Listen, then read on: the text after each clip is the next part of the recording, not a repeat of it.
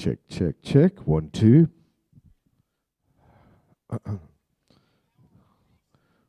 1, 2.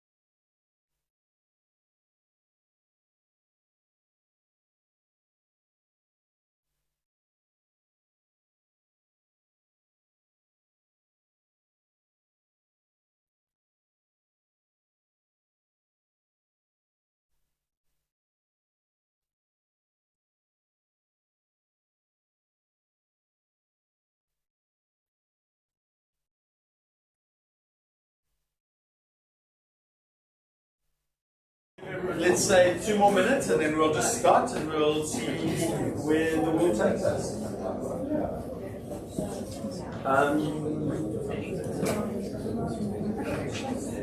Where is taxi? I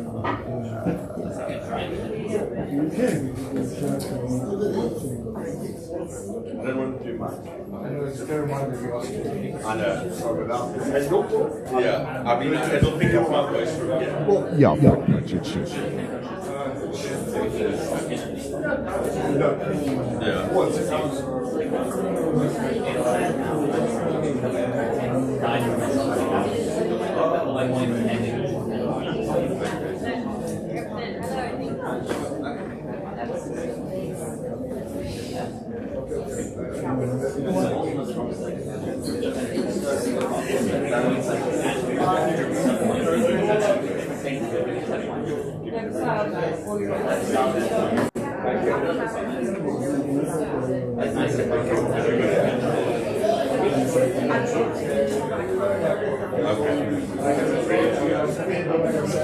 Yeah, I think we should start by just kind of running through what we're going to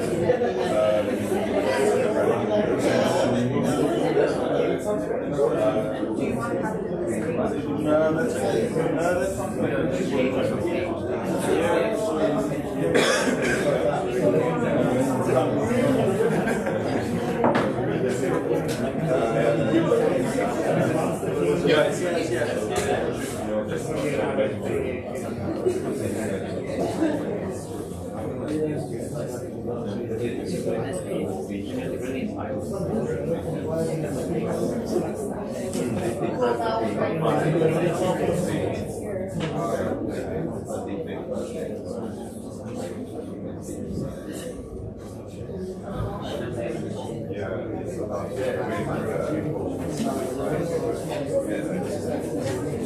the right here. That's the job. Yeah. Very nice and easy pass. Yeah, because they said no. This is it. See now they serious game.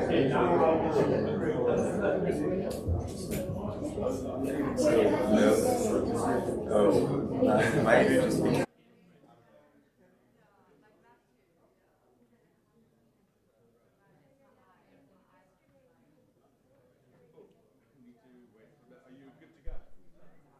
From a tech.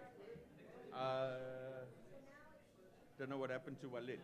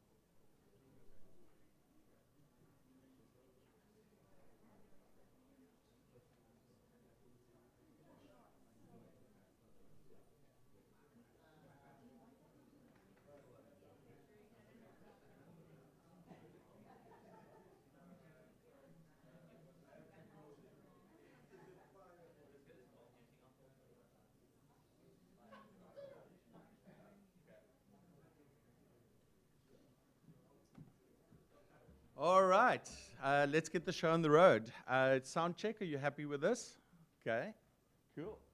All right, guys, so thank you and welcome to day one of Games for Change Africa. So this is our first in-person event. We did one of these in February as a sort of test. It was a hybrid event.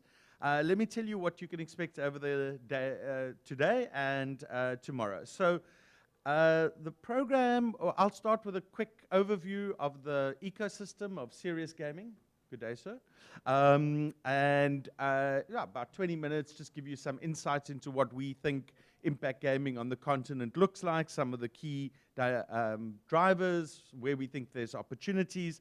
Walid from Tunisia, Digital Mania, yay, is here to then... So I didn't get a clap, but he did.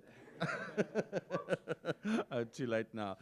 Thanks for your sympathy. So we got it's called a Serious Game Design Sprint, fast forwarding into the future. It's all about working with the teams from Tumalong and the games that they've spent the last few months designing, and we're going to help them turbocharge themselves into the future. Good luck.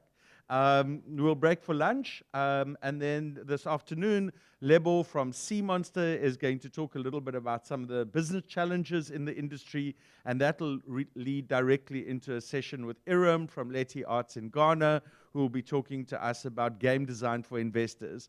So you can see that the theme today is really about sustainability, scalability, which is a critical theme for us in Games for Change Africa.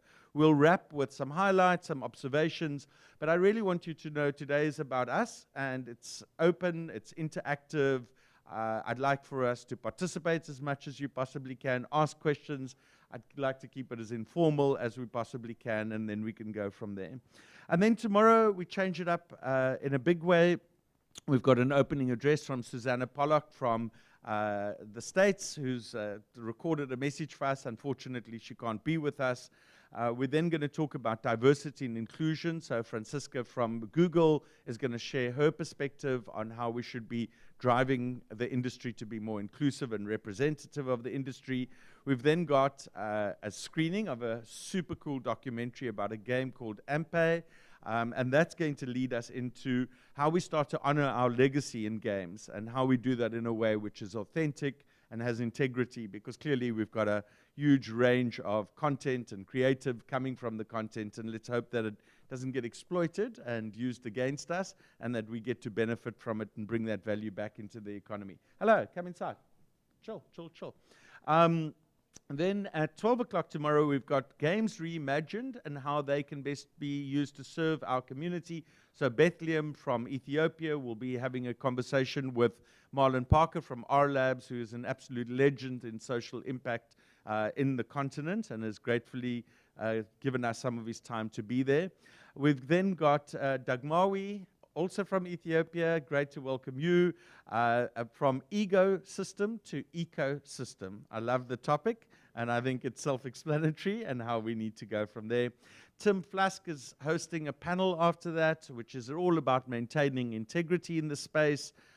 We've then got Johnny from the Netherlands, who's going to be helping us think about how games can be used to solve some of the most wicked health challenges in our time. Specifically, this is a game about the cancer puzzle. Can't wait to hear what that's about. And then Sumari Ruot from UCT will be in conversation with Nicole Biondi about pro-social games and how that can be used to drive empathy in the world. I think we can all agree something we all need more of. And then, yeah, we'll wrap with a pitch competition. So the game guys will be then sharing their latest pitches with us. We'll be giving them some feedback. We've got some really, really cool prizes. Maybe I should tell you now, just to keep you super motivated. So we'll be sponsoring the winning team to go to Games for Change in New York. Okay, so that's a real, real big prize. Thank you.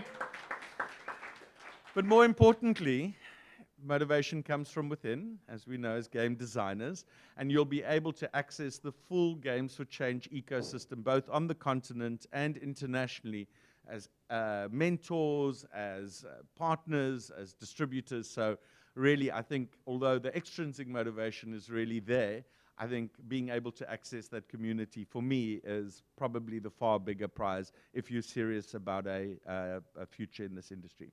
So far, so good. You're happy? That's kind of the running order. The programs are up everywhere. I think just before I get into the talk itself, one other thing, there is a instance of a thing called Lighthouse, which is something that Sea Monster has created. It's the G4C Lighthouse instance. I would highly recommend it. You can scan QR codes everywhere. We'll put them up during the break. You can get them at the G4C stand. Amazing prizes to be won. Great opportunity for you to engage with the community, start to share your experiences, your insights, and engage with some awesome content. So, all good. Happiness is. All right. Comments, questions, happiness. Away we go. Good. Thank you. Can I get some water? Thank you. Thank you. Okay, I'm going to move this a little bit out the way. Walid, how am I doing? Perfect. Really? Please, no.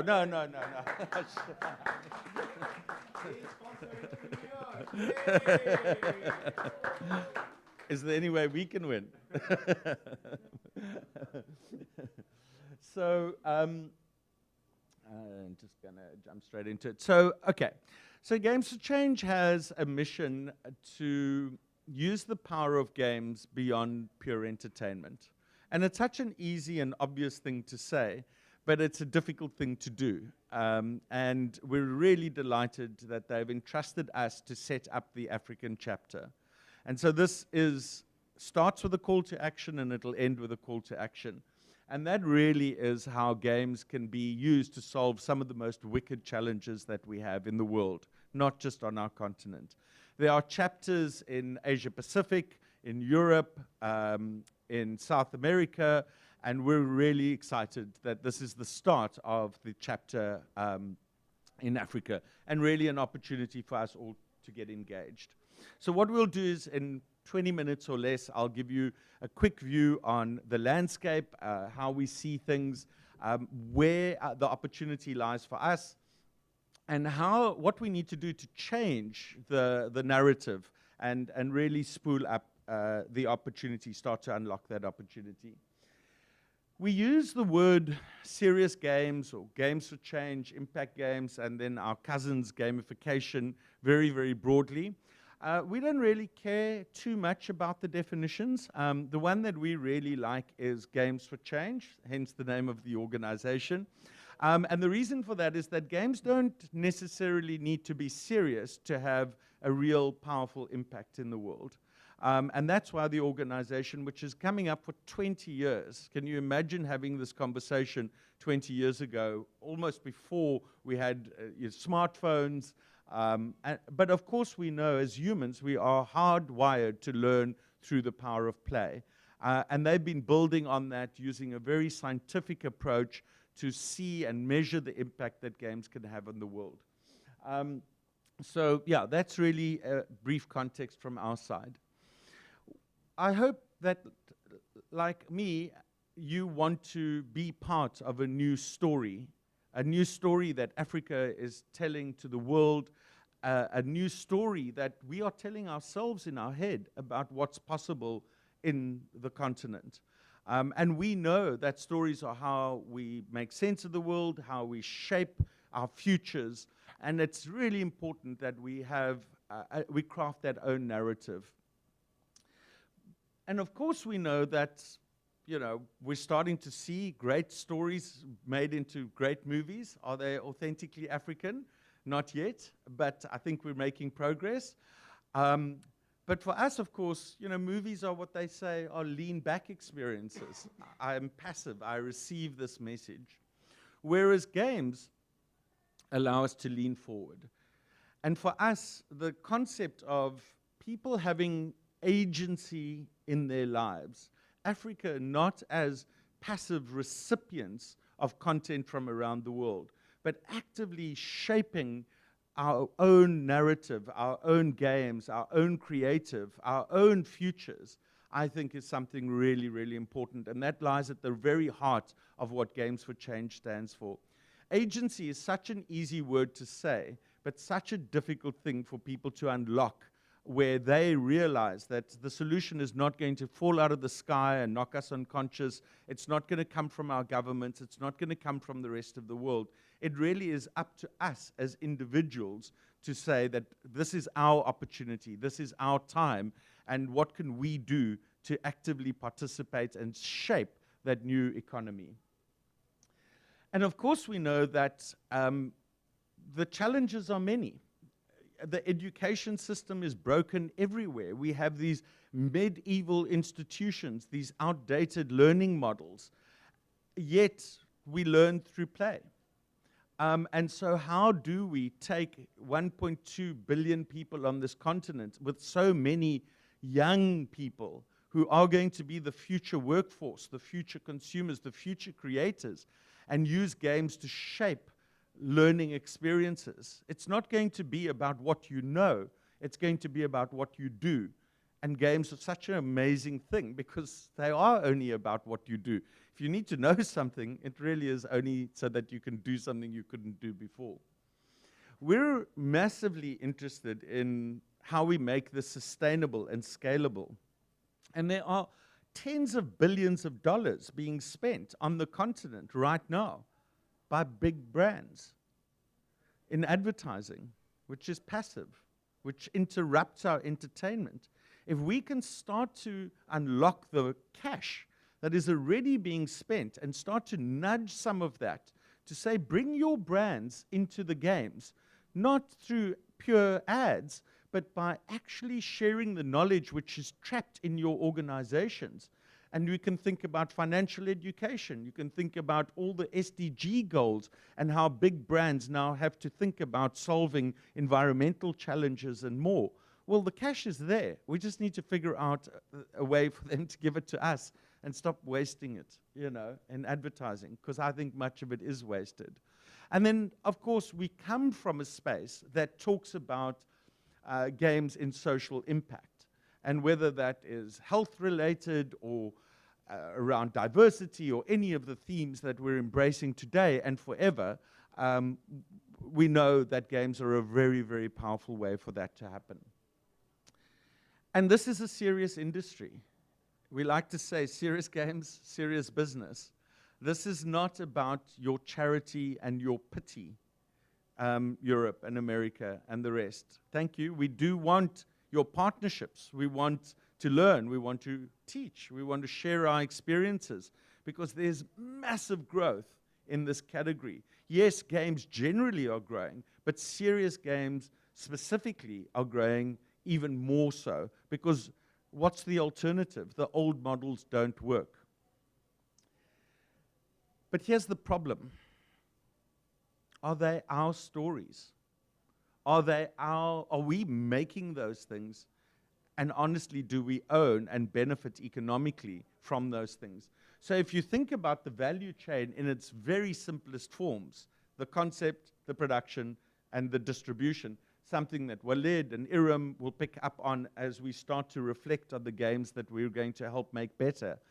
It really is about these three things. And this will be our measure of success, because there's no shortage of stories that are out there. I can tell you there's no shortage of great, great talented people all over the continent. But it's all happening in little pockets. And so the question is, how do we begin to unlock that? And I can tell you that the answer isn't by only addressing supply-side issues. So often people come into the continent and they say, oh, we're going to have a game jam or a this or a that. And we just keep looking at that and saying, all you're doing is you're feeding more people into the bottom of the funnel with entry-level skills. Where's the demand? Where's the long-term scalable partnerships? Because we can't solve this problem by making it worse. We've got to find a way to unlock the economic potential that exists. And we call that the flywheel. You've seen this. Netflix does this. So many other organizations have figured out a way to get that flywheel really spinning. And it looks something very simple like this. We're all familiar with, again, the production cycle or the value chain, whatever you want to talk about, whatever you want to call it. So somebody's got to come up with the idea, somebody's got to put the cash in, somebody's got to make the thing, somebody's got to get it out there, and that will spool up a return. So let's start at the beginning. So, and I'll keep it super light. We'll be diving deeper into any of these aspects over the next few days, and again, forever, because it's not a problem that's going to be fixed now. So we know that we've got the stories. We know that we've got amazing game mechanics. You could almost argue that kind of Africa invented gaming and has been doing so for thousands of years. So the why never changes. It's just the technology that does. And we want to link that into impact because that's what we're about. So if you think about the impact, and this is a model we could spend days talking about, it's really about what is the person that's putting the money in looking to get. And so these big three sectors, the entertainment sector, which so much of this conference will focus on, is struggling because the B2C pure entertainment model for games doesn't really work. It's really difficult to make a casual game and to get your money back on that. It's really noisy, and the big guys have already closed out so much of that. And the barriers to entry for the AAA games are difficult and high and expensive and unproven in many respects. The guys who've been pouring aid, trillions of dollars of aid over the last 30, 50 years into the continent, are struggling too. They're doing so many proofs of concept, POCs, to prove what? To prove that you can't just give money away. You can't make grants without having a sustainable, scalable model that allows those things to really get out there. And so we get stuck. We know that we come up with a big idea, that the big idea works, and then how do you start to get the flywheel working there? And as I mentioned to you, we're super passionate about this idea that we can get brands to understand a very simple idea, and that is that games are a voluntary activity. Simply said, difficult for brands to get their heads around. They're so used to having to pay people to engage with them that we just need to flick the switch because we've solved the engagement problem. We know how to get people coming back multiple times for minutes, even hours at a time. And so the idea is, how do we get this new matrix to start drawing lines between these things? Simply, who pays and who plays? There are incredible pockets of excellence when it comes to production. We're part of a Pan-African gaming group, which brings together some of the largest studios on the continent. And every time I connect with our partners, and we've got some of them in the room today, and others will join us later, it just astounds me that we can compete with the very best in the world. But it's super fragmented. Little bits and pieces here. And again, it goes back to this idea about the sustainable demand. When people come, we say, we only need one thing. Just give us $10 million as part of an agreement to deliver world-class solutions for 3 years in a row. It's no money. It's not even in the scale of what a AAA game costs. It's not even money. With $30 million, you could transform the entire gaming industry on this continent. And you're not going to do that because you're giving us charity. We're going to deliver great work, but you're going to allow us to scale production. And that's the thing that we need to do. So Iram and others always use this thing that it takes a village. You could say it this way too. Because none of us in the gaming industry are running gaming businesses.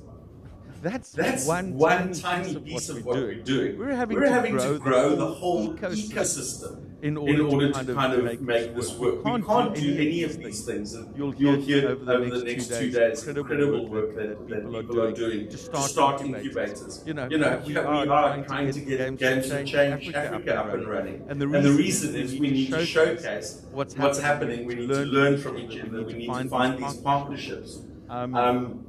Because it really is about scale and sustainability. It's about those joint ventures that I was talking about, those off-take agreements. Because if you give us the predictable demand, find ways to help us access those markets, then we truly can scale what we do. One of the One of the hardest hardest things things that we have to do as creators is get is get over over our our idea idea and and fixate fixate on the on the market. market. So So remember, remember, we're very good good at the who pays part, but but it's it's the the who who pays pays part part that we that need we to need learn to so learn so much much about. about. We need to We need bring to bring business business people in. people We in. need We to need to understand understand distribution distribution agreements. agreements. We need to understand channels and partnerships. And we And need we to need to solve solve very very wicked wicked problems problems on on how how we actually get paid. Not just for pure entertainment games, but also for the kind of impact games that we like to deliver. And I would say to you that this is probably the single biggest thing that we all need to focus on, is user acquisition, understanding these things. And here's the big secret. Nobody in impact gaming anywhere in the world has figured out this piece. Because remember, the way that this industry has mostly been funded is through grants and through charity and through nice to have. No, thank you. This is a business that does good. And we should get paid to scale our businesses, and we should create pockets of wealth. We should have showcases of expertise and heroes to look up to, not people who are crazy and can't hold down steady jobs. Not you. You could, no, okay, but and so what's the return? We've been talking about the triple bottom line for about 30 years, I have, and people have been rolling their eyes. Guys, the planet is in crisis. Brands, companies, corporates can no longer just measure what they do with the numbers. Runaway capitalism doesn't work. We've messed the planet up. Our people are in crisis. And in our lives and in your lives, you will, and I'm old, so I have to live with the consequences of this for a much shorter period than you do. So you best fix this thing up, man. And we best get companies to realize that we need to change our behavior, whether it's about how we treat each other, how we connect with the planet, how we start to rehabilitate the world around us. And I don't know how else you're going to do that at massive scale unless you use the power of a game, because it's sense to engage people around these things, and we can get people to actually change their behavior. I don't care what you think about the world. You need to do something about it. Games are about what you do. So if it's not clear yet, it is a call to action, to think big, to think differently about everything, and to get involved, because who else is going to do it if not us? So good luck over the next few days. I hope this has been a little bit of an inspiration, a little bit of a call to action, and the first parts of a journey that we've got to figure out together, because we're having to write these rules, and Africa can solve some of the most wicked problems in the world because we have to, not because it's a nice to have. So thank you very much indeed. Happy to talk to you always about this, and thank you for joining the Games for Africa community, and looking forward to solving the problems together.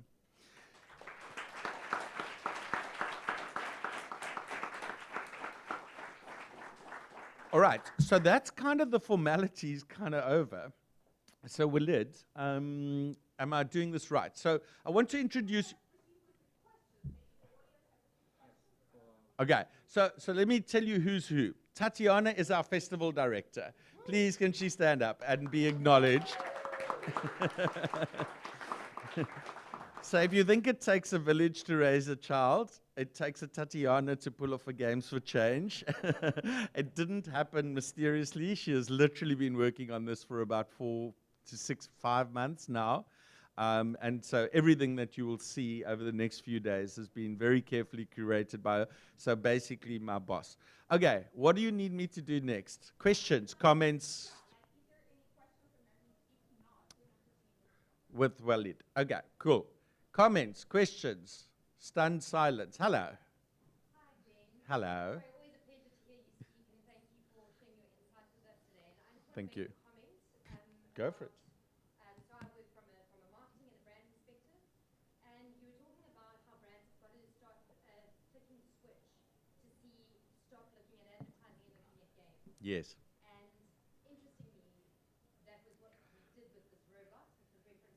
Yes. a game about climbing a mountain, but just from a marketing perspective, we got over 20 times more engagement with a longer engagement time off of a gamification solution as opposed to going the traditional marketing and advertising route. So just to attest to that, for us it was a massive eye-opener, and it just shows the value in further investing into gamification. Absolutely. Yeah, and well done. I mean, it was such a exactly. So simple, so brave, so effective. And when the data comes back into it, because we're not trading opinions, you know, much of advertising has been about creative. Of course, creative's important, but data wins. And so, yeah, no, really huge congrats to the team for being bold and doing that. There was a comment here, question?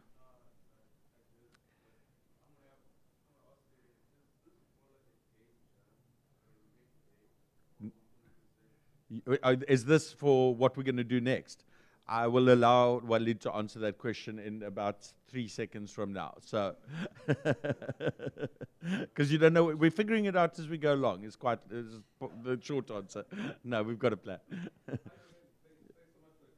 Thank you. I just want you started with it right up front, where we're like, what are these serious games? And we've got gamification, there's simulation. I'm in simulation. Yes. And whenever I hear the word gamification, I almost want to cringe because they're just thinking points and things like that. Exactly. Is it our enemy that we're not defining these things?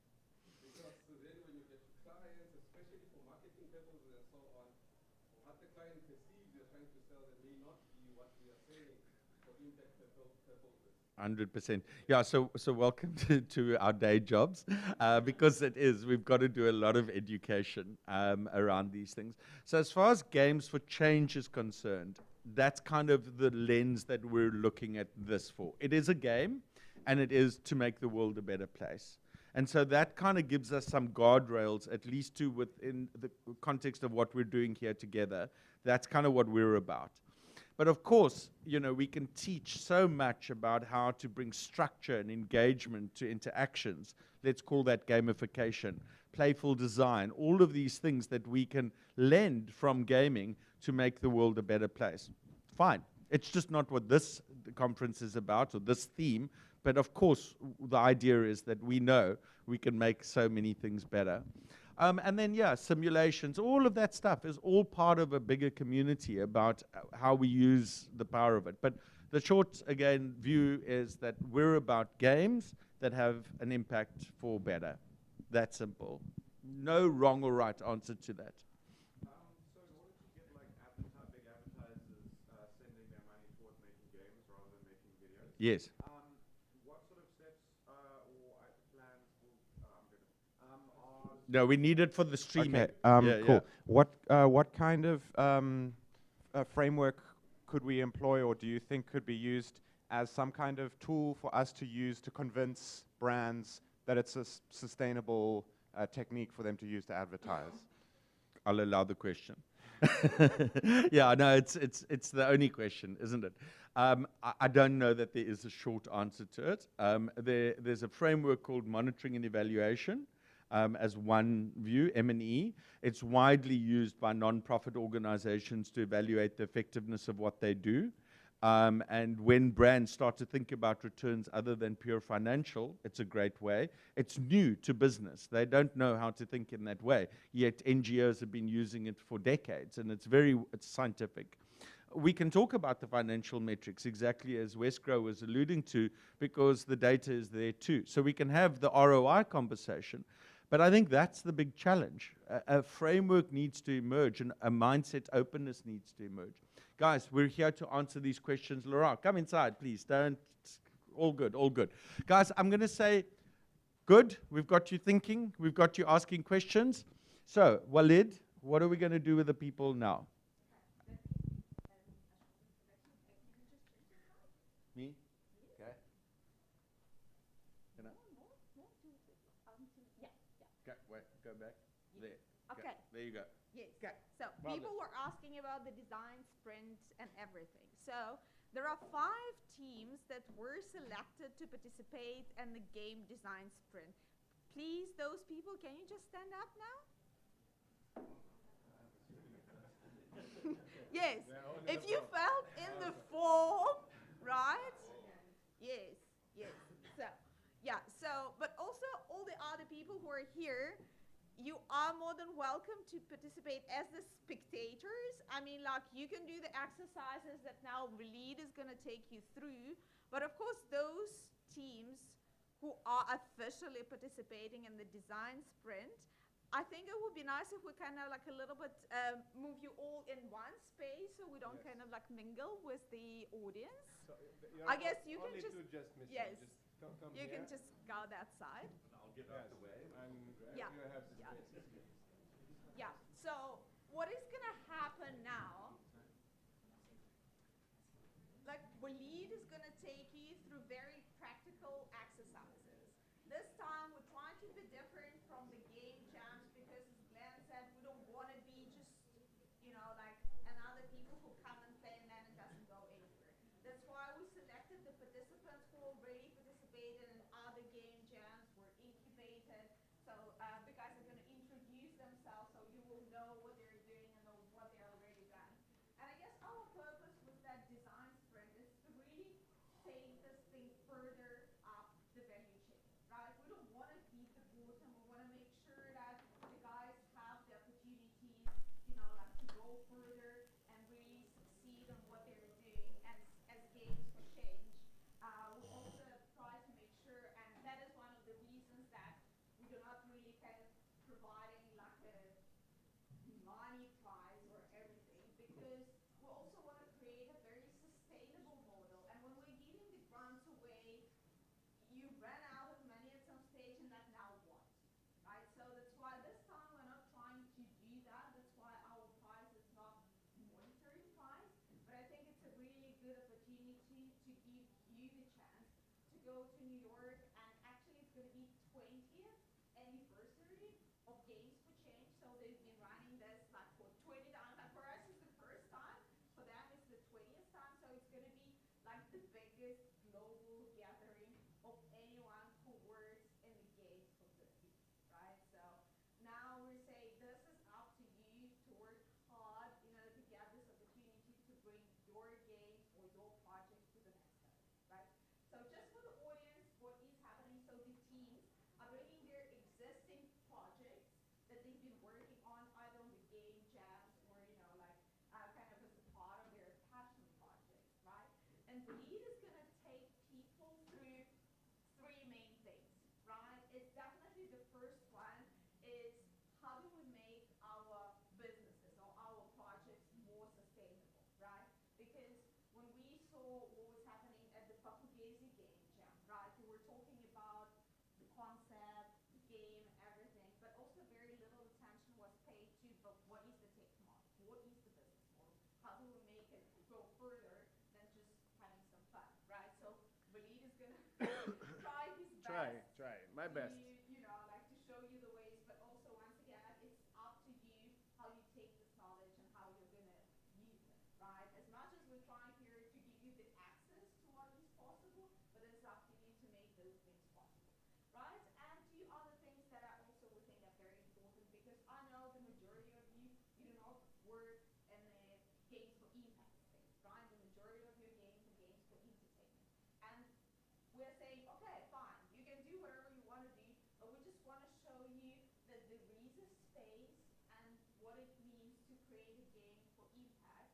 And is there any chance that you can bring your existing projects and do maybe a little bit of the tweaks and kind of enter the space not on the games for pure entertainment, but also a much bigger market, that we use that word, or the market with the opportunities for games for impact, right?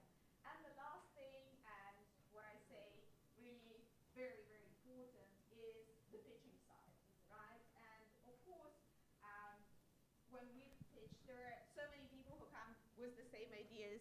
Oh, thank you. With the same ideas, and you know, like as Glenn said, the space is very noisy, right?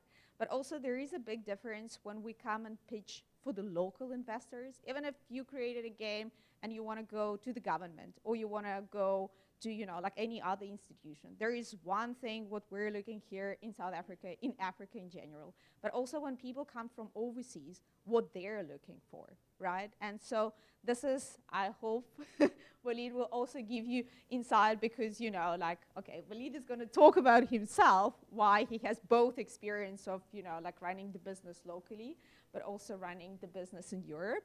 So he's the best person to speak about this. But yeah, so what's going to happen is, firstly, the guys are going to quickly introduce themselves so the audience know what they're doing. But on day 2, in the evening, from 4 to 5, we're going to have the pitching side. So today, the guys are going to be working on their projects, right? We specifically said there is not going to be any dev or design happening. It's more about pitching your project in a different way, right? And showing how you improved your projects in the terms of your business model, how you're going to make it sustainable, not only for your specific projects or for your team, but also not becoming extractive to the ecosystem, right? Because if we now all run and try to get the funds, we're just going to be depleting the ecosystem, right? So how do we make sure that we are the people who actually start expanding this and, helping it rather than making it worse? Right? And of course, you're going to show what are the ways that you think you can bring your game to create a little bit more impact in the world. Even if you can leave your game still in the entertainment space, but no one said that you can't do both. Even if you're entertaining people, right, you can still bring the impact. And also when we are talking, and tomorrow we're going to be talking a lot about culture, this is also a big plus, right? We want to make sure that we are creating our games, we tell our stories with our own voices, right? We do not base it on, something that already been used so many times, right? And we're losing that interest. Yeah, I guess that's probably it. Yes, so after the session, I'm gonna give you a little bit more of the technical details, but I think for now we are good. Does everyone understand what is happening? Yeah. Okay, awesome. Then I'm gonna give, Walid, do you want to give the introduction first, or do you want to hear from the teams? Okay. Now I can dismiss myself. Thank you very much. Thank you, Tatiana. Okay, hi guys. So we are here for you. Huh? You are the main reason that we are here. Thank you for everyone being there. You will help me help them, okay? For the ones who are not participating in the, let's call it tournaments. Because now as there is a prize, it's a tournament, right? So the rules will be easy. It's 7-minute pitch, right? Tatiana, she left? Yeah, it's a 7-minute pitch. So get ready to pitch. It's going to happen tomorrow. So today we're going to go through from 4 to 5. 7-minute pitch per team. You will get 5-minute Q&A or so. And yeah, so this is your main objective from now till tomorrow. Get ready with a 7-minute pitch. I will be here to help you build the best pitch that we can have for tomorrow judges. So before going through all this, I would like to introduce myself. And then we are going to go through 2 slides. And then you are going to introduce yourselves. And we are going to do some things together, okay? This is participative session. This is not a lecture. So please participate, okay? Also, it's for everyone. So my name is Walid. I'm the CEO and founder of Digital Mania, which is a video game studio based in Tunisia. I launched the project 11 years ago, and we released more than 130 games. One of our main expertise is making games for advertisement. So we did games for Coca-Cola, for very, very big names like Ooredoo, the telecom operator, and so many other things. But in the same time, when we created the studio, it came with a vision, which is making a casual competitive game. So today we have a game called Warshmallows, which is on the Nintendo Switch, and we are very happy with it. But the reason why I'm here is Warshmallows is not making us sustainable. What is making us sustainable is a serious game. It's a game that we built called The Infinite Loop, and the game that we built 4 years ago. And this is, I will show you a small trailer about it. And this is Infinite Loop.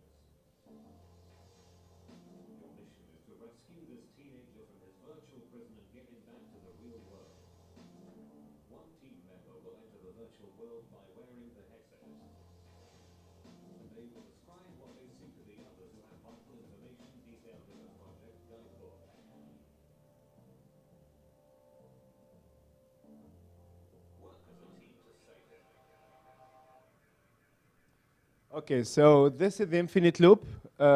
This game was played for the last years by 500,000 people around the world. Thank you. And on event and online, because COVID happened too. So the game, I hope you understood. So when we have a team like this, we divide it in 5 to 6 people, micro teams. Everyone will wear a headset. The others will have a booklet. So the people on the real life have the solution, and the problem is in the headset. It's a communication. It's a communication game. What's happening? Oh. Thank you. So yeah, it's a communication game. And we are selling this for companies. So it's for team building. It's not for B2C. We are not selling this on Google Play or Steam or whatever, this kind of things. No, we are selling it directly to people. And we have a very specific business model, which is B2B2B. So we don't sell direct. For example, Google is one of the major companies that are using Infinite Loop, but we are not selling to Google directly. We are giving the game to team building agencies who are selling them to their clients. So this is part of the business model that we have here. So you can put this somewhere in your mind. So I just wanted to show you this for that you understand who I am and what I'm doing. But now I would like to know about you. Guys, so yeah, how can we do it?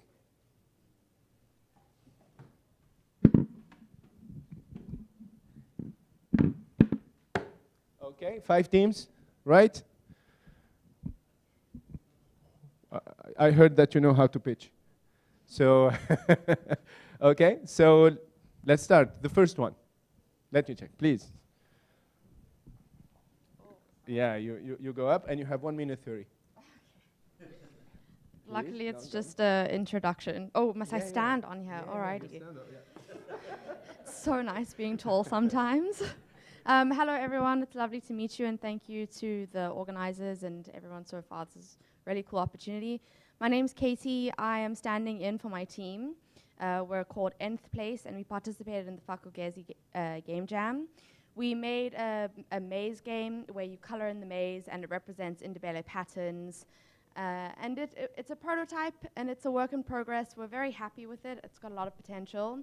But one thing that I noticed immediately was that when it came to talking about scalability, the commerciality of the game, we had no idea what we were saying. So this is a really great opportunity for us to actually understand our business model. I think it's going to benefit us a lot. And yeah, again, thank you for letting us be here. This is very cool. Okay, thank you. Okay, you only used 40 seconds, okay? It's fine. All this is for the feedbacks later. Thank you, thank you. We need errors, please. Next team. Please stand. Tell me when you are ready. Okay. Hello. Ready? Yes. 3, 2, 1, go. Hello. I'm Tyron, representing the team Attribute. So we took part in the Fakugezi Game Jam a year before they did, and our problem was esports in South Africa, which also inspired the game that we ended up going with, because we were looking at gaming culture in South Africa and how casual it is and how most people really engage in local multiplayer than online multiplayer. And we're talking about the casual gamers, which are the majority. So then we tried to strike a fine balance between casual and competitive, like the other game he mentioned.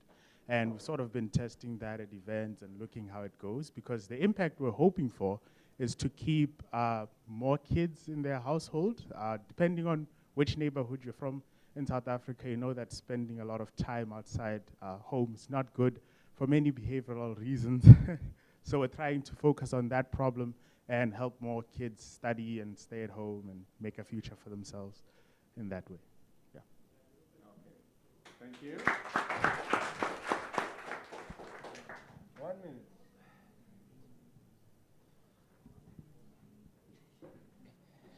Okay. Hi guys.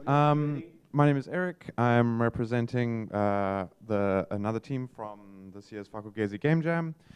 We produced a game that sort of focused on some technical aspects a lot. So how to rapidly produce assets that are low fidelity but look good and can run on simple systems, basically. And I think our biggest sort of thing that we want to learn and target is the local market, so people who are playing games in Africa, because I think games aren't being made for these people. I think our biggest look at is mobile games and what is the potential there and how can we change things to harness the potential in mobile games, particularly looking towards things like games with local themes and stories and how you can distribute those games effectively and using sort of local technologies and techniques to make the local mobile game market actually viable. Yeah, that's all I can think of off the top of my head. Thank you, guys. Thank you. Okay. Next.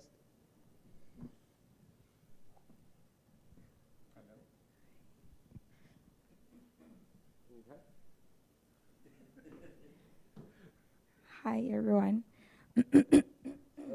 My name is My name is Avuzan Jongwana. I'm from South Game Studio. Our studio is made out of 3 women. We participated in Fakugesi in 2021. No, I'm lying. Yes, 2021, and we won. And we're currently incubated, and we are currently building our first game called Sizwe. And our whole journey is to be able to tell South African and African history, but we're currently in the South African part through gaming, and we've made sure that our game and the characters of our game or protagonist is a woman, because we want to be able to tell our culture from a woman's perspective and teaching kids about our culture and that our culture never dies, and so it can be used as reference through gaming. Even at school, when teachers teach about our history, our game could be that game that you could reference, and that's what we're currently building. And our game is an open 3D PC game, and yeah, this is Sizwe. She goes on different levels. She goes on different levels, wearing traditional clothes that represent that different province. So we're currently building the first province, which is KZN. So she's dressed as a Zulu girl with King Shaka and his warriors, and she's trying to earn King Shaka's trust. And it's not violent at all. She's just a girl who wants to run the warriors. Thanks. Awesome. Yeah.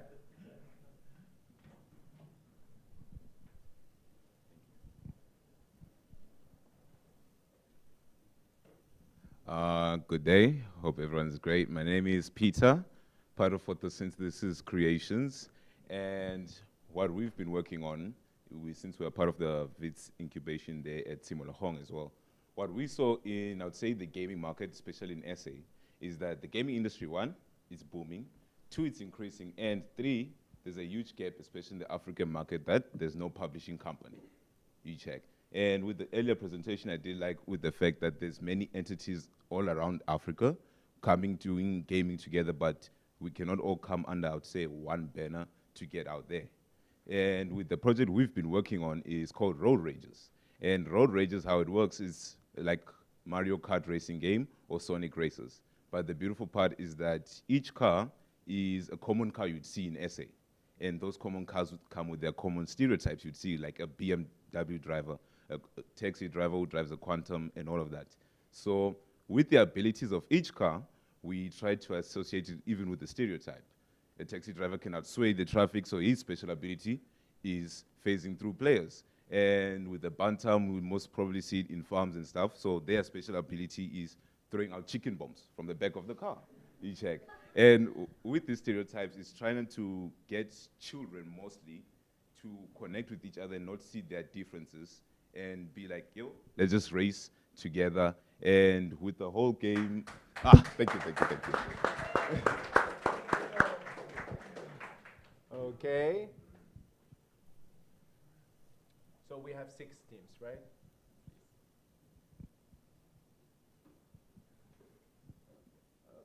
Three, two, one. Please go. Hi everyone, I'm Amara. I'm representing a group who also took part in the Fakugezi Game Jam this year. Our game is called Spirits of the Rain. We really tried to kind of hone in on the theme during the Game Jam of something uniquely African, where our game is set in a post-apocalyptic, futuristic Africa.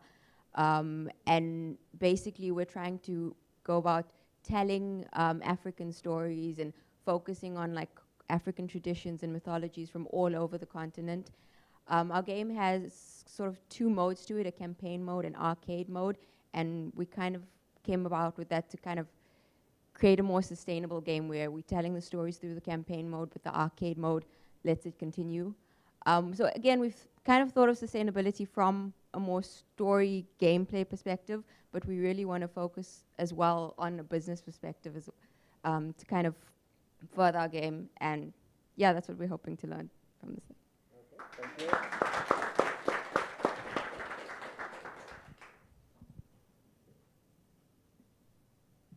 Okay, we good?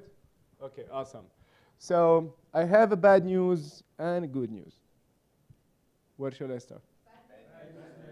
You suck at pitching.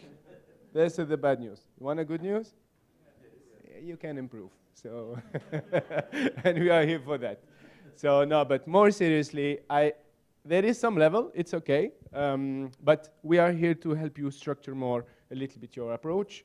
One of the main things, obviously, you're not using all the time, or perhaps sometimes you go over the time. So you have 1:30. Take it.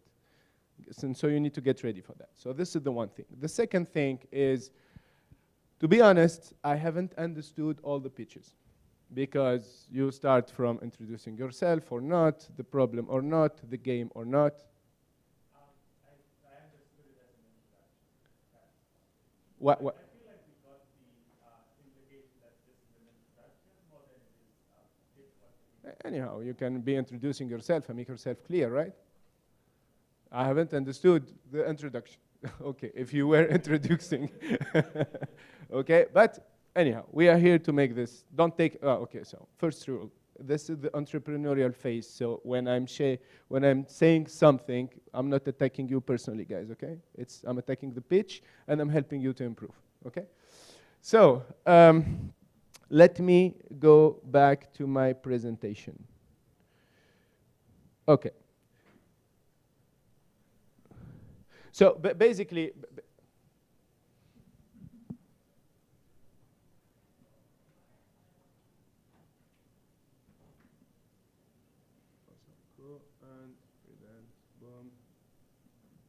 boom, awesome. So yeah, basically we are here to talk about the design of a serious game and what does that mean, basically, how to design a serious game. So, but I would love to share with you something a little bit more universal design, which is all the time starts with the why, the what, the how, the who, the when, and the where. So this is basically the questions and the funnel where you go through when you start designing something. So why? It's obvious. Why are you doing this? Why are you thinking to this? Where is this coming from? What? So if there is a problem, which is the why, there is a solution, so it's the what. The how. How are you going to deliver it? Is it going to be a game, an application, wherever it is? What's your product at the end of the day, and how you're going to deliver it? And then we go to the second level, so who? Who is the team? Who is the client? Who is the potential partner? Who? It's business, so it's humans. So who will be the humans that will be involved in that? Then the when. Obviously, when are we going to deliver this? Is it going to be made like in 1 week, in 6 months, in 3 years? When should we deliver it? Because there is also the time to market, and we will talk about this a little bit later. And finally, where? This can be optional, but definitely it can. Online is where, okay, is a place. Marketplace is a place. Physical event is a place. So the where comes at the end.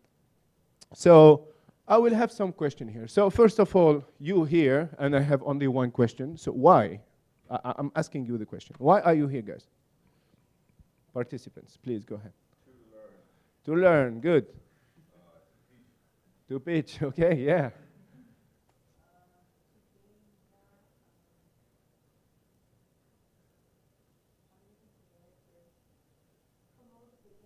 Promote, okay. Please. I love this.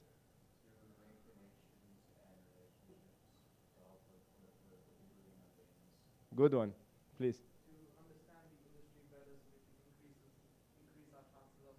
Obviously.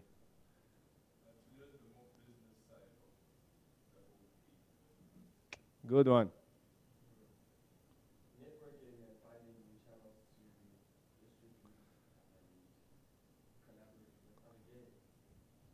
Yeah. Awesome. All this is super good. But also, you are here, and you said it, but I made a slide for it, so I need to tell them this. To go here.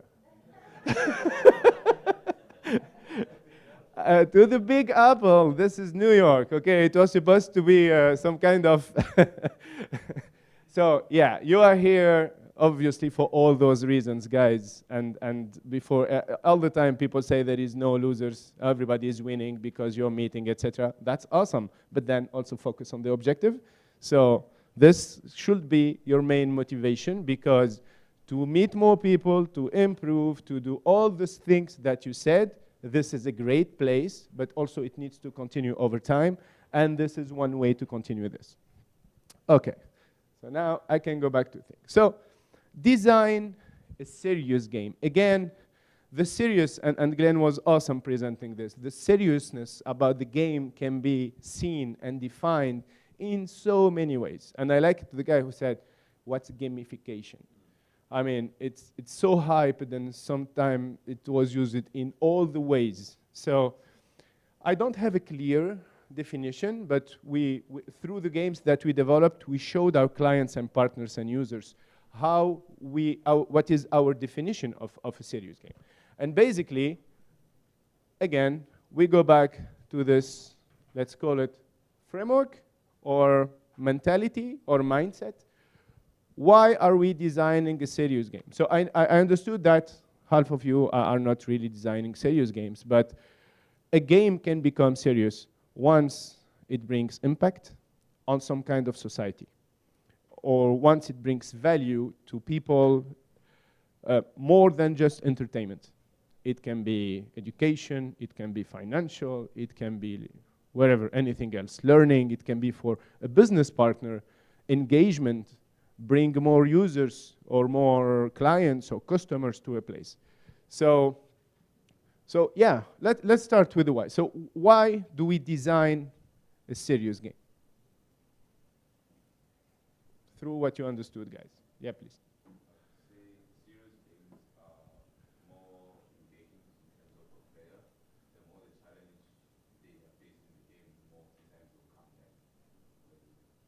You think so? Do you think is the seriousness in the game that is engaging people, or it's the game itself that brings people to be engaged over the seriousness? What comes first? Yeah. So making serious thing in the game make people more engaged. Okay. Yeah?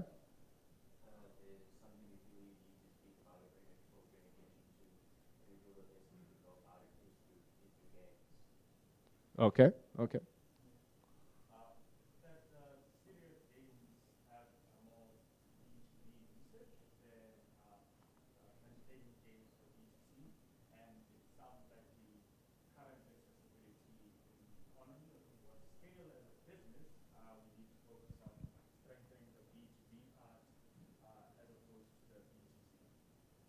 Okay, let me tackle this directly. Just I will take 1 minute to answer that. So you say that B2B, the serious game are more B2B than B2C, right? Glenn, do you agree on this? No. We definitely don't agree on that. Because, yeah. Sorry? No, we don't agree. Yeah, we don't agree on that. Because you are not, obviously, you can sell the game for example, for advertisement to a brand, okay? But the final user, who is the final user? In our case, for the Infinite Loop, I was saying B2B2B because this is where the money is flowing. Because Google is paying my partner and my partner is paying me. But at the end of the day, it's B2B2B, do somehow see. When we sell the game to Coca-Cola, it's, well, we sell it to the agency that sell it to Coca-Cola, and Coca-Cola at the end of the day will have their customer playing in it.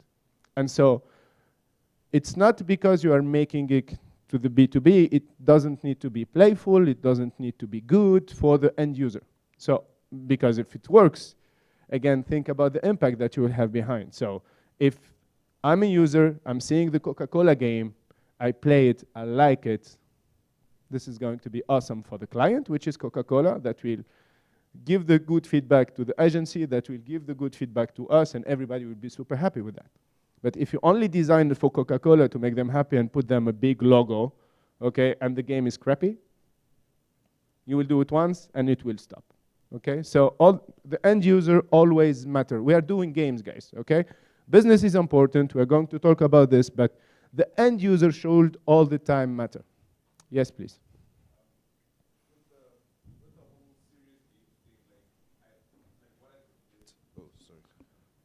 Yeah, for the stream. What I could get is that, like, I think there is a distinction between, like, games as a form of entertainment and also games with a purpose. And with serious games, what I understand is that they are sort of created with the intention to create impact within within the socio-economic climate. Mm-hmm. Is that, am I correct in saying that, or? This is a good point. And this is my next slide. Oh. Okay? But Okay. this is a good consequence. And impact is one of the potential consequences. But what kind of impact, and in the same time, why the impact, what's the impact, etc. This is where we want to go. So you understood quite the why of the serious game. And serious game, there is something also that I'm obliged to share with you is we are spending all the time educating people about what's serious game because it's important. We are from Africa, and when we say serious game, people will think we are making a game to make people learn about water shortage, about power shortage, about malaria, and all this UNICEF stuff. No. Okay? We can be onto so many things. Glenn and Sea Monsters are showing the way on this, and there is so many things. So please, when you see someone asking you about serious game coming from Africa, explain to them what's really we are doing. We're working with brands, we're thinking about literacy, of course. Big problems are very important, but we can work on smoking issues, drinking issues, or even just bullying or all those kind of things. This is what's also serious gaming can help into.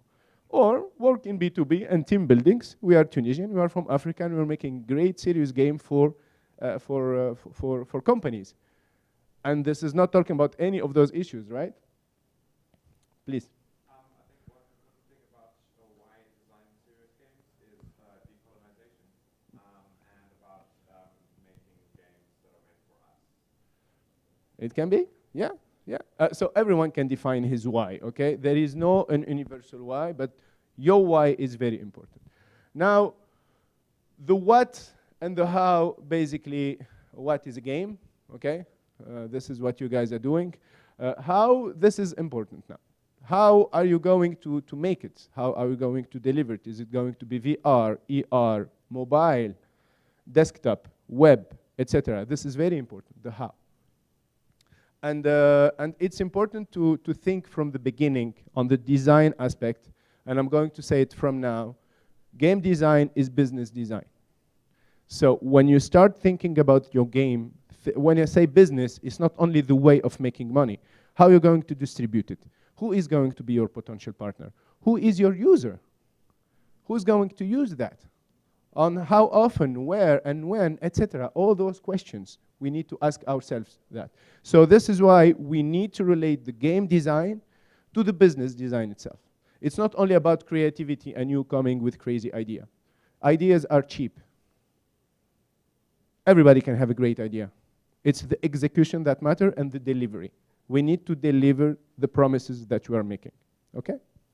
So who is the client? Who is the customer?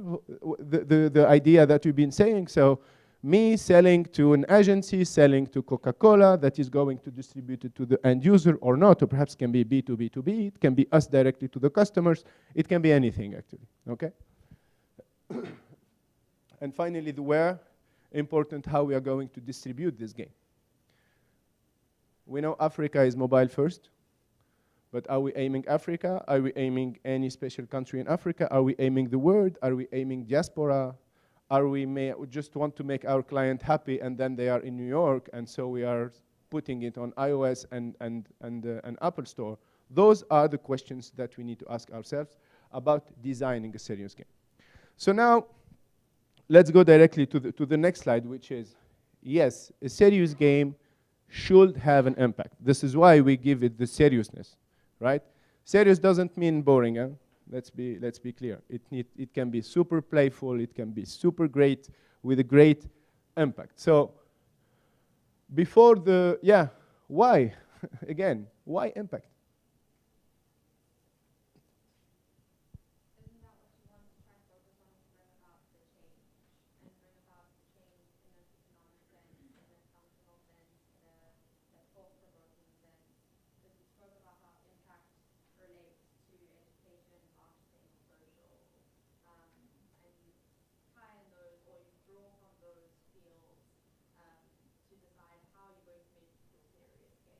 Oh, change can be also in behavior.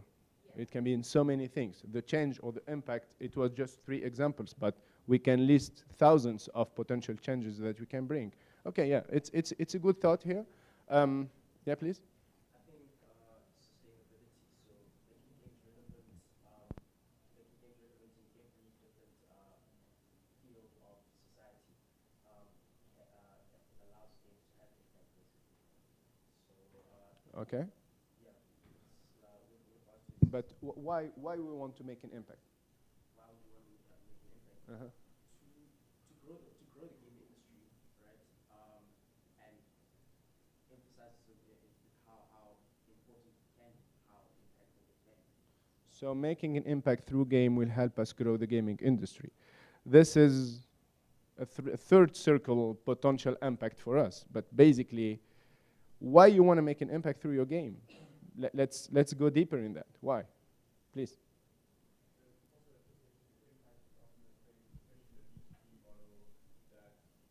Is for, right? And so a lot of the time, the impact that you're driving, while also being core to what you want to do as a team, will also be the thing for which the business which you're building it for has revenue that they can actually impart on building the solution for. Absolutely. You actually, this is the starting point. Why am I making a serious game? I want to make people change behavior. I want to engage more clients into shop. I want to educate. I want to raise awareness. I want to do something like this. So the why of the impact is somehow social. Again, in the definition of all the levels of social, okay? It's not social like low level and helping people. Again, educating, showing informations, showing heritage and history. Those are kind of things that can be very, very good also in games. So, okay, yeah, so now we talked about the why and also what kind of impact we can have. How to deliver the impact through the game.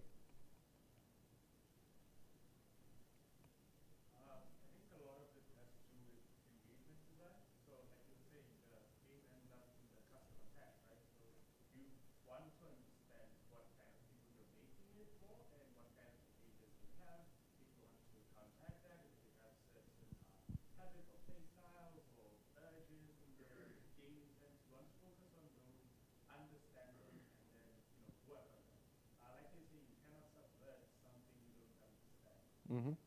Okay, cool. So the how can be very subtle through the game itself. Again, if you are doing a game about heritage from, for example, Cape Town, and it's very playful, very good, like what, for example, Assassin's Creed did. It's not a game for change, but somehow people learned about history of some places. So there is an impact happening there. In our case, for the Infinite Loop, we help teams discover some kind of communication issues. And this is very, very immersed inside the game itself. So meaning you are not here and saying, hey, I am educating you about this. It should be completely spontaneous, the impact. But then, of course, as game designers, we also need to show people where to go and what is happening for them. So again, I go back to the Infinite Loop. What happens after the game? So they play for 90 minutes. And after the game, we do a debrief. We debrief the session, what happened. And then people started pointing problems, solutions, etc. And then they come and say, oh yeah, so this game helped us discover that we have, for example, a bully boss or a shy genius in the team or wherever. And this go there. So it needs to be completely integrated inside the game, but don't hesitate even through the UI to say, okay, now you know how to whatever thing. Oh, now you understood that Cape Town is in South Africa, whatever, the kind of information. Okay. So, impact on who? Again, we cannot impact everybody. So, we come back to our users, who is going to deliver this impact, and who is going to receive the impact. Because when you are in a serious game, in kind of, for example, again, Infinite Loop, it depends on the MC, so the master of ceremony, and how he is doing all the game and the session and animating it. If we have someone who's not really good and shy, etc., the session is not really well. So this is from the delivery part. But then you are not obliged to have someone to deliver it. So who is going to use it? And so who are your clients? Who are your final customers? Etc., etc. I'm going to share with you something about actually Infinite Loop itself. Again, our model, so we do the game, we give it to an agency that sell it to a company where the employees are going to play it. So look, the stream is quite long. And the first version of Infinite Loop, we made it some kind of escape room with a lot of hints in the room, so you need to search under the table and to do so many. It was great. It was a great game. But it was so difficult for the agency to deliver that.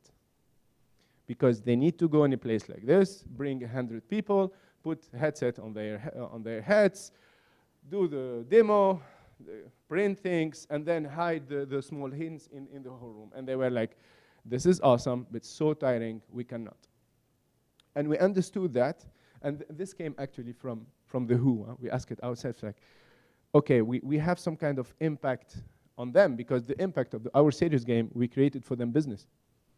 We saved some of them during COVID when we changed it and we put it on Zoom. So it was super important for us to continue doing this.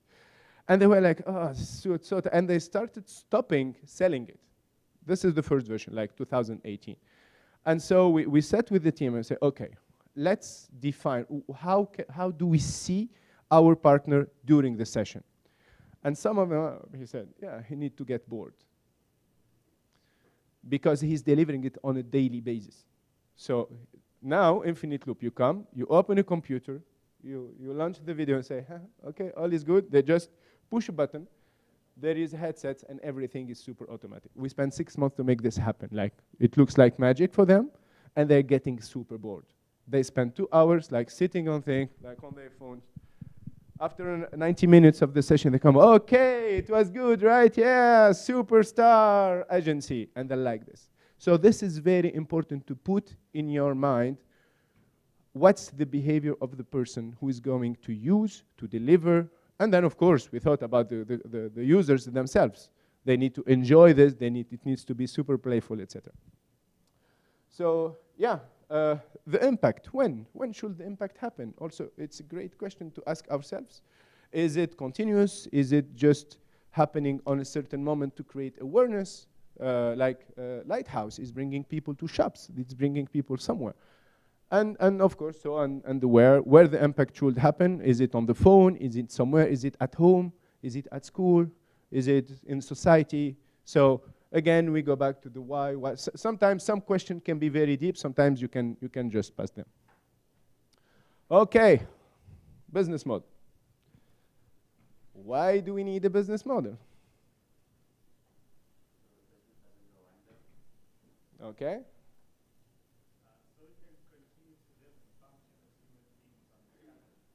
Okay. Yes. Yes, please.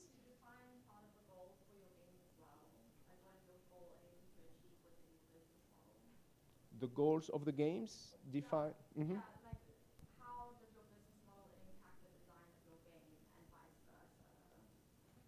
Oh, okay, yeah, sure, of course, of course. But basically, the why of the business model is to make your company continue running.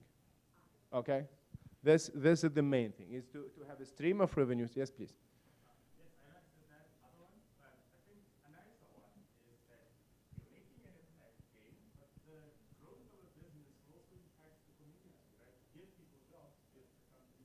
Mhm. So having a good business model could ensure that you unlock more avenues for impact.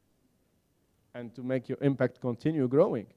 Because if you are helping people do whatever they are doing through your game, but the game stops after 2 months of the launch because you run out of money, there is no more grants, investors gave you enough money just to develop the game, wherever it is, your game need to be sustainable. Please remember, this word is super important for game developers. Before being profitable, just think about how to be sustainable, and because thanks to sustainability, you'll be continue delivering what you want to deliver.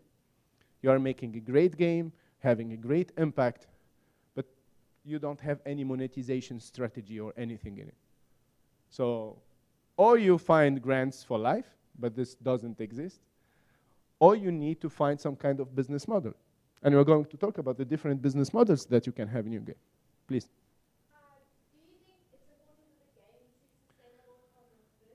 I think I talked loud enough. It's for the streaming. We can say hi to the million people watching us. Hey. Do you think it's important that the first version of a game already needs to be sustainable enough, or do you think there is room to grow? Because you don't necessarily get it right on your prototype or your MVP, those kinds of things. So again, game design is business design. You cannot just make a game and then come back to it 2 years later, say, okay, now it's time for us to think about the monetization strategy, because it hits the game directly in its design. We talk about the payment wall, like in Candy Crush. Let's take Candy Crush. It's not a serious game, it's just a game that everybody knows. So you play, you have energy system or whatever it is. After 30 minutes of playing for free, it tells you, okay, or you buy 5 lives, or you wait for 30 minutes. Those are what we call the payment walls. So we give you, they build a wall in front of you to stop playing. You can just bypass it by paying or by waiting. And so this is part of the game design itself from the beginning. If you don't think about this from the first day, it's not working. This first thing.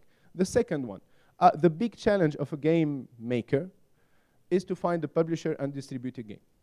Publishing is a word, okay? It's completely different job from making the game.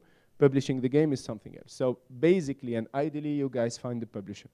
And so to find the publisher, the first question that they're going to ask you, how are we going to monetize this? You say, no, I have a great game. We have 10,000 players with daily active users, like 30%, 40% active users, and day 30, they stay like playing and people are twitching and doing or whatever. Okay, awesome. Revenues. We come to it. Okay, thank you. When you come to that, come back to us and let's talk. Because again, at the end of the day, this is business. Even if it's with impact, even if you want to make change, do whatever you guys want. And actually creating a stream of revenue is also to make you independent, to make whatever you want to do, right? Because if you have the money, nobody will tell you what to put in your game. Nobody will tell you what to do with your game. Nobody will tell you, you're doing too much impact. Let's go more onto the business part, okay?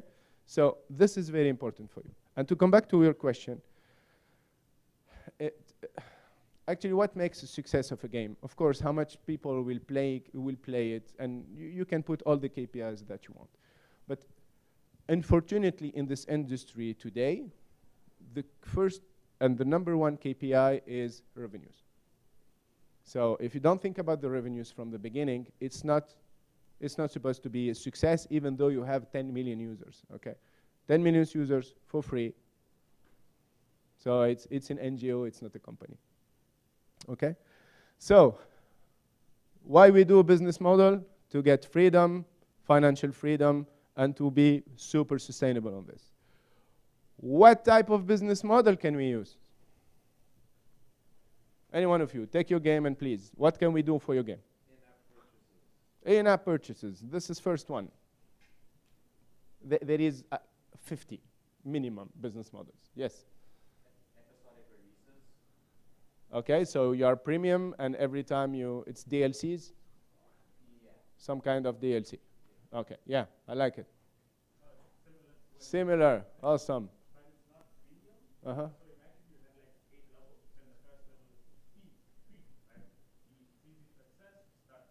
Mm-hmm.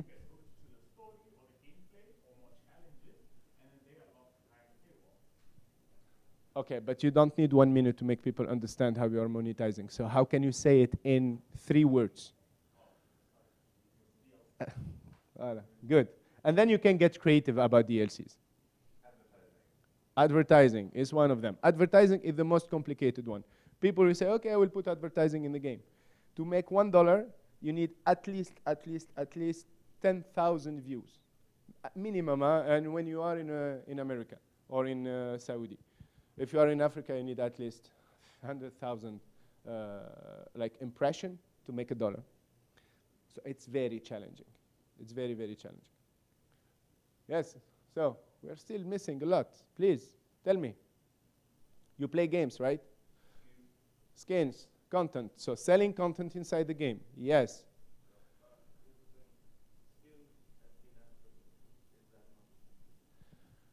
I mean, it is, obviously, yes. But in-app purchases is the word that regrouping all this. But what are you selling inside the game?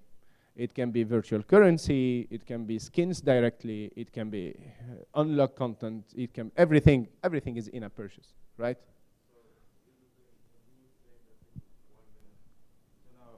In-app purchases is the whole umbrella term, right? So what if we bring up different ways of in-app purchases, like Tell me more. Like you already said skins, and you said coins.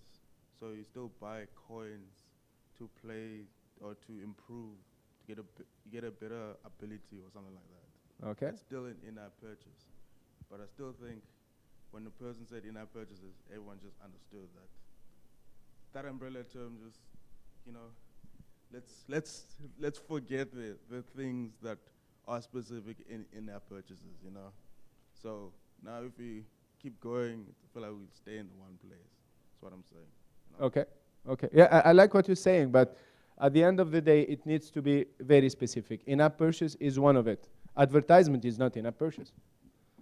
Like, but incentivized advertisement is not in-app purchases. So you can impose people to watch advertisement, or you can propose to them to watch advertisement. This is what's the incentivized advertisement. So imagine tomorrow we build a game for Coca-Cola to make literacy about whatever thing, and then you come and lives are over and you say, okay, watch Coca-Cola advertisement and you will have 5 lives. Or something like that, And this is now what's really working in this moment in the industry. So in-app purchases are going down, the whole umbrella. Skins, coins, currency, unlock content. DLCs are not really in-app purchases, but they are can be complementary, because technically it's not inside the app. If you don't do it inside the app, if you do it directly on the store.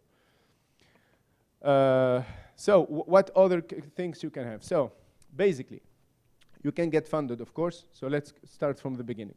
You can get funded. So get grants, win pitching tournaments like this, etc. Here you're going to be sponsored to go to New York, but some others are offering funds, money, to do this kind of things. Okay, this is not a revenue. This is investment and grants. Okay, but it's part of the business model of your company and the economics of your company. So once you get this, there is also a way to get your game go running with grants. This can happen 1 time, 2 times, and bye-bye. So It's nice to have it to start, but from the beginning, think about how you're going to make game with the final user or the middle user or wherever who is there, who is going to pay you to make the game continue going. And so there is 55, last time I checked, ways of making money with games. Yes. Imagine. Google it. I mean, some of them are like the discussion that you got. So it's in-app purchase, but yes, I'm selling skins, I'm selling levels, I'm selling stuff, and now we have there is a banned word in this conference. So, but Web3 can be also an option. Sorry, Glenn.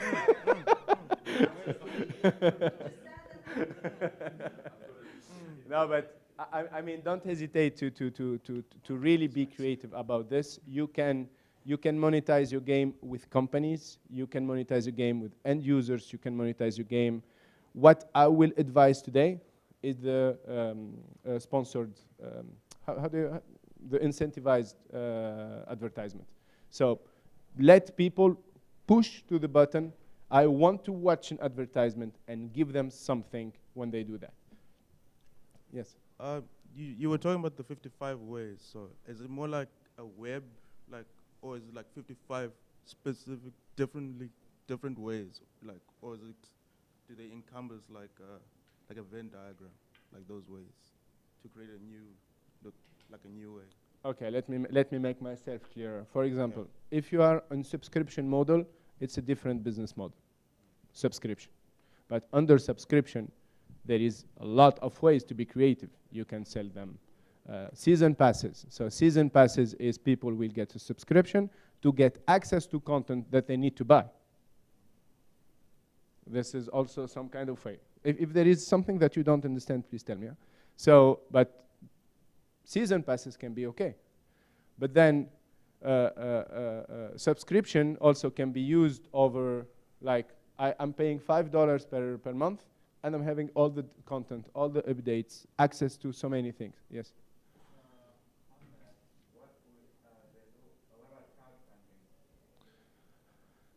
Yeah, crowdfunding, it's a nice way to start again. So now we are not into the game, we are before the game. So you want to talk about the company directly. So you can use the crowdfunding to, of course, fund the production, pre-sell things. This is very good. But I don't put it under the business model.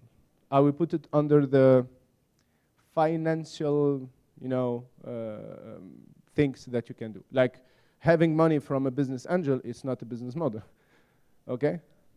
A grant can be a business model, because I know studios who are building their businesses on grants. They are all the time running after grants with government, with NGOs, with stuff, etc., to build their games.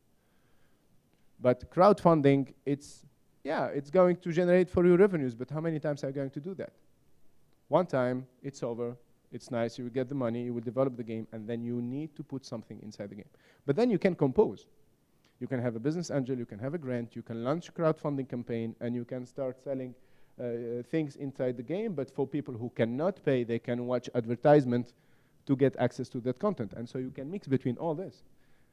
And there is not any problem of having 10 different ways of generating revenues inside the game. And then it will depend on where you are.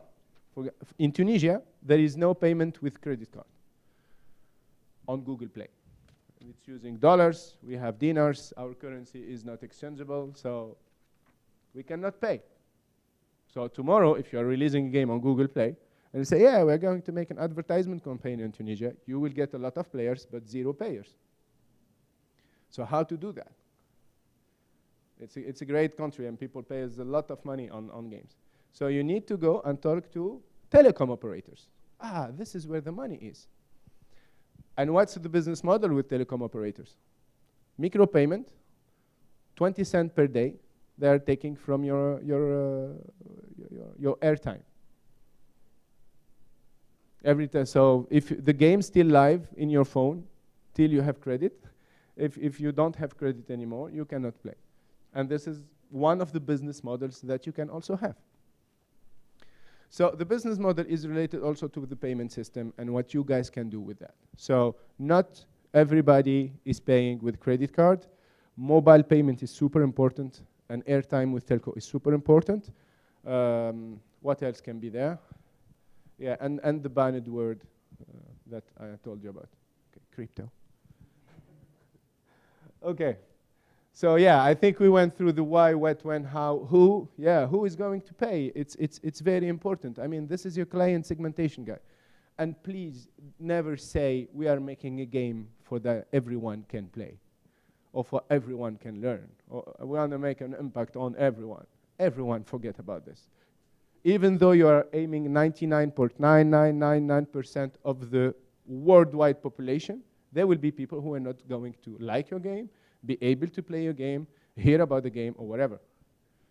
So all the time define your clients, and the more you are precise about your client definition, the more efficient you are going to be, and the more your business model is going to work.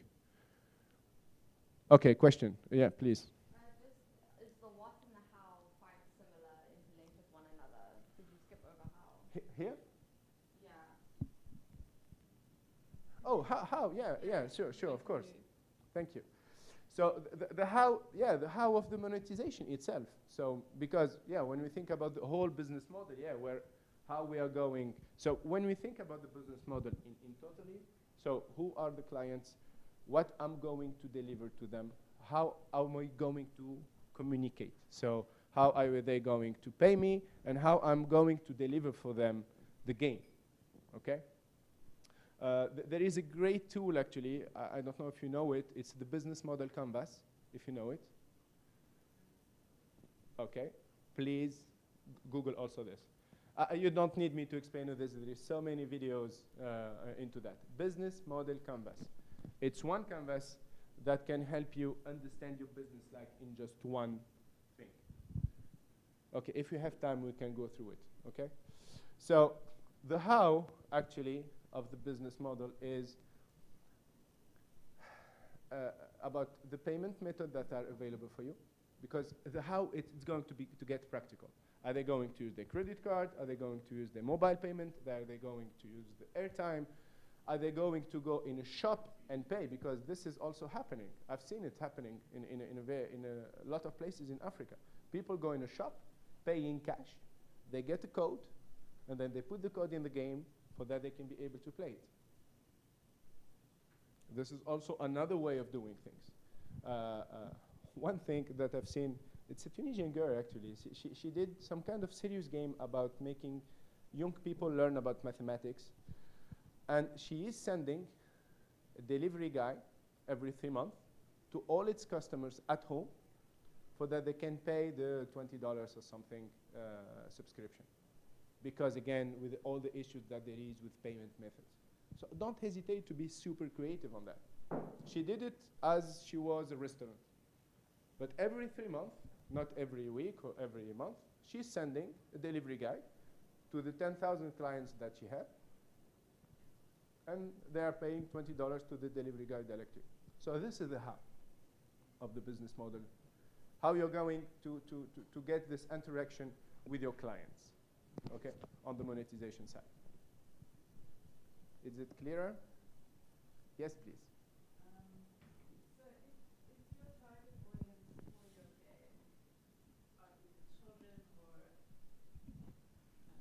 Children or people who don't have a lot of income, does one think about it differently? I mean, that's my question. Okay, yeah, sure, of course. I mean, they cannot have incomes, or they can also be very rich, but they cannot pay you. Again, the example of what I'm saying, you can be a billionaire in Tunisia, but you cannot have a Netflix account, I mean, in a normal way. So the other business model that we've been talking about can be the answer. So watching advertisement, pushing them to, you can send them to download other games. This is also, you get paid for that. What other things you can do for people who cannot pay? Yeah, basically it's advertisement. or push them to do some actions, like go visit a website or something. But again, this is not very suitable because you are paying enough money to bring your users in your game, and then you are sending them somewhere else. But it's a way to monetize them too. Okay. Make someone pay for them. Thank you. Yeah, yeah. Which the brand or the Department of Education can do. those are those can. But again, it's not sustainable. If you work on the base-to-base, so if you sign a contract with the Ministry of Education and you make a game that is for education purpose, it's 10-year project. Another time you are paid on a And but also the scalability in that. How is it going to be? You know, it's internet, and then you have 2 schools or 10 or whatever. But again, don't hesitate to see more examples. Okay. So the who, we talked about that. Your clients, your segments. When it's very important. When are you going to make people pay inside your game? Is it premiums on the front? Is it after that? Is it the payment walls are very important when you design a game. Again, this is one of the major triggers that you can create inside your game for make people pay. When they are on the top of the energy inside the game, and you tell them, okay, you are doing well, but you don't have lives anymore. You don't have power anymore. You don't have whatever, so you need to pay. And the where, yeah, where paying online, offline, everything that we've been discussing now. Okay, this is now the second half of this. Okay, are you guys a bit tired? Yeah, you need some water? Yeah? You want to make, okay, let's have 2 minutes, okay? Walk a bit, breathe a bit, okay? Have a drink. They had a party yesterday? Huh? I don't know. Okay.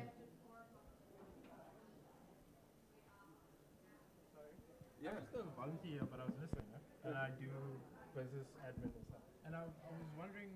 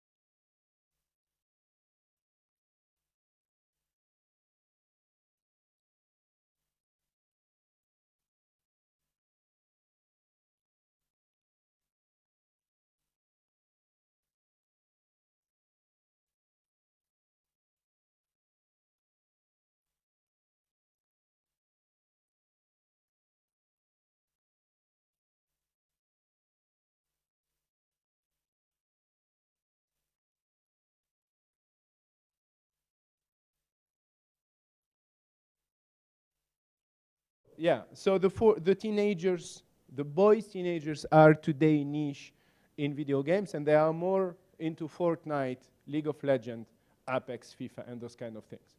Okay. Now we are getting more into the adulthood. Video games exist now for more than 40 years somehow, from Pong till today.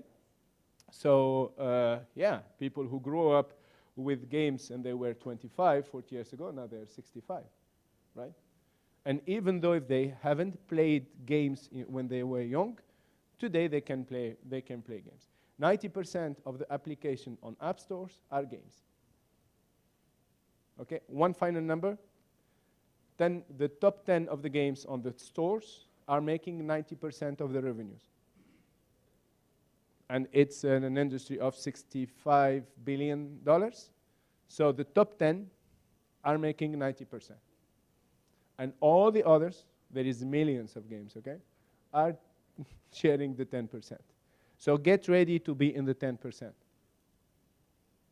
Okay, and it's normal. And the idea is to grow to reach this top 100, let's call it like that. If you are in the top 100, you're good enough. So we have a gift to our clients. We know our customers. We define them. We walked in their shoes. We understood their reactions.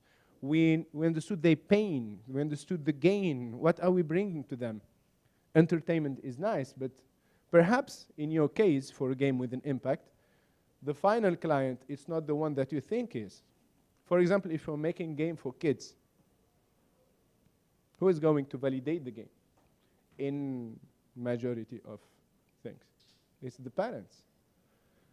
So when for Christmas, promoting the plush, and the toys for kids, the advertisement is not made for the kids.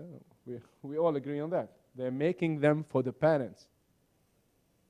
So when on the diapers, when they put some tigers and some elephants, it's not for the kid. They don't care about that. It's for the parents. So think about who is going to pay. And this is your customer segment. Okay? So between the two of them, there is some kind of ways of communication. So again, this is a very deep subject, but I just wanted to introduce you this too. So the customer relationship is something that, imagine again that you have a pizzeria and a pizzeria, and the customer relationship is going to be the front desk. It's where you're going to serve them the value proposition. And the channels are going to be how you're going to communicate with them. How will they know you exist? And how you're going to deliver them this value proposition. Website, App Store, send them, I don't know, USB stick at home with the game in it, whatever. So this is the distribution, how it's going to happen, okay? So once we understand this, we have the revenue streams. What we've been talking about, like for half an hour, it was the revenue model, more than a business model as a total. How we are going to, is it in-app purchases, is it subscription, is it whatever. So you put it here. Okay, this is half of the business, because this is how we create value, how we sell, and how we are going to make money out of it. From the other half, and this is very important again for you, so there is two main questions that you need to ask yourself. What is your key activity? Some will say, we do games, okay? This is the broader vision of what you're doing. But for someone who's doing games, are you designing them? Are you writing them? Are you developing them? Are you selling them? Are you publishing them? And there is so many other things. So you need to understand, what are you really doing? And the key activity is what you do on a daily basis. You are developers, you are artists. This is very obvious. So you're going to design characters or whatever, graphics, and you're going to develop. But then, are you selling them directly? Or are you using a publisher? Because if you know that you're going to use a publisher, publishing is not a key activity. But if you want to be completely independent, you need to put it there. And this is very important because if you don't put it here, meaning you are not selling your game, meaning you are not making revenue streams, meaning you don't understand your business. And this is very important to understand here. The key resources will be very well linked to this. So it can be, of course, people.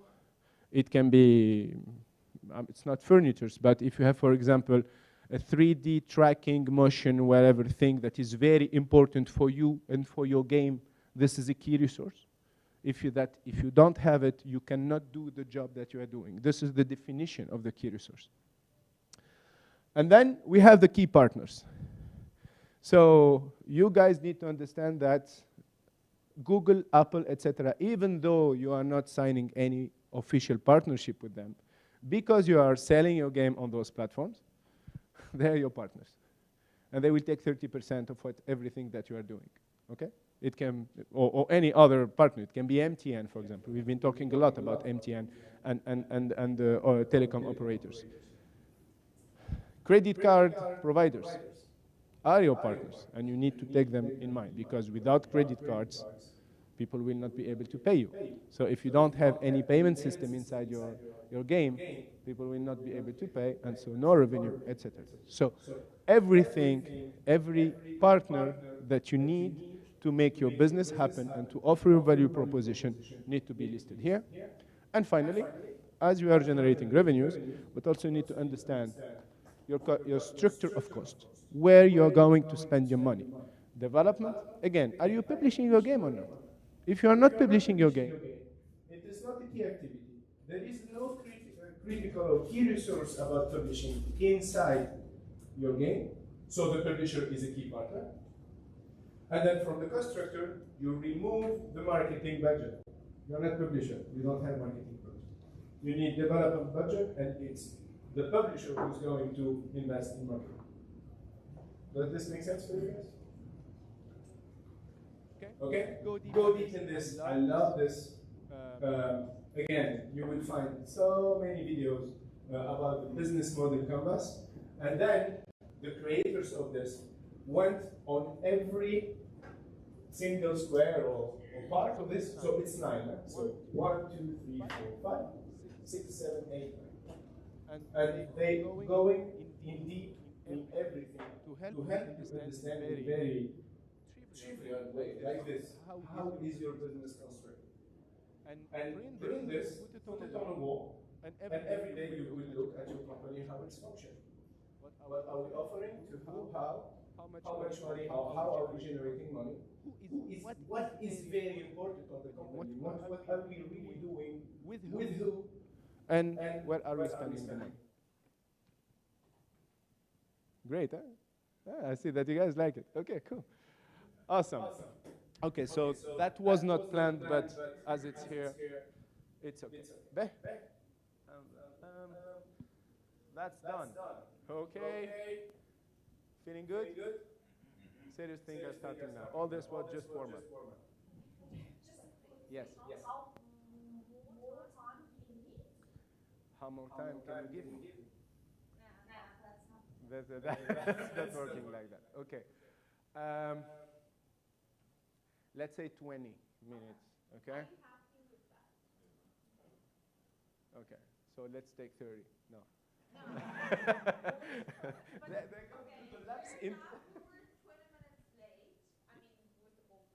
Sure. Okay, awesome. Thank you very much. Okay, so pitch. Again, it's a philosophy. The why, what, how, who, when, where. You can use it on everything, even at home. Why this? What? Who? Where? When? Okay? There is a great book called Always Start with the Why. And please read it. You can find it for free on PDF on Google. Just download it. Always start with the why on everything. So, pitch. Why are we pitching? Please. Yeah?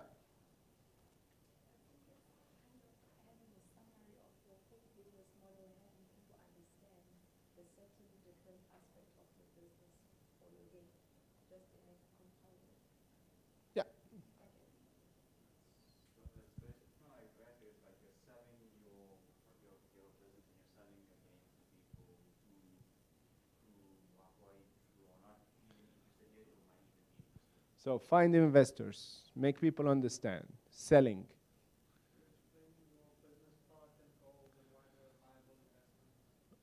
Okay, explain. Mhm.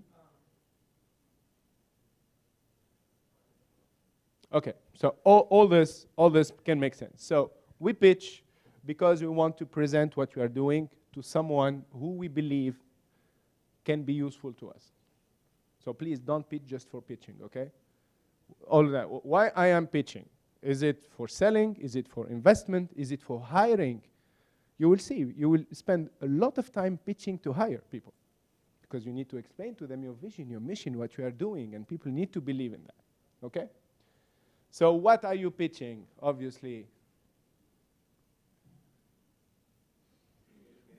Yeah,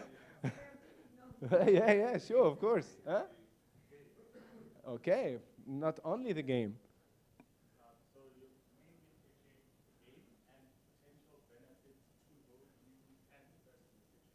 Okay. Be very specific, please.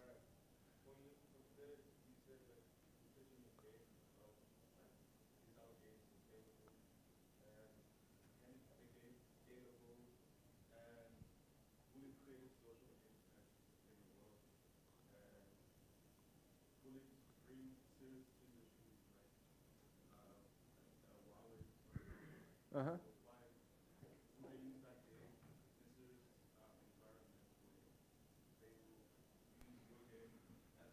Please use the mic. Okay. Thank you. Team building exercise Okay. and yeah, and So basically everything that I said Yeah. for 2 hours. Okay. For 2 hours. That's what you've been saying. That was Okay. it.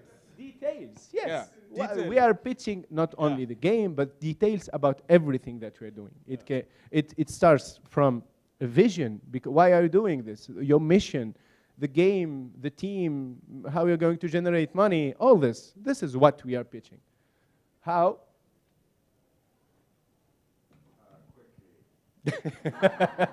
Okay. No, you're not obliged, but yeah. Okay. Yes? How? This is one answer.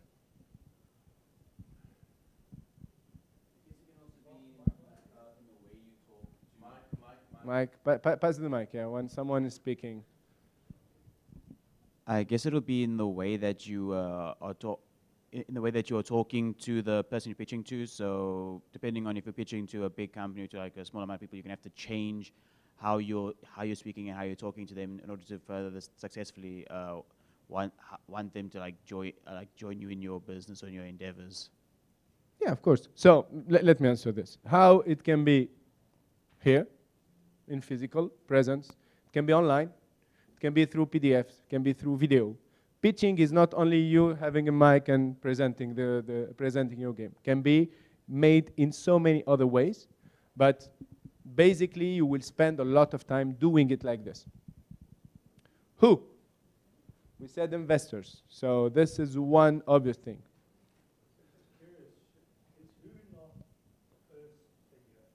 We start with the why. Now imagine the first question is, who? Who what? Well, if you're presenting to person X versus person Y, so if you're pitching to a government department or a government agency or a potential private investor, yeah. Is your story not going to change? Is Yes. your mode of presentation, so even before you do the why, you're going to have a particular presentation approach, people you bring into the presentation? Okay, yeah, I see your point. I mean, in this very specific case, when we talk about the pitch, the who and the why are very linked. But the why is always more important, because why am I pitching? Am I selling the game right now? If I'm not selling the game, I don't need investors. Let me just concentrate on the development. Why are you pitching? Because one of the most errors that people do, once you start pitching, you never stop. It even becomes some kind of, drug thing. Yeah, I need to pitch, I need to pitch. Why are you pitching? You already have the funds, the team, the thing. Stop! Yeah, I need to win this presentation. Why? But once, and also, do I need to hire? So if I need to hire, I'm not going to talk to business angel. I'm going to talk to engineers, artists, and stuff. So in this very case, and thank you for this, the why and the who are very linked. So why I'm pitching and to who, obviously. But then in the middle, what am I pitching?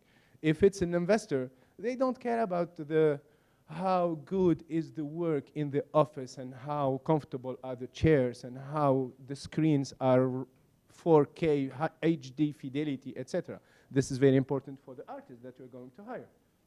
If it's a government, they don't care about anything of this. You just talk about the impact or perhaps the employability that you're going to generate, etc., etc. So the what will change depending on the who. It will come back. But everything is linked to the why in the beginning. Why are you pitching? Do you need money? Do you need hiring? Do you need a publisher? Do you need space? Do you need visibility? Do you need anything? You can need all of this, and I know you guys need all of this, okay? So you are going to have multiple presentations and multiple forms of presentation. So the how, and to come back to the how, we have, let's say, 3 common types of pitching. The first one, 30 seconds. How do we call it? Thank you. 30 seconds. Boom, boom, boom. And basically, you're going to focus on your game and the value that you are bringing to the players. Nobody cares who you are. Hey, my name is blah, blah, blah. You take already 15 seconds. Say, hey, we're doing this game, and the people can take birds and launch them onto pigs, and the pigs are green and super fun and blah, blah, blah, and shoo. And you are selling it in premium, and you can do nice business with us if it's a business angel. Okay, and at that time you create some kind of interest. This is the objective of the elevator pitch. 30 seconds, someone is passing by, Glenn, very famous investor, business angel, you have a lot of money. You can, and to grab his attention, you only have 30 seconds. He's not going to remember your name and all those things. Give him something that will, okay, this is interesting. This can be nice business for me or nice impactful thing. The second form, it's the 1:30 minutes. 1 minute, 30 seconds. This is more where you can go more into a little bit of details. But again, keep the speed and the energy of the elevator pitch in the beginning. Because when you think about the emotion in a pitch, even though if it's 30 seconds or the 7 minutes, so the third, it can be 3 minutes, 5 minutes, 7 minutes, depending on the situation where you're going to be. It can be even 15. Huh? But believe me, based on experience, if people are not hooked from the first 2 minutes, or even less, 30 seconds, it's dead. So you need to be very impactful in the first 30 seconds. So imagine we have the axis of interest, and we have time. It needs to become here, then boom, in 30 seconds, and then you go through a lot of things, and it needs to finish very hard. So you start with something very impactful. This is why in all the startups pitching, you see guys saying, there is a big problem. Veterans are dying, soldiers and things, and big numbers, and yeah, and everybody gets super emotional. This is to raise awareness and to make it, okay, focus. Okay, I'm not watching my phone. Okay, somebody is dying. Oh, they have the solution, awesome. Oh, they have a great team to do it. Okay, and at the end they finish by saying, together we are going to make a better world. Okay, let's do it, yeah, all together. And this format can be done in 30 seconds or in 7 minutes. But keep the storytelling thing, you know, like start high, make it go through thing, and finish high. Okay. So when are we pitching? Always. Always. Life is a pitch. Okay? Put this, life is a pitch. You started this, you're going to do this all the time, every time. You don't know what can happen to you. It happened to me to pitch Dave McClure, if you guys know him. He is the founder of Startup 500 from the US, one of the most and the biggest thing, in the toilet room. We were in a place, I wanted to talk to him, he was super busy and everybody was like not letting anyone getting next to him. It was 10 years ago. I go to the toilets after a few beers and he was there too, so we were like, both of us, hi. And it was my elevator pitch while peeing. And it happened. And then we've been selected in Startup 500. So you don't know where this can happen, okay? So get ready, get your 3 formats ready, because if someone gives you 7 minutes to speak, take 7 minutes. You don't say, I'm done. Thank you, give me 7 minutes, I'm only using 2. Means that you don't care about them. If they give you 7 minutes, give them 7 minutes and make them dream in 7 minutes. If they give you 30 seconds, be super nice in 30 seconds. This is what an impactful pitch is. Where, yeah, I just answered the question. I mean, everywhere. It can happen in a bus, in a plane, in a metro. You don't know who you can pitch to. It can be an Uber driver. It can be anyone, because an Uber driver can be a potential investor, it can be a potential hiring, it can be a potential customer, it can be anything. It can be in a restaurant, again. You don't know where, so get ready for those situations. Now, I would like to go back to the why of the pitch. Why are we pitching?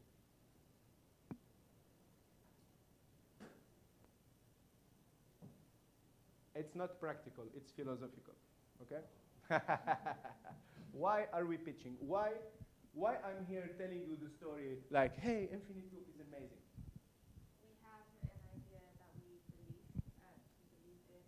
This is on your side. When you pitch, you deliver something to the other person. What do you want to create on the other person? An impression. You want to create an impression on the other person. What kind of impression? You want to get them to believe in your idea. Believe it's here. There is something here.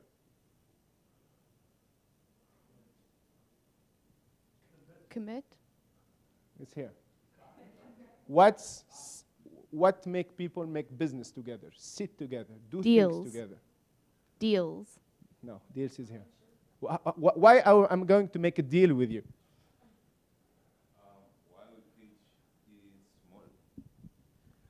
It is obviously to get your point and dream and vision across. It's one word. Oh. It's one word. To. Thank you. Thank you. Bravo. The only way people do business together is because we trust each other. So if you are pitching, people are going to work for you because they will believe blah, blah, blah, blah, blah, blah, vision, mission, thing. But they will trust being with you. They would love to be around you because they will trust you. People are going to buy your game because they will trust the marketing and the things, the commercial that you are going, that trusting the thing that they're going to have a great time with you, that there will be some kind of lot of impact coming with you. People will invest in you because they trust you. The main objective in all this is you guys to build trust. The judges tomorrow will give you the best marks based on their capacity to trust you on all the details that you're going to have in your pitch. On your game, your capacity to deliver. Why are we saying we invest in teams, we don't invest in products? Is a product exist without a team? But then, we need to see a great team. By great doesn't mean experienced, meaning complementary. This is part of the trust. When you stand in front of people and you talk in a confident way and you can be even vulnerable, this is part of making trust with people when you show some vulnerabilities and you need something. Okay? So this is one thing of the why. Of course, everything we've been saying is true, okay? But the climax of a pitching, when you go out of a pitch and you created some kind of trust feeling on the other side, this is the beginning of you winning something. It can be sales, can be whatever, okay? So this is one thing. The second thing, again, please don't pitch if you don't have to. And more than all, if you don't need something from the person in front of you. Otherwise, why are you pitching them? You are making whatever type of game, and it's a hyper-casual, for example, game with impact. Don't go talk to a publisher with a, don't go talk to PlayStation. Doesn't make any sense. Because you're wasting your day time. And the most valuable commodity in the world is time. More than money, more than anything else. So take those things in mind. So I will take just 2 minutes, yes, to go quickly through something that I wanted to share with you too, and then I will be over. I love this group. I want to spend more time. Okay.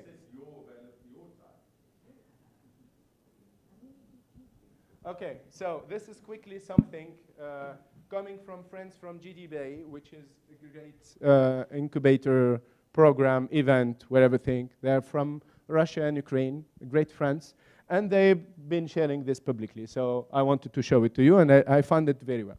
So a template doesn't mean this is the only way to do it.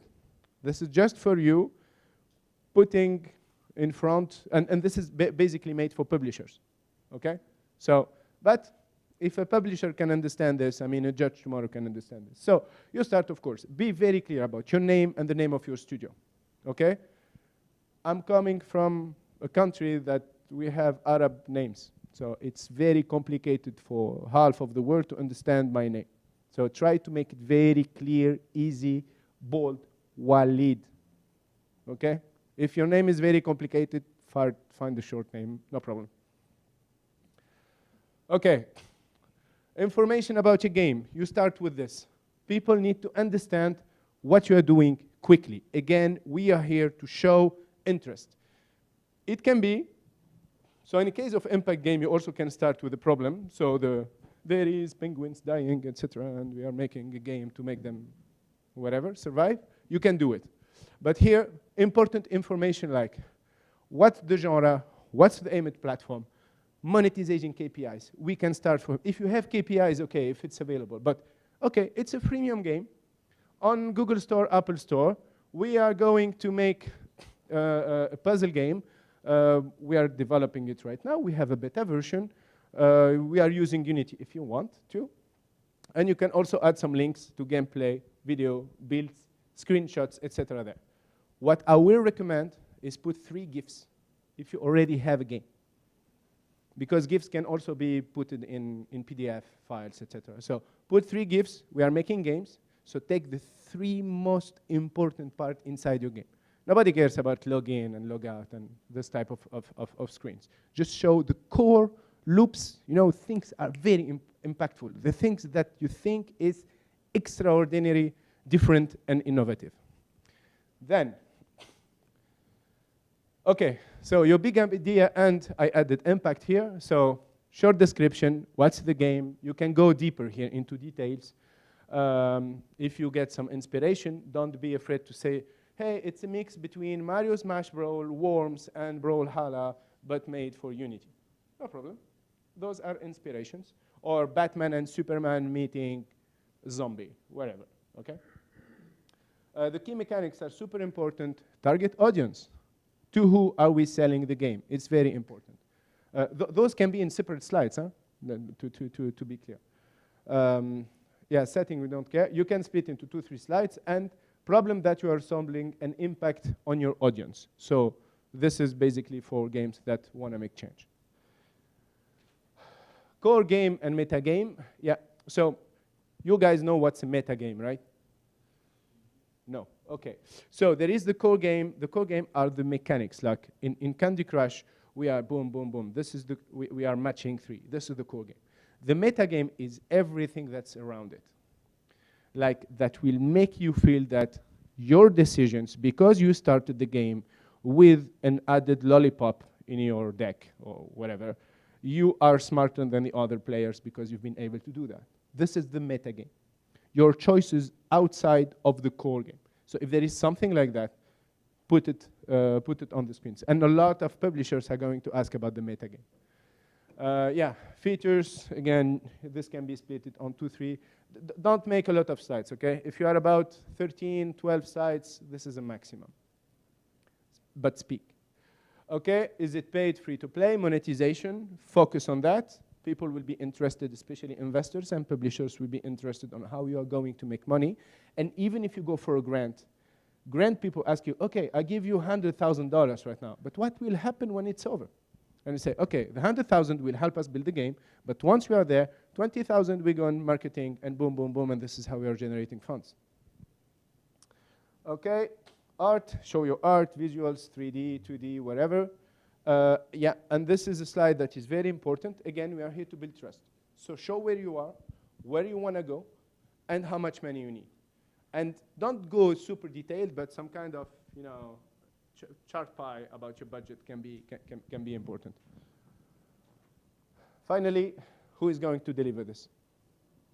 The team. It's not about ego here, please. So this is Camelia. She's with me for 12 years. No, no, no. What people need to understand is we are a team. We have an art.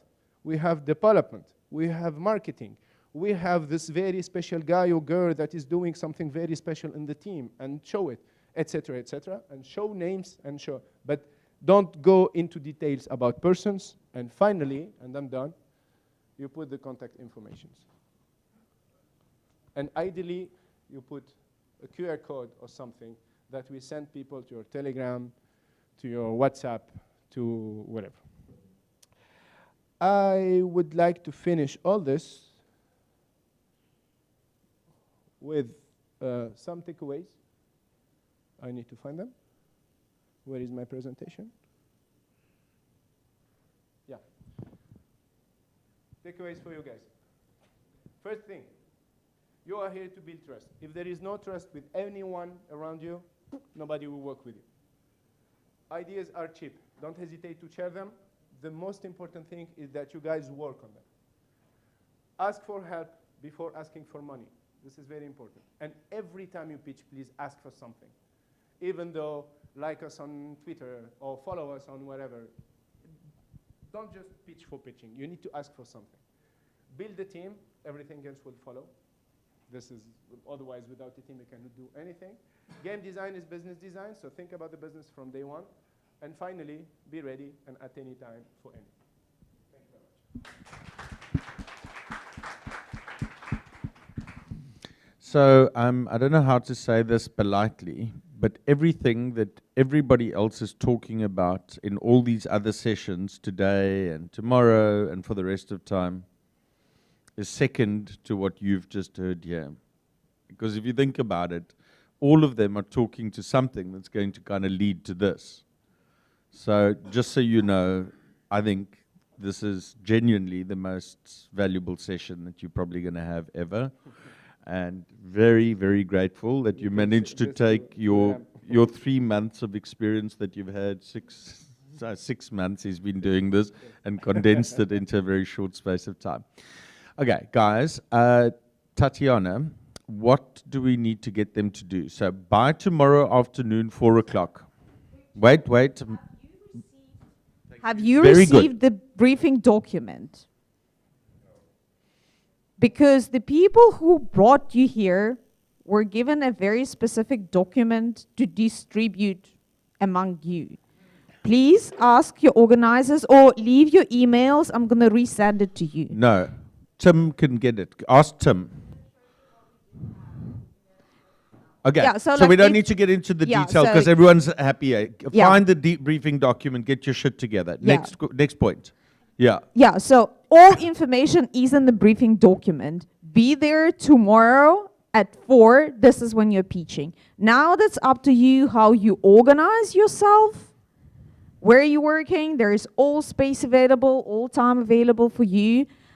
I don't know if you see Walid anywhere, right? So no, he's not available.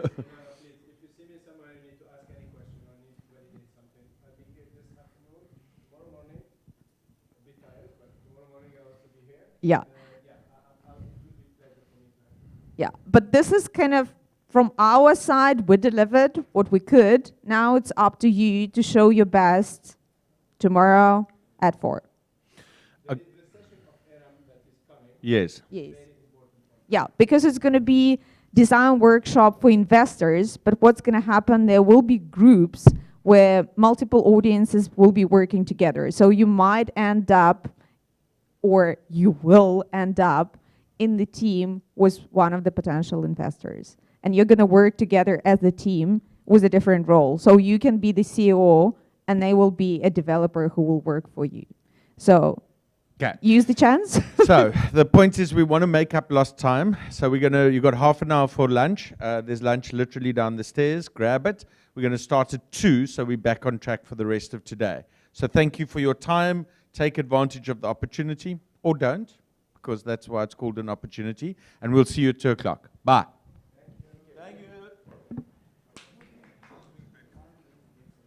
Thank you. Well done.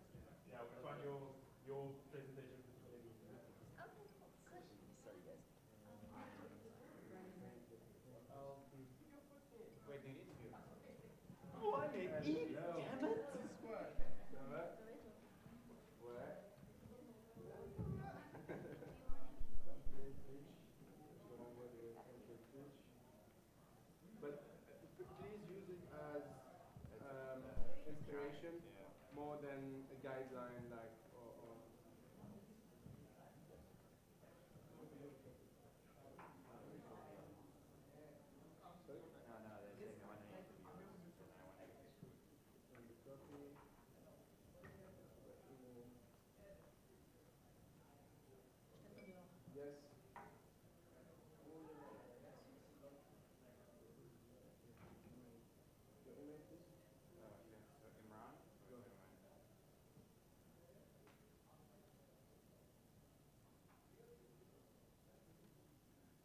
be very clear about your aim from the beginning, okay?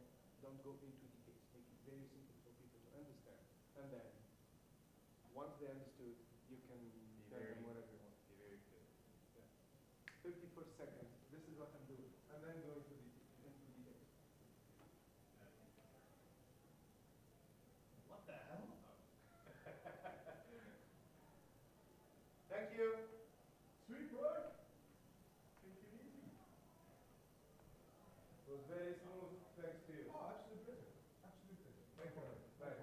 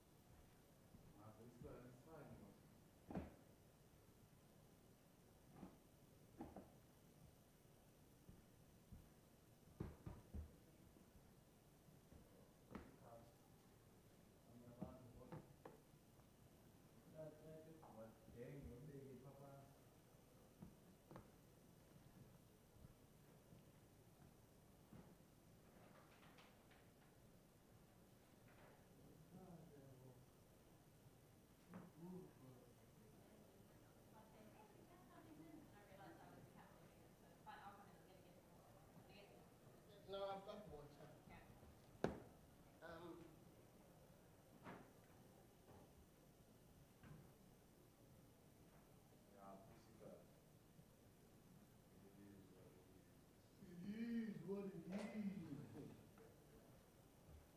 It is what it is.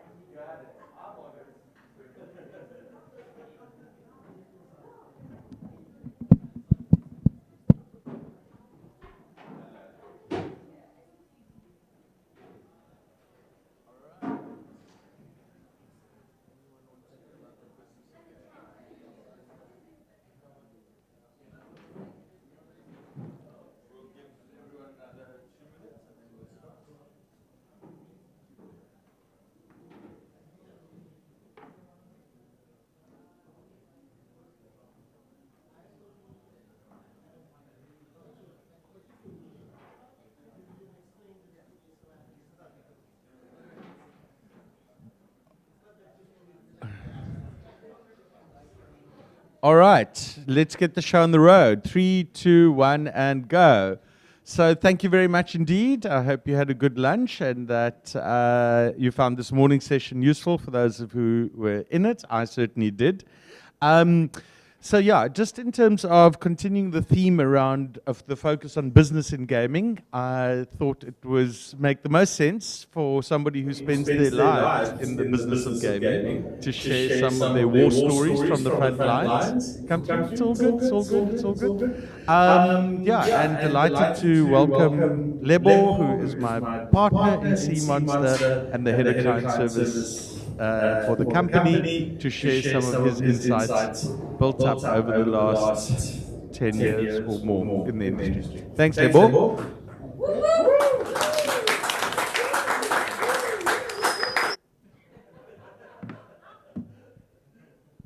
It's not a karaoke party, right? It's definitely not that. Guys, thank you so much for having me. Thank you, all of you, for being here. I need to be able to move forward, not down. But I thought it useful to share some of the 9 common business challenges that we experience. And these are lessons that we've learned again and again and again and again, and certainly things that will crop up for you as you go into this area.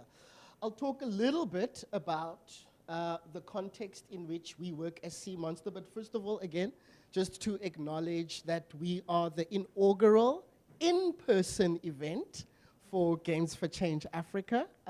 We join our brothers and sisters around the world, but we've also just got to acknowledge the mother body and Susanna, who couldn't be here with us today. My talk, very briefly, I'll tell you a little bit about the context under which Sea Monster works. I'll go through all of these 9 challenges. I'll explain to you the value chain that we use to be able to work through all of those, and then potentially leave you with like a little bit of a so what? What does all of this matter? Hello? No, it's okay. It's okay. Don't just take it very easy. We're human beings, you see. We can give each other like some space and time. All right, let's get into it.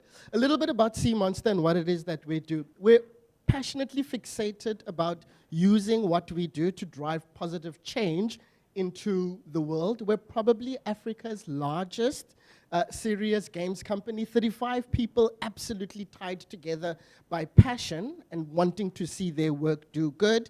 And over that time, we've delivered over 40 games, over 40 AR, VR experiences, and over 400 minutes of animation that is tied to purpose, plus 12 gamified campaigns and growing.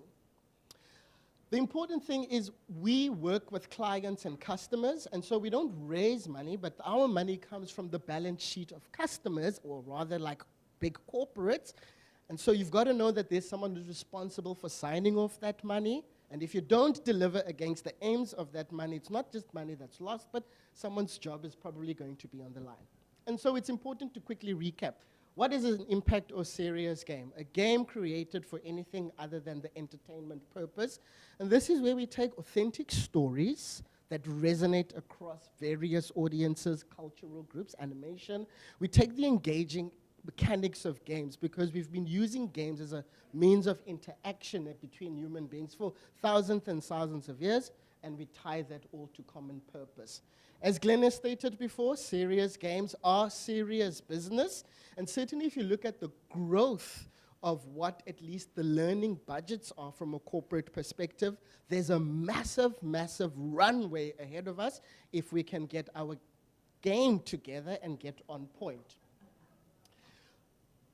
We use the exact same business cycle as everyone else, and so the difficulty at the start is, well, you've got to market ourselves where we've got to explain to people what serious games are. You hope that they understand that. Then you've got to sell it to people. Then you've got to make it. You've got to make sure it gets into the hands of the user. And then you've got to do that again and again while keeping the livelihoods of all your employees and talent like safe.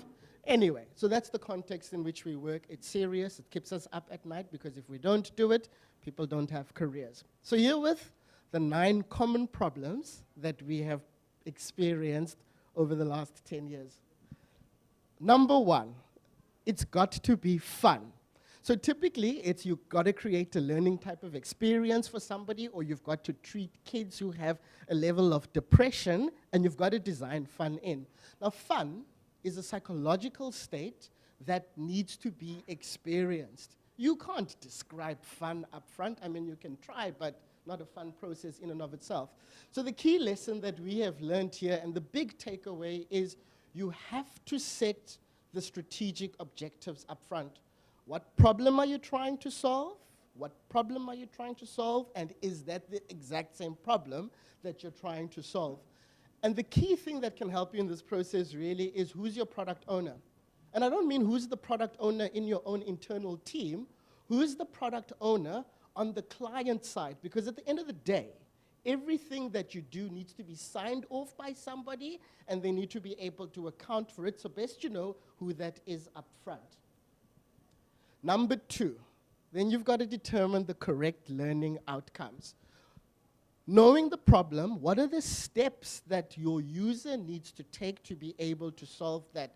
Can you describe that? And so, in order to be able to do that, you have to have your subject matter experts on hand. Remember, chances are that your specialization is in storytelling or game development or game design. If you're making something that needs to treat depression, you don't necessarily have the time to go and become an expert in depression. So who is providing that critical insight for you? This is foundational work that must happen before you begin conceptualizing. If you start conceptualizing before you've done it, I can pretty much guarantee you that you'll have to come back to the drawing board where you'll have to face these demons. So clearly someone must do the homework. You hope that your client is able to do it by providing you all of those critical insights, but if they can't, this is going to be a technical debt that sits with you, and best you address that as well before you take the next step in the learning journey. Please come inside, just go in. Next, we go on to having to create personalized learning journeys. The promise of games and these sort of persistent worlds is that my game knows where I am, it knows how many levels I've completed, and it can guarantee me my own unique journey through that particular experience. A lot of the time, we can't afford to be able to create a journey that caters to absolutely every single play style. So how do you prioritize in that process? Who do you give preference to as you try and cater for all of these various styles?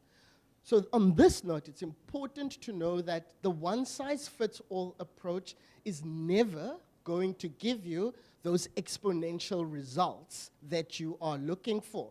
And again, how do you communicate that to your client or your customer? Because they've come to you with the promise of Mecca at the end of that. So it's very, very important to remember. Having done all of that, and assuming you haven't messed that up, you've got to choose the correct platform. Is it online? Is it offline? Where are your users? Are they on mobile devices? Are they on desktops? Are they on tablets? And this is where we often find that your choice of platform reflects the principle of what you are doing. So what do we mean by that? Sometimes you may have an awareness goal, and you might choose a storytelling kind of medium to drive that awareness goal. You will very often find that the choice of platform is one that enables you to do that.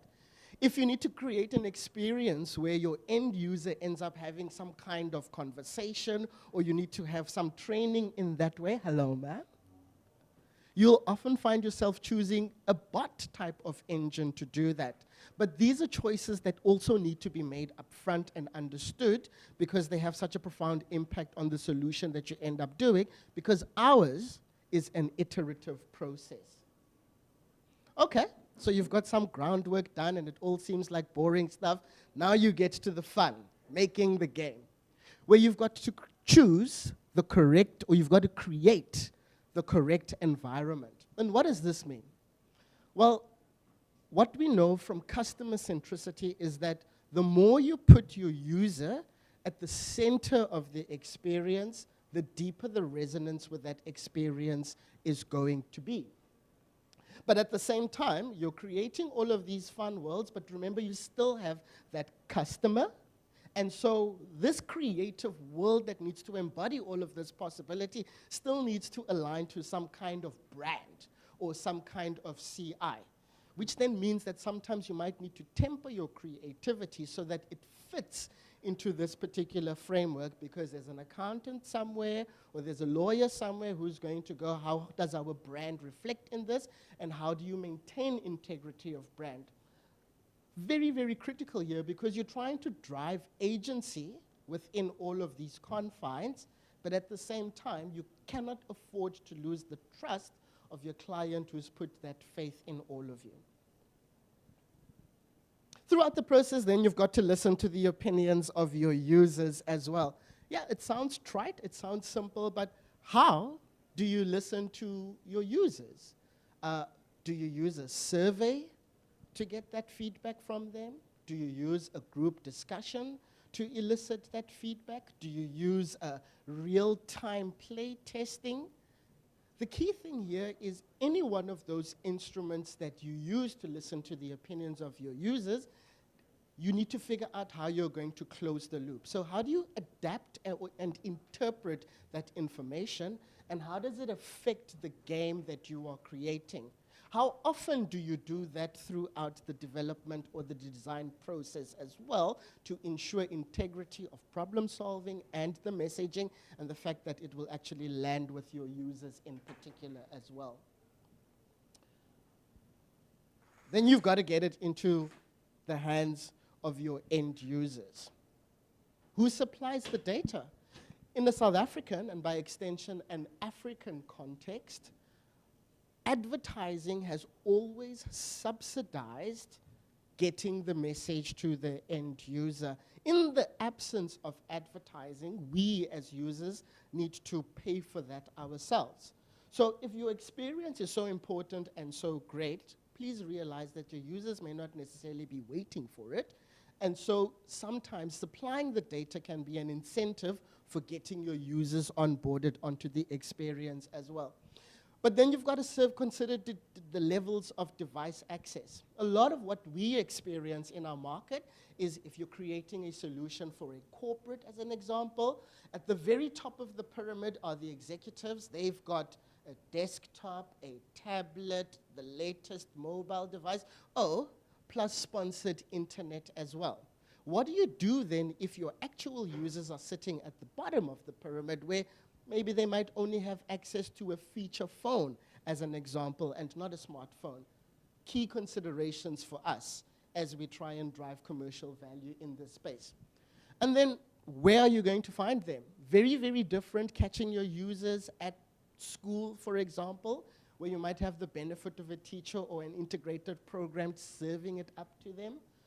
How do you do that if your users are at home, where they are engaging in leisure time and have a host of other competing entertainment activities, fighting for space with that critical solution that you are up to deliver? So these are important considerations to make as we move throughout all of these journeys as well. Then you've got to collect the right data. Everyone is data verskrik these days, or obsessed about data, but ours is a reality where answering the question, who owns the data, can be the difference between ending your project exactly where it is, or an additional 3 months of development as well. This is not something that we can afford to half-ass, because not being compliant in this place creates risk. Risk not only for us as businesses, but risk for the end customer as well. Where is this data stored? Some customers will tell you that it's absolutely got to be stored in one particular region. Some customers will tell you it's got to be like another region. Do you understand that? And can you build that compliance in? This is certainly something that crops up again and again and again and again. And then, assuming you've done all of that, you will do this in an environment in which you are trying to circumvent high costs. I was sitting in the talk on the other side listening to some compatriots talking about Roblox game builds, And I took a little bit of comfort hearing them reflect and say as well that you are always going to underestimate the level of effort required to deliver up the solution there. But as business owners, as entrepreneurs, as practitioners, you can't hide from the fact that this is about radical, extreme responsibility. You have to take it. You have to remain flexible in terms of how you move forward and you work through the process. And you've got to gird your loins and you have to be absolutely prepared. It's hard. I remember like a story when I was still a young student when at film school, and they said, the moment you try and make a film, the whole universe conspires against you. And then I heard someone say, well, we're game makers. If we wanted it to be easy, we'd just go and be filmmakers. But those are our realities as well.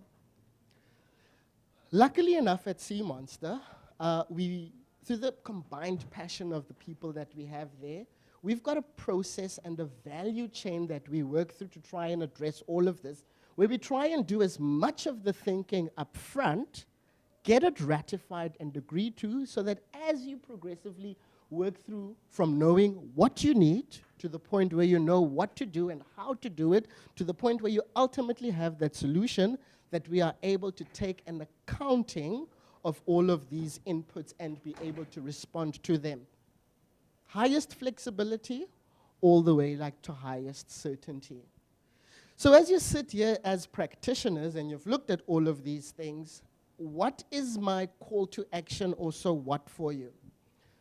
Well, we work with people, and so we've got to foster relationships. In each of those problems that I've highlighted, we've had to use the rigor of academic disciplines and processes to solve all of that. That means that there are careers to be had in this space, from market research to design thinking to just pure design. Careers are being made now in this particular space. So you've got to show up. The second thing is you've got to value your people as well. The talent is what matters in this kind of experience economy. And we certainly, and Glenn, I must acknowledge this, have a radical focus on ensuring that we keep our talent happy. And then my last point for you guys is, in 10, 20 years, you will be the stewards of what is arguably the youngest continent on the planet. What is your impact going to be, and what are you going to do to add to this space? Because it's not about the current generation, it's you guys who are up next. Any questions?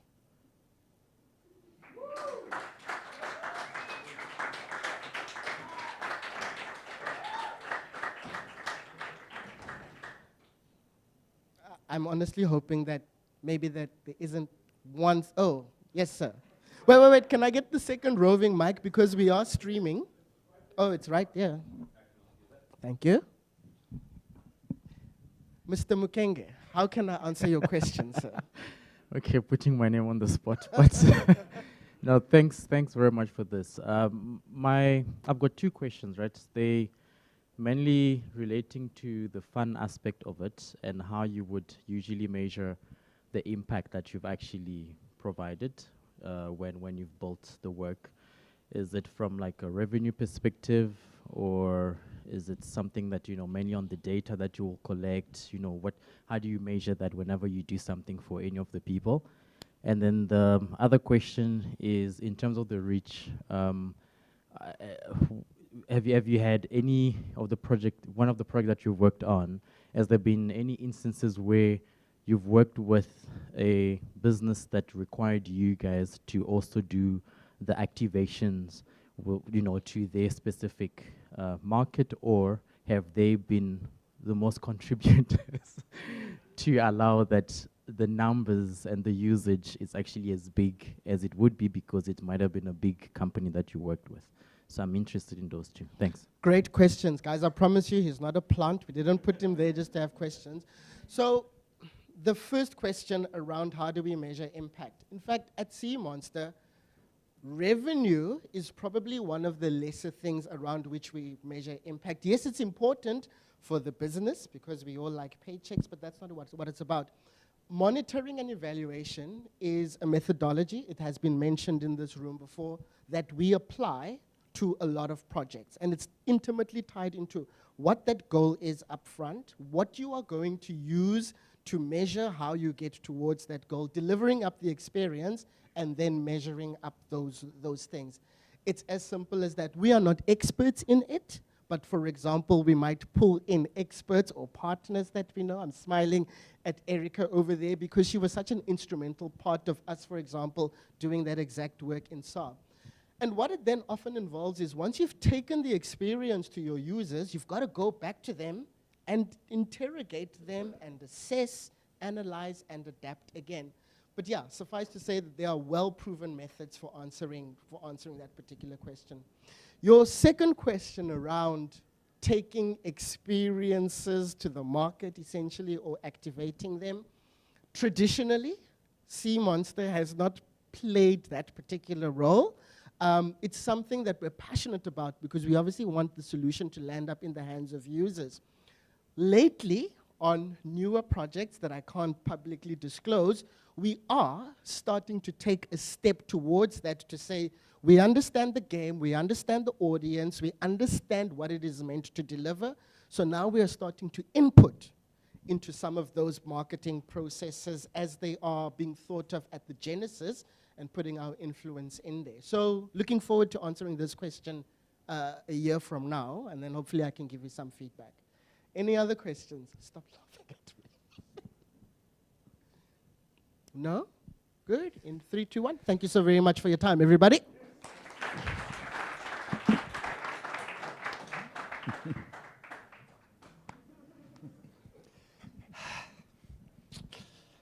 Try and compose myself. Okay, that's amazing because I actually learned something about what Sea Monster does today.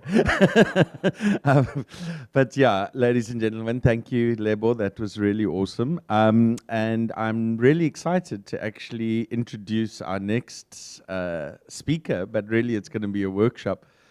So Iram is, I don't know how you explain who he is, but once you've spent a few minutes with him, I think you'll kind of get the message. So he's been at the forefront of game design, the creative economy.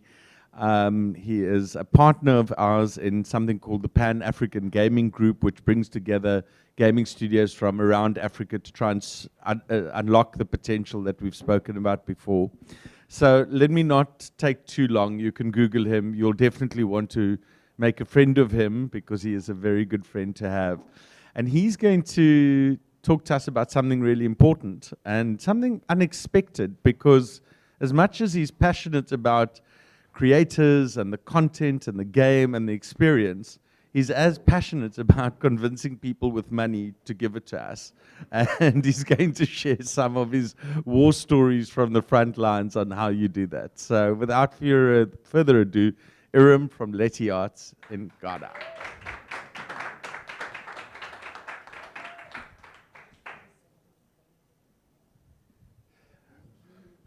Da-da-dum, da-da-dum. Okay, do you need your thingy thing? Yes. Okay, wait, it's happening.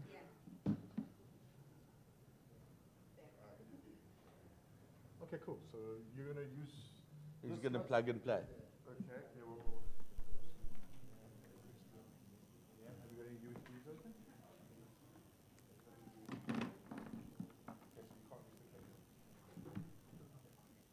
I do. I do. One of my guys is following one of them.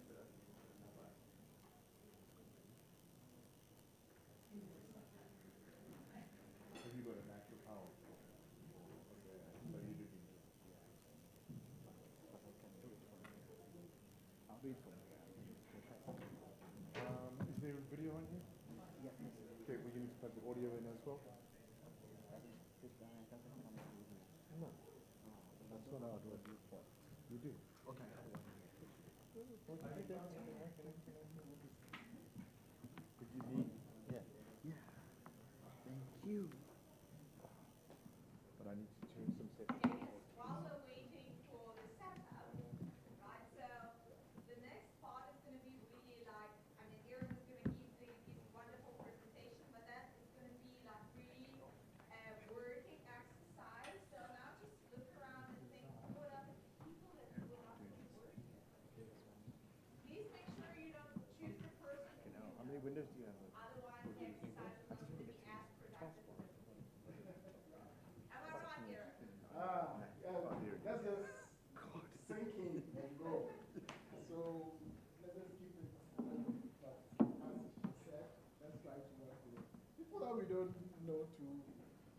so that we can network as well. Do I have to use a microphone? Yes, please. You need to use the microphone.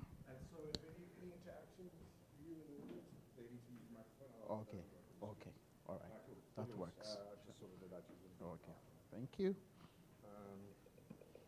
Oops. No. Okay, yeah, just yeah, yeah. Is the sound working?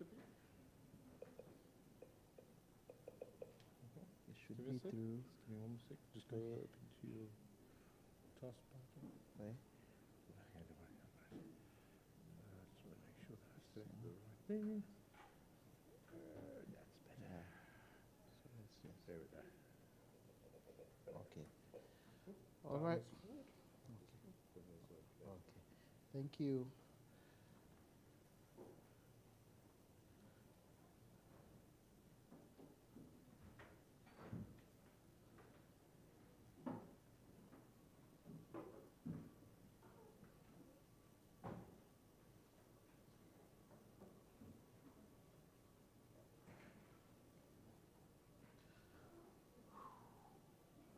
Okay. Good afternoon, everyone. I'm super excited to be here. I made it just this morning. Tight timeline. So my name is Aram Tawia. I'm the CEO and co-founder of Letty Arts, which is one of the very early game design studios in sub-Saharan Africa. We started way back in 2009, but during the presentation, I'll say more. But I will just play a 4 minutes video. I think we have 2 hours. So I've timed the sessions. The first is exposition. Exposition is both introduction and how the ecosystem looks like, all that you are seeing here, what it actually means and where it's going, right? So once we do the exposition, after that, we dive into the workshop, like the processes that you go through to make a video game. And as an investor, if you should invest in the video game industry, who you touch. I tell people that gaming is the solution to unemployment in Africa. If you invest in games, you've invested both in science and in arts, and it touches everyone. And this clinic is going to break it down. It's a very high-level design process, very unique, so I hope everyone is going to follow and enjoy the process, and we'll make it as interactive as possible. Okay, so let's enjoy the video, and then we dive in.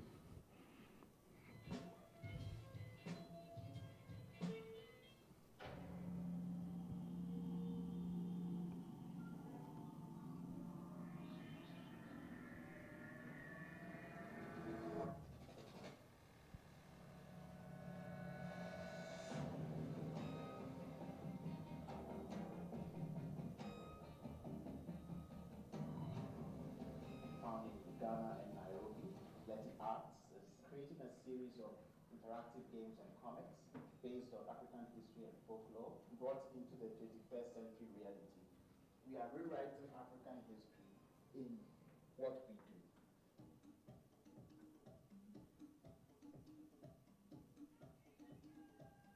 What is missing in Africa is the gaming industry, and Letty Arts' mission is to start and stick to gaming and enable all these other industries to join. 5 years ago or 6 years ago we started, we were almost the only ones in sub-Saharan Africa building this. Now we have game companies in Nigeria, Kenya, Cameroon, Uganda. Not only are we building a business, but we are building a whole new industry. What inspired me to do this was, as a child, I've been very much obsessed with video games and comics. So I grew up with Marvel comics and DC comics, Superman, Batman, Thor. I was in love with all those characters, and got me thinking, why can't we represent our heritage that could be represented in this light? That would be inspiring for African kids of today to read genuinely about their heritage. Once, when the skies were not as peaceful, one could hear nothing but heavy storms of gods battling for power and supremacy.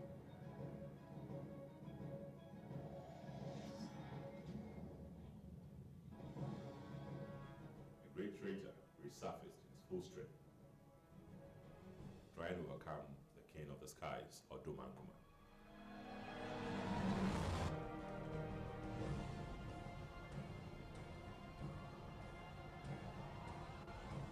Anansi, the origin. We've had a lot of global exposure. We have people consuming our content all over. We're nominated for the MTV Mama Awards in the Transform Today category 2014. We won the Vodafone App Star in India. We've been to the US, of course, Silicon Valley, San Francisco, GDC. We've given talks there. And this shows how new and original this idea is. And we are really inspired to just keep going. I'm always watching new cool characters and superpowers in the DC and Marvel universe and just thinking when Africa's Legend is going to meet Batman and beat him to the core.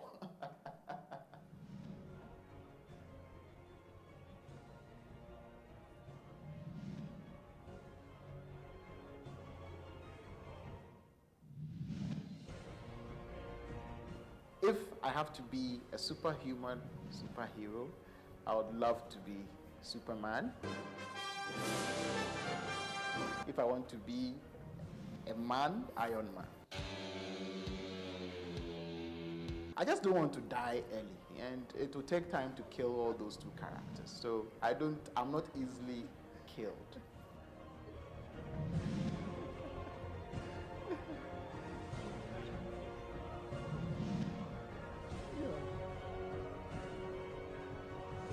So basically, I played this video just to show the background of where we came from. One advice I always give people is to focus on passion, to be richer in passion than in money. Money will come and go, and my investor always tells me to focus on focus.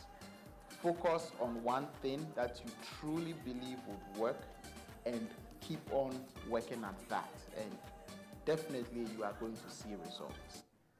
Yes, so focus on focus, right? And that is what we are going to explore here. Our passions, what we can contribute in teams, and what it means to actually participate in a video game design group or session, right? So from the video, you could see that there are so many opportunities for us to dive on this continent when it comes to stories, when it comes to what Lebo did, like impact games, games for entertainment, movies, merchandise. Like it's a whole big pie, right? And that is what we are going to explore here today. But before that, any questions about or any highlights about the video that you saw? Any comment?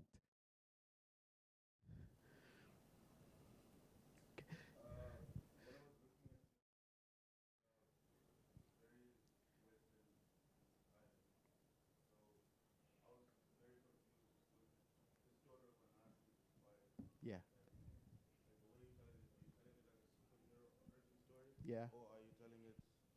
Or are you telling it like what is it? Like a African storytelling type Yes. of thing? Yes. So Yes. is it Western or is it gonna be is it an African It's story actually, structure? you see, this video was shot Yeah. 6 years ago. Okay. And I said, at that time, we were 6 years. And exactly why our new announcement now has been made contemporary, because the feedback then, we've all been brainwashed with cartoon Western content so much that we've all fallen victims. Even as kids here, trying to visualize characters, we are still thinking Western style for our characters. But with time, your question is valid. We want to tell local stories. But through iterations, feedback keeps coming, and then it gets better and better, right? So very good you noticed that. And the goal is to really tell it as original as possible locally here. Yeah. Any other? Have I answered the question, actually? For me, it was like, what I heard was, yeah, but now we have improved. We have improved, yes. Yes, so definitely, yeah, the new visuals that you see of, especially Anansi, the one that you saw, are all like locally visualized. In the presentation, at some point, I may pull it up, but we'll dive into the interactive parts whilst I show more of some of the recent products that we've built as well. Okay. Okay, thank you very much. Any other question? Okay, all right. So, Leti Arts has been a strategic partner to a lot of international companies. We've done both serious games, artwork, animation, short animation for the spectrum of companies that you see online, on screen. We started in 2009. My co-founder is Kenyan, so we are in Ghana and Kenya. And Africa's Legends is one of the big stories or franchises that we run. You can see my beautiful face here and my co-founder's Kenyan head face. Yeah, together we have over 40 plus experience. So a bit about myself that I had mentioned. So I'm actually a father, husband, game enthusiast, nerd. I studied in KNUST, which is a university in Ghana. I read computer science. I'm a chorister myself. I'm still an active chorister. And I love good food. That one, I don't mess with it. So, yeah, that's a bit of my background. In the video, I had mentioned some key achievements that we've achieved. I think GDC, we were one of the very first all black from Sub-Saharan Africa to give an exposition at the Localization Summit with Games for Change about the emerging landscape of African video game development. I grew up being a very happy kid. I was just thinking fantasy, fantasy, fantasy when I was growing up. Everything I did was fantasy. Thinking about going to space, building robots, and crazy things, just growing up doing stuff like that. Then I was addicted to comics as well. That is in primary school. Then I got introduced to games later in primary school, Mario and all that. And my dad also helped buying stuff like that for me growing up. Then I got introduced to QBasic in junior high school. And that was my first programming language. And with this blue screen, we did marvelous things in junior high school, a lot of video games. Then fast forward to the university, one of the games I did in junior high school, that was in 1997, 98, I redid it as my thesis in 2006 in the university.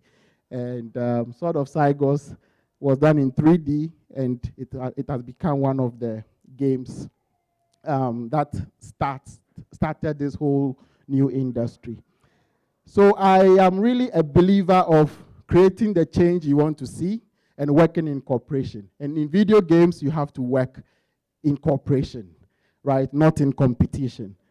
And I'm not doing all this alone. I have a whole team, very young, vibrant guys behind us. We are 10 in full-time, and sometimes we are 20, sometimes we are 15, based on the projects that we work within the company. So this is where we started, some of the interns. I love making more of me, and I hope by the end of this workshop, we'll get a lot more of me coming up, of us all here, since it's a game design workshop. So, how did we build a culture in Africa? A culture of gaming in Africa. And this is part of the exposition.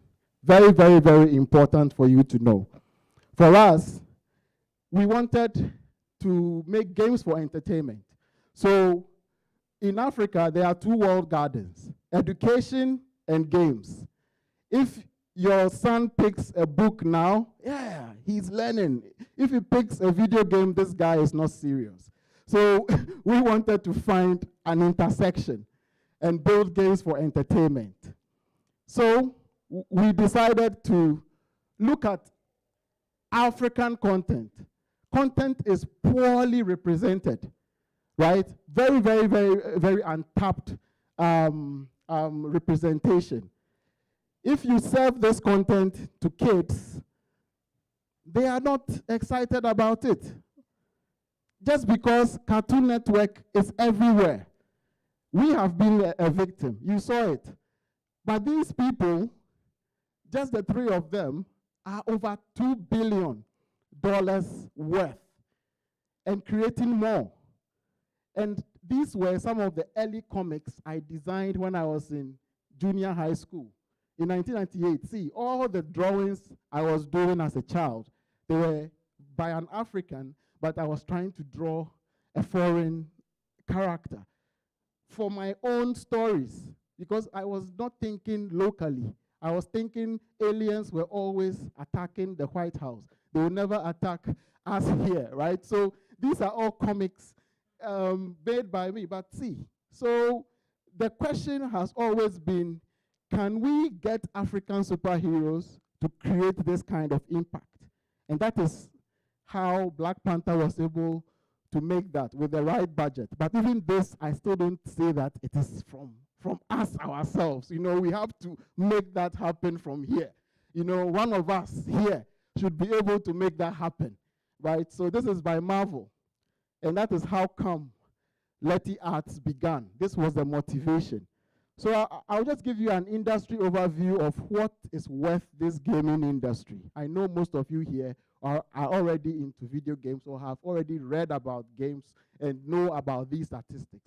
And we know that gaming is bigger than the movie and the music industries combined, right? It is almost $200 billion globally, right? How, and Africa is still contributing less than 5% of these revenues. Imagine, we are 1 billion plus people. Imagine if we start producing these things and they take statistics from us. Where will this value be? That is still up to us to talk about, right? The issue is there are only 3 continents in the world that has a potential of 1 billion plus. India, China, and Africa. Why are we not thinking about this in a global scale? Our government's not thinking about this. Untapped potential. I think we have to take charge of this. We have to put money in this industry. Money and time and resources has to work in this industry. The only problem is that it's so fragmented. Africa is fragmented. There was a Mauritius person here. He's the only one making video games. South Africa, even amongst us, we are fragmented. Ghana, we are fragmented. Kenya, we are fragmented. How much more the whole continent? So the problem here is, how do we come together as one industry to be able to change the continent? So that is how the potential in Africa has. Look, these stats are there. You can read them. If you Google smartphones, the potentials are there. The youth, we are below 1 billion youth, below 35 years, right? The middle class also growing. There is so much potential here. So anything in the creative industry and economy and tech should result in some form of profit. But how can we make that happen? Us.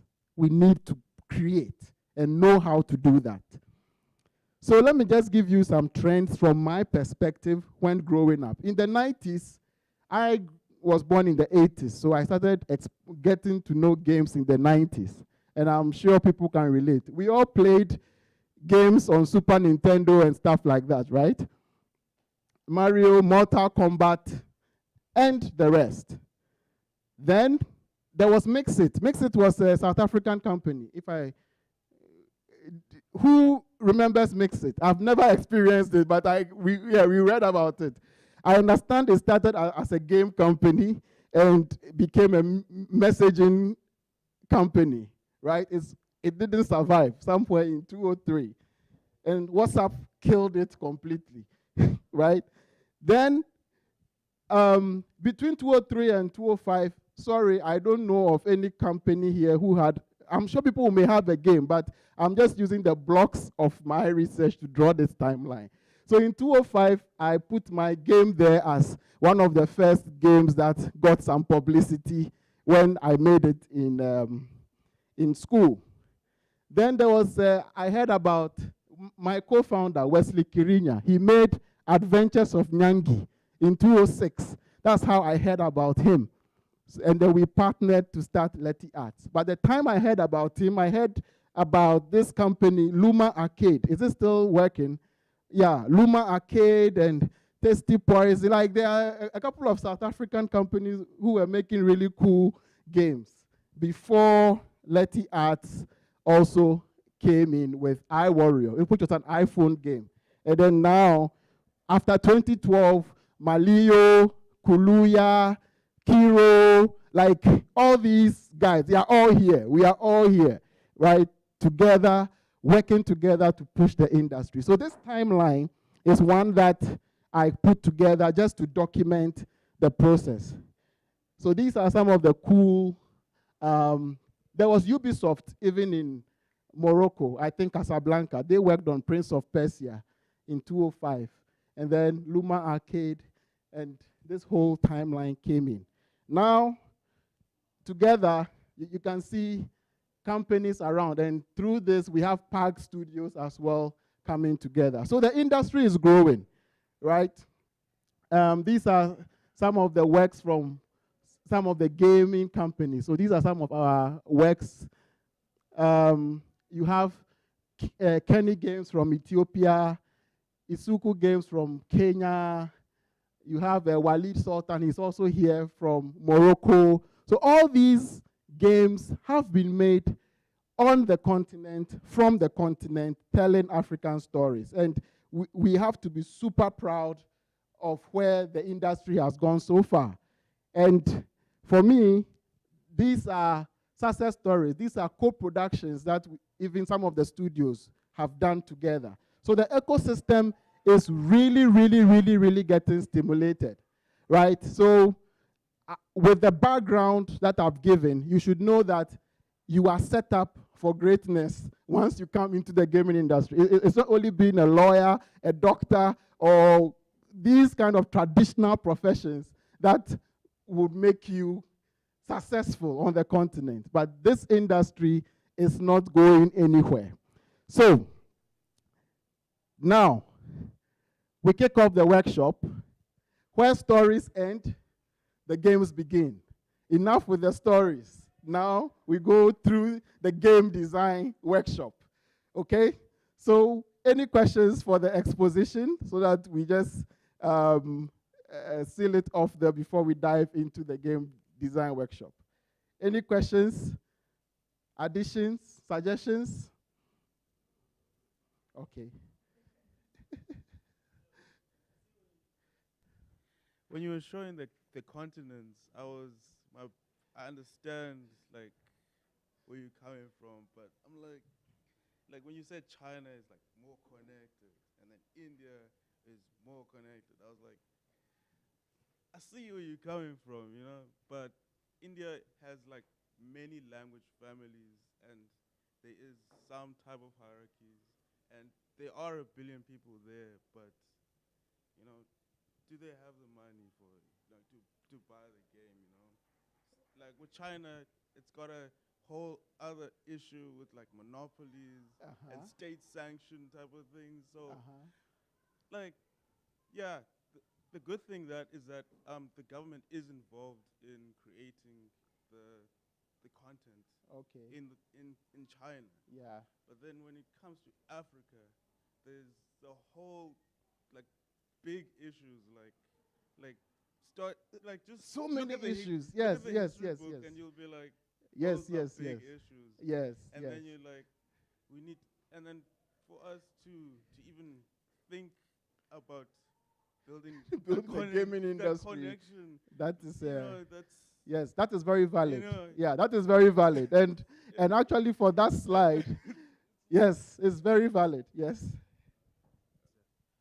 I think to sort of counter that to a certain degree, is that when it comes to gaming, it seems like landmass is no longer a barrier, especially like online gaming.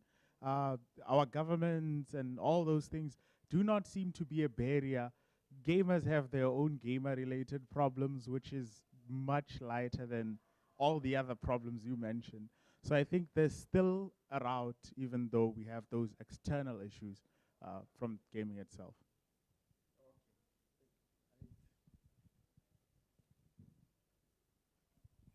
Just wanna ask a quick question from your perspective.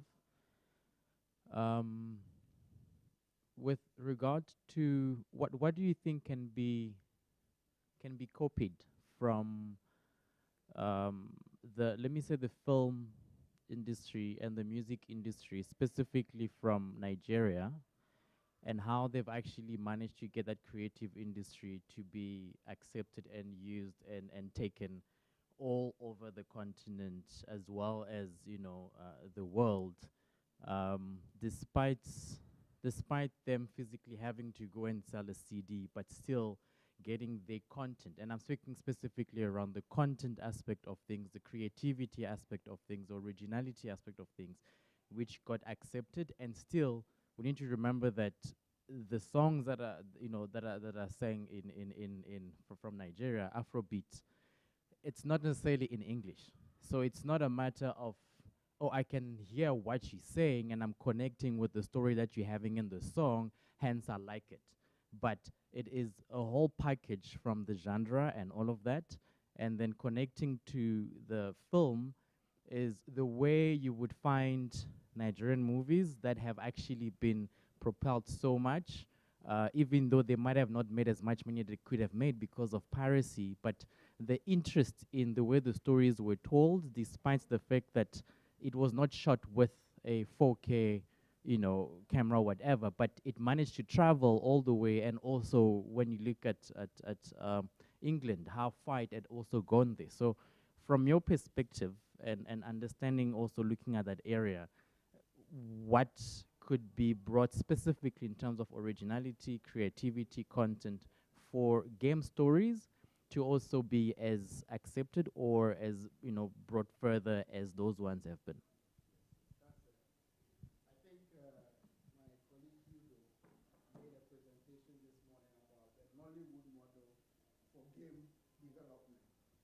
I don't know how many sat in that talk, but the thing, in my opinion, that Nollywood and probably Kumawo started, though it's dead now, is that they were able to catch the masses. They were able to catch the locals in Africa. That is the secret. That's where we are all here struggling to get. Those guys used what they had to get the locals, the masses. And the masses are those in the street, the boys doing betting. Like now, the company, Letty, we are observing why betting is growing so much, but when you put a database quiz or a game, it's not growing. But betting, people are just betting and paying, and we try to incorporate some betting things in our games, and it's still not catching on. How? Like, it's a puzzle, like Rubik's Cube that one of us here would unlock at some point. And once we get that, that is what the foreign companies don't have. That's why the Microsoft, the Google, they are all coming here, looking at us, trying to see if one person has done it, And today, with all the presentations, I was just observing. Look at the diasporan. They're like, look at the diasporan market. That's where you are going to get the money. Systems are there. But the secret is we are 1 billion people on this continent. If I walk in the market, I should see market women even wanting to play our games or buying for their children. That's how Nollywood. There's a company in Ghana. Is it 2CTV? 2CTV, people watch soap operas. The market women are streaming Kum Kum Bagia, Esmeralda, Acapulco Bay. They are streaming these things while they are selling yam. How can we get there? So if we're able to get that originality, simple game mechanic, probably a game in Africa might not be a mobile game that or a Call of Duty. Probably that is not even a game here. But we can take the building blocks of game design and see how to define a mechanic that works. Africans need to chat. They want to connect. They want to win rewards. Can we use that to build new games? And that is what we are going to discuss here, using the fundamental blocks of game design to see how can we make games for the same genre. Some of us may be copying till we make it, fake till you make it. Some may come original. Some may make it and give us some of the money to experiment. Like, it's an ecosystem. So that is my perspective. How can we be original? Nollywood was original and they appealed to the locals. People who couldn't speak English, they watch Nollywood because they are not judged. If they don't understand flossy personification or jump, nobody will laugh at them. You know, so I think, yeah. So this is going to be a 2 cents on your question, maybe a bit loaded. I'll keep it short as I can. But I often hear people saying African game design is in the theme, right? And they're not aware that they're saying it's in the theme, but they overall say it's in the theme. But gaming aspects include things such as mechanics, right? And such as story design. And you follow stuff like From Software, and they can tell a story without saying a word, right? And that's how you sort of appeal to your local market. Sure, they can talk your language as well, but you probably know how they structure their stories and how their endings are sort of portrayed and how their beginnings to their story and their story beats are unique to South Africa. And like you said, there are mechanics where it's like a betting system, right? So you can make like a high-risk, high-reward game if you think it's going to appeal to your South African market. But in keeping away from just the thought that the theme is what makes it African, you can end up with something where the mechanics within themselves and how you've designed your stories, words aside, is something of an African nature. And then you might start, appealing to the local market, and they love it, and somehow they advertise it, and it's all over the place. So that's my 2 cents on that. Thank you very much. Level. Need to hear your voice. Thanks, everybody. About 10 years ago, looking at the film industry, there was a movie that was made called Muruti wa Tsotsi. And this is Chico Twala and Senyaka, prominent musicians who made films not on the most expensive of cameras. And what they did was they actually went and distributed those locally. So much so that the case study, I think, around that said that they made the films for, say, $500,000, but they were able to return $2 million in cash from integrating themselves, going to this spaza shop, going to that spaza shop. There's something that strikes me about the fact that music and our musicians typically travel far beyond their border, our borders. And maybe there's something in that in terms of aligning ourselves with the music and the musicians to create that sort of appeal. Amapiano, Kwaito, all these things are quite unique in their creation. And I mean, like, even now today, the rest of the world is responding very positively to Amapiano. Can we galvanize some of that to make sure that our content gets to where it needs to be? What we also do know is that Africans in the diaspora are hungry for content that reflects themselves and where they come from. And I think those are, in response to someone who asked the question, what can we learn? I think those are two things that we can take away from. Why aren't we associating with the music and the musicians? It's a question I have. Thank you. Thank you so much. Yeah, so let's just dive in quickly. So we are going to start with... Yeah, okay. So we are going to start with the workshop. Before they bring the sticky notes, I'll just do a quick overview of what a game constitutes so that everyone gets to understand. So games are mostly in two blocks. You have the art and the science. So the art side are for the creatives. And then the science bit are for the technical guys, the coders and all that. But technically, the art is 80% and the coding is 20% because the creative aspect cannot be replaced by robots. But the coding can be replaced by robots because right now things are automated. So the art side are mostly design, art, audio, polish, market. All these are creative stuff. It's this that is the technical aspect. So in our workshop, when you are creating your teams, you can have a coder. If you don't have a coder, it's fine. You can contract the next team to build for you after you write your design. The most important bit of game design is to design it, have the concept. Then you can contract anyone to implement it. You can even bring it to Letty Arts or Digital Mania or Sea Monster. They'll charge you money and they'll build it for you. But the concept is original to you. So that is the structure of games design. And games are mostly in genres. These genres define the mechanics. So every game falls into some form of mechanic. That's why I was saying that if we can come up with a new mechanic for Africa, it might be good. But there are a ton of mechanics. Action, adventure, arcade, now there is hyper-casual, sports, like a whole lot of different game mechanics that you use to adopt your idea, right? Every story can be implemented with a certain mechanic. So you can have an adventure game which is implemented with a board game chess mechanic, right? But it's using your narrative with the chess.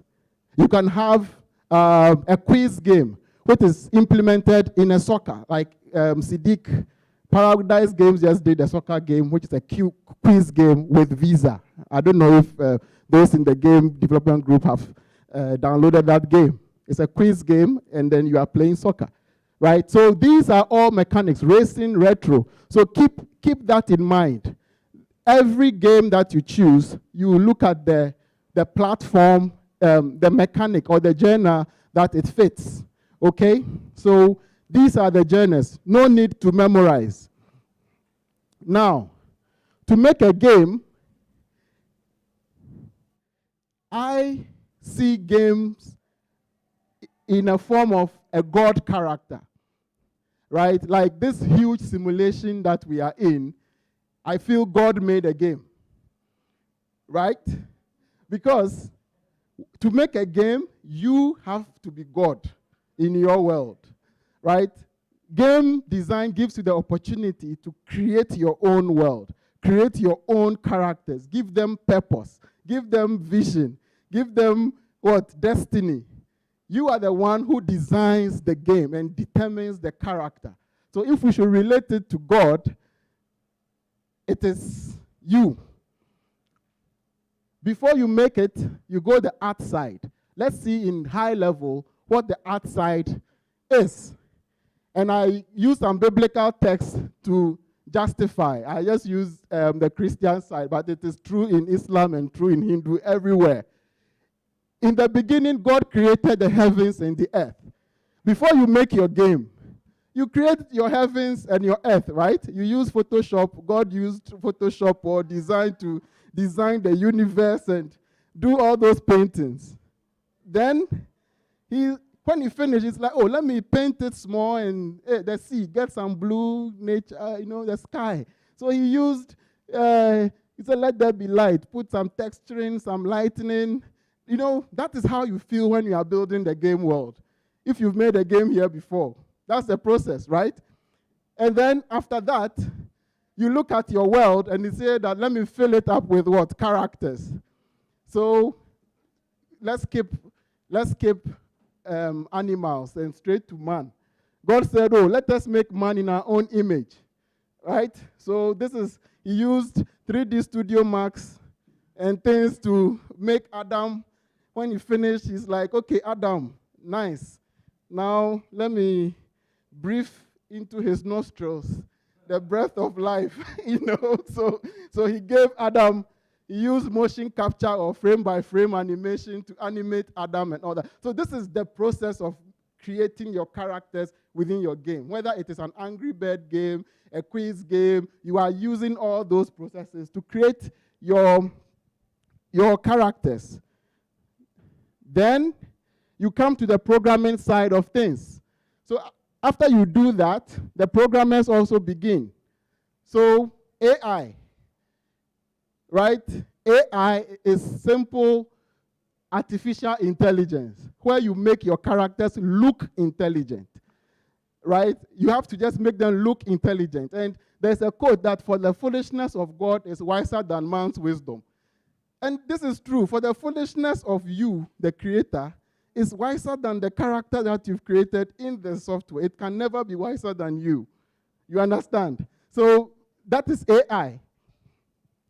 Then you look at how the game plays with the character. Like you are coding the characters. How do they act intelligent within the environment? And these are some examples. In FIFA, when they score, you see the characters doing all these things have been pre-designed within the whole game. And then the coders are now coding it to look intelligent. So a simple example of how AI works or how the computer executes instructions when building a character. These are a set of instructions to one character I have in a game. It's called finished state machines. It's a concept of AI. So if you are the computer, I'm going to be the character. Read out the lines and let me act them as a character. So these are the instructions a God has given to me as a character in my game. You are the computer. Let's execute. So read the first line.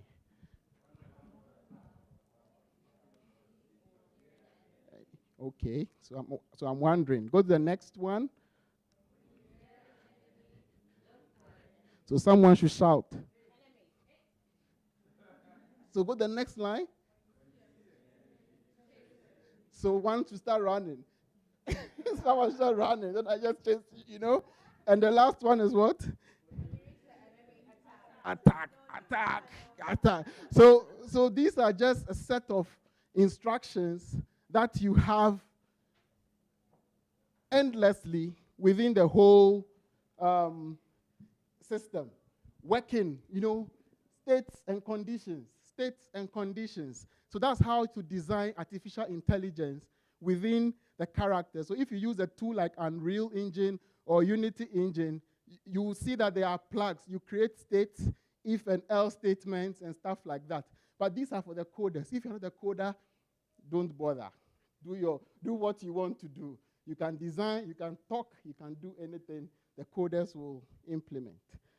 So these are still for coders.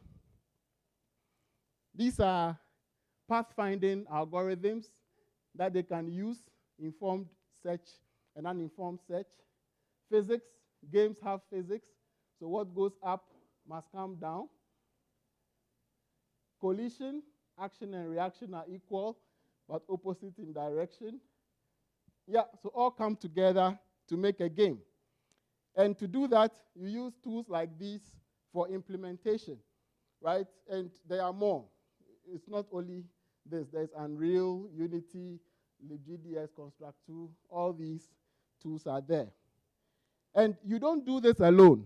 You do it in teams. And to do that, you need to set up a team. And for me, when building teams, you have your sticky notes there. Yeah, so we will just dive into teams now. You ask yourself, these are questions. You don't have to do this, but for me, anytime I'm joining a team, I ask myself, what is my passion? How can I contribute to this team? And if I'm really good at it, I ask, how can I make money from this skill in future. Anything I help a team with, I can become a consultant of it, even independent of that team in future, right? So have that mindset when joining a team.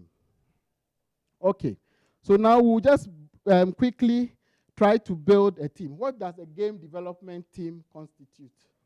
We need artists, we need sound, we need programming, we need narrative people, and we need marketing people in a team. So quickly, we can break into, I'm sure we are 1, 2, 3, 4, 5, 6, 7. So here we are 8, 9, 10, 11, 12, 13, 14, 14. Okay, yeah. All right, so let's just number. I think for this workshop, we'll do art, programming, and narrative. Yeah, art, programming, narrative. Let's do that. So let's number 1, 2, 3. 1, 2, 3. Then we will group all the ones, all the twos, like that. Okay? You said you are going for a meeting? Okay. Okay. All right. So 1, 2. You are a team. Okay. Okay. So 1, 2, 3. First team. I'll group you. 1, 2, 3 is first team. 1, 2, 3. Next team. 1, 2, 3. Oh, you participate briefly. You are just watching. Okay. Yeah. Is it? You're going to get something to eat? Okay, okay. All right, so sure, we can do with 2 teams. We can do with 2 teams. We can even do with 1 team and implement 1 game and do the process. 1 big team. We can do 1 big team if we don't want to split into teams. Okay? Okay. Or we can still work on a process, like a game concept together. It's still doable. So we can, it's still doable. Okay, so let's quickly have some introductions. Let's go through, where are the sticky notes? Please give our sticky notes.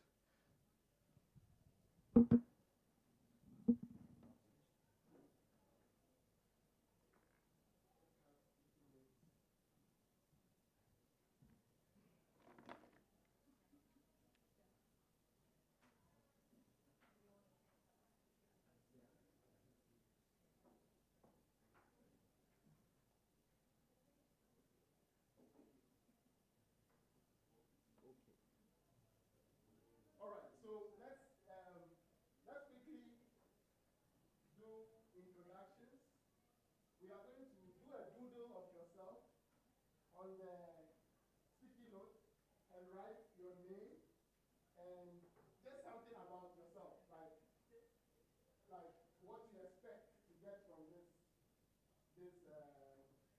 workshop. Like doodle. Like for me, I'll go like Aram. Hi, my name is Aram. Excited to be here. Excited to know about game design. That's what I'm going to write.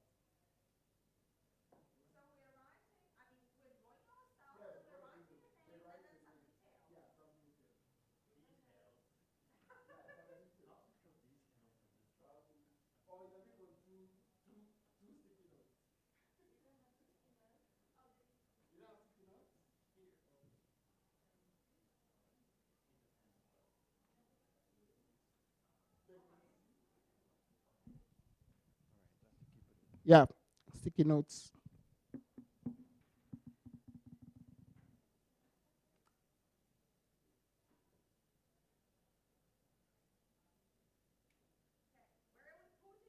Yeah, come here.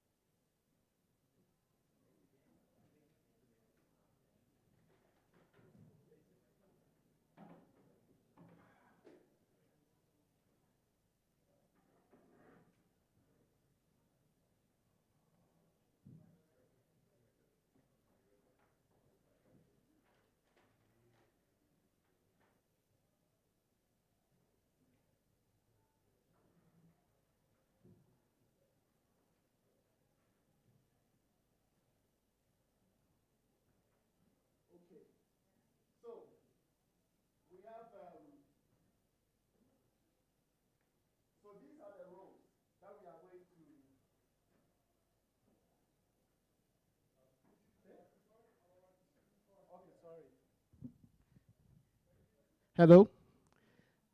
Yeah. It's fine. Okay, so these are the roles that we are going to assume in this room. So we are going to, as we said, form one big team. So you are all employees of one big team. So we have a marketing manager, we have a sound engineer, we have all these guys. But one person has to be our consumer. Okay, so Tatiana is going to be because in a team, one person has to always be the devil's advocate in the team. That's the consumer, the user that you are targeting, or the person you are making the game for, right? So if we are making a game for, let's say, ladies, or ladies who are or 17 years or 18 years, you need to get a consumer who fits that profile. Or if a client approaches you that make a game for me, that client becomes your consumer.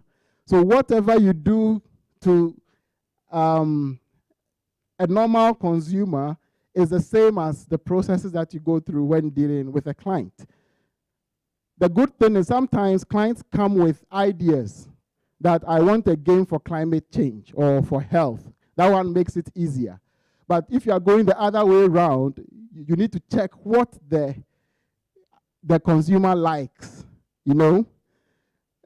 before you are able to come up with an idea. Okay.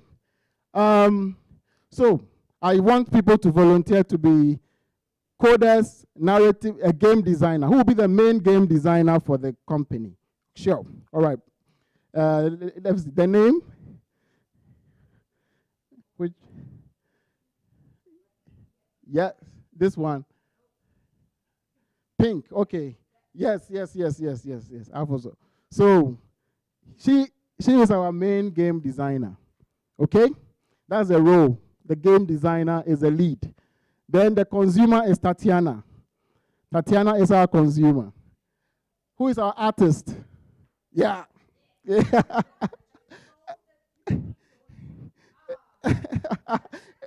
Okay. Okay, it's a different it's a different role. Okay. So you are marketing, and then you are game designer, and then you are our coder, and then our sound engineer. Great. Okay.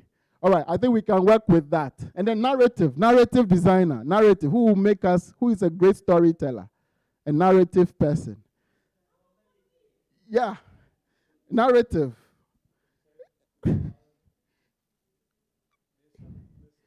Okay. Research. Yes, research.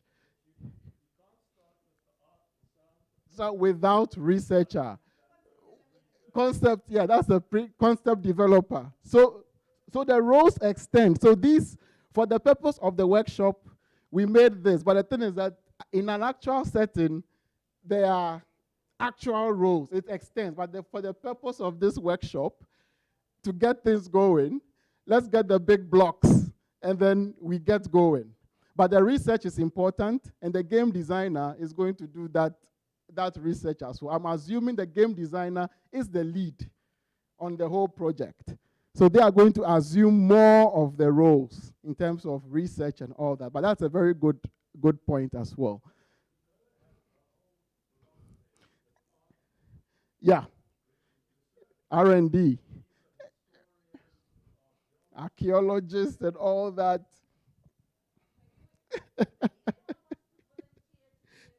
Sure, I'll do the research, and the thing is, that is why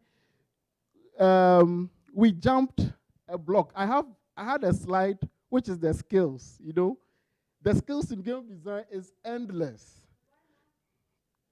Yeah, it's endless. And I'm happy that everyone now understands what goes into it. Like, we work with, it's so complex and easy at the same time. But yes, so the game designer, I'll assume the whole role of the research and all that. Okay. Now let's dive into the exercise. What we are going to do here is to go through the pre-production phases of game design. Before you come up with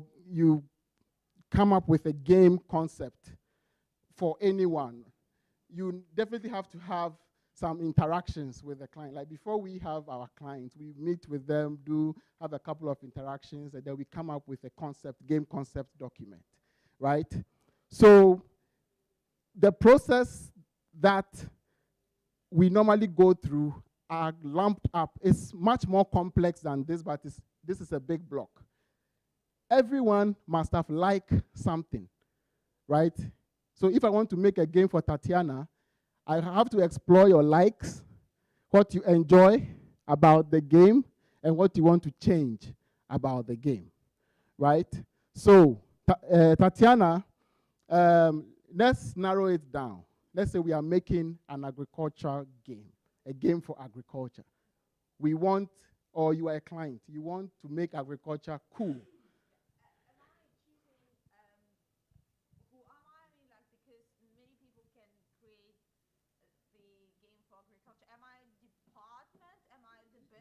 No, you are the company wanting the game. Okay, cool. Right? So you say, okay, we want, I work for Tatiana Agricultural Services, and we really want to make a game. Exactly, you are the company, right? So I'm going to interview you. I'm the, who is the lead game designer? Or I should assume that role. Who is the lead game designer? Yeah, you.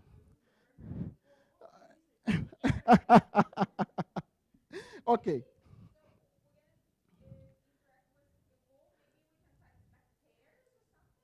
Yep. No, like for instance, we just want to know your likes and like what you are doing, because we need to, at the end, we need to create a game design document. This workshop is driving towards creating a game design document. Because before you build a game, you need a document. And that document is the blueprint for the game. After you invest in the document, you can give it to any company to implement. The game that we did for GIZ, which is Mama Tingi, they came to us with an 80-page document, game design document. They had paid for the game design document, and they brought it to us. So we co-produced it with Malio, Kefo, and Isuku. So we had to just implement that design document. And that project was a huge project. And I'm sure they paid for the design document also separately. So you can even make money by creating design document only, and you'll be paid for that. You understand? So the goal of this is to get to a game design document. But before that, we need a concept document. So I'm going to interview Tatiana per her likes, what she enjoys, and what she would like to change about the agricultural game that you want to make. So, okay, Tatiana. So you said you want an agricultural game. I want to build a game concept for you. What are the sort of games that you like? Or you can talk in the interest of the company or your target audience. So, okay, we're going to be targeting the farmers. Okay. Right, so the game is for the farmers, so that's why I think we need to think about what kind of games farmers like. So probably it's better if you are the farmer. It's better if you are the target audience. Okay, Yeah, because we need to go in that direction. As a farmer, right, Yeah. we're very busy. Yeah. Right, because, like we don't have much time, like to play like a proper game, right? That's why when we have a little bit of time during the lunch break, like also because we are farmers, right? And there are all sorts of those games where you can build a virtual farm, so we actually can understand if we're doing the right thing or not. So that genre, even though simulation, virtual simulation. Yeah, I mean, like for us, it's kind of like a still fun exercise to see if the strategy that sometimes we're working about. Okay, so she likes simulation games, some bit of strategy. So as she design, as you ask the questions, and these are design thinking. I think if you've known about design thinking, you want to avoid a system like this. If you build a cool game for yourself and you give it out there, it might not fit the people. Like, you've not done anything wrong, but people may not be adapting it, right? So you need to find out like a human-centered approach to make sure that you are all seeing the same thing during design. So that's why we are having this exercise. All right, so your likes. So we take simulation, we take strategy. Now let's go to enjoy. What do you enjoy about these games? Seeing the results. The results. Yes. So that's feeling. When I play my farm and I see that the harvest is enough, this is what makes me happy. Good, good. So the results. So that winning feeling. Yes. Results. Winning. Sometimes you wish you can fast track the things while you're still looking how it's going. Okay. So fast track. Fast track. So you want it faster. You want the results, but sometimes you want it to be faster. I don't have time with my lunchtime, you know. I have to go back to work. It has to be quick. So quick. So are you observing how we are trying to pick her interest, the customer's interest, and then just trying to have a guideline to come up with a concept, right? And these happen in series of meetings. Like, there are some games that I'm sure Lebo and the rest can testify that you are sitting with the client, and the client, no, I want it this way, I want it this way. You go back and forth, but these are the big blocks that you go through when you are making the first concept design.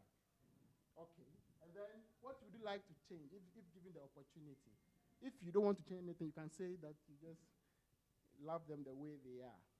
Yeah, like the thing that I would like to change is really make it a little bit faster, but also give me a little bit more of the variations, right? Like the things are standard, but maybe I don't want to grow oranges anymore. Maybe I want to get into carrots, something like that. But you know. Okay. Good. All right. So she wants. So it means that most simulation games are slow. So she wants it faster, and she wants more variations, right? Now, it's also fine if you have a reference. You can say that I want a game like Farmville, or I want a game like Mario. Like, you can just have a reference as well, and then we use that as the input. Then you do the enjoy change on the reference. So that is also very fine. Okay? All right.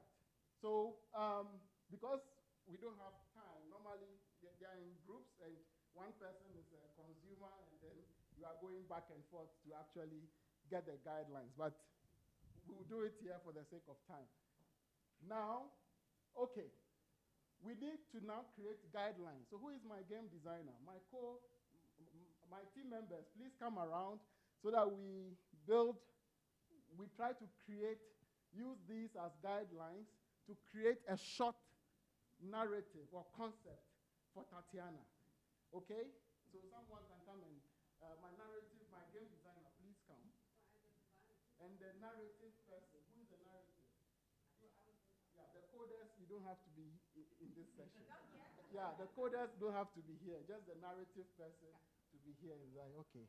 So this client says she wants an agricultural game, and she loves simulation games, and she likes strategy, so something like Farmville.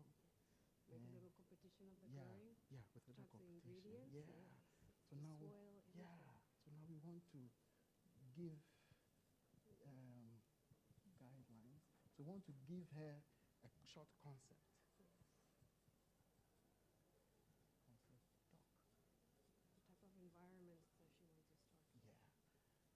something that we think, what type of games do you think she's going to like now?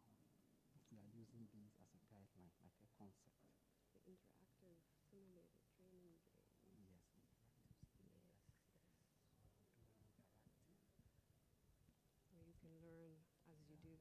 Sim. Yes. Real-time training. And that's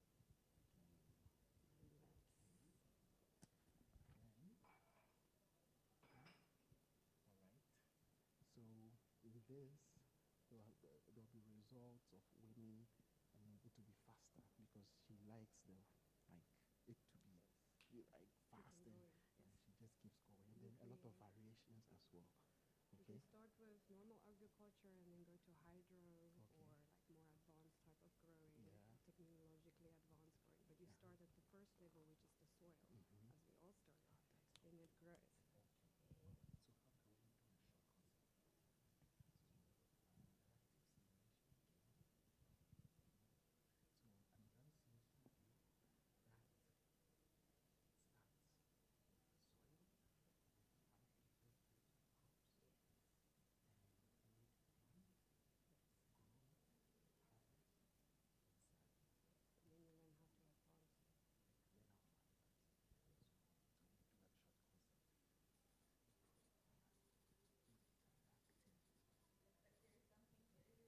a short concept. Interactive. Yes. Brainstorming. So we'll do this within 5 minutes. Yeah, we'll do that, and then we'll come and pitch it to you. Yeah, we'll come and pitch it to you. Okay, fine. Okay, no, let's. You pitch don't it. need me anymore, huh? No, we can pitch it to you, and then you give us feedback. And then Okay, okay. Before we come, so come.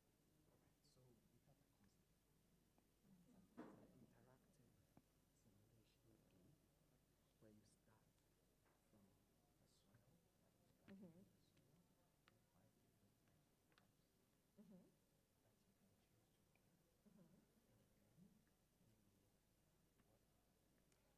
You grow them, you Do you want to share the concept with Carl?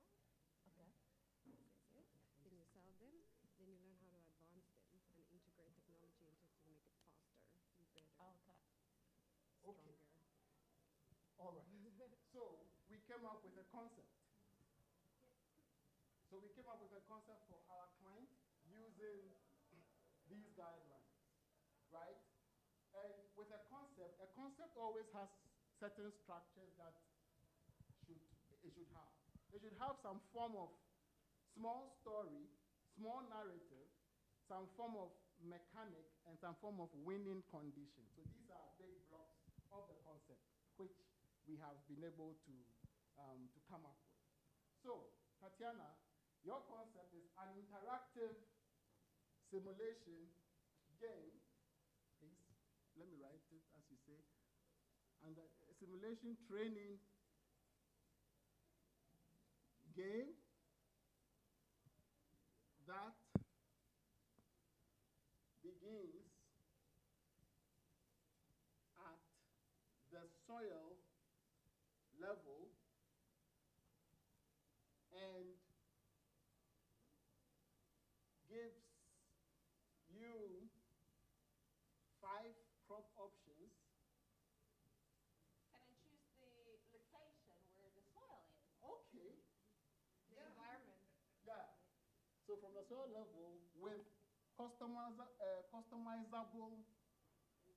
yeah, with customizable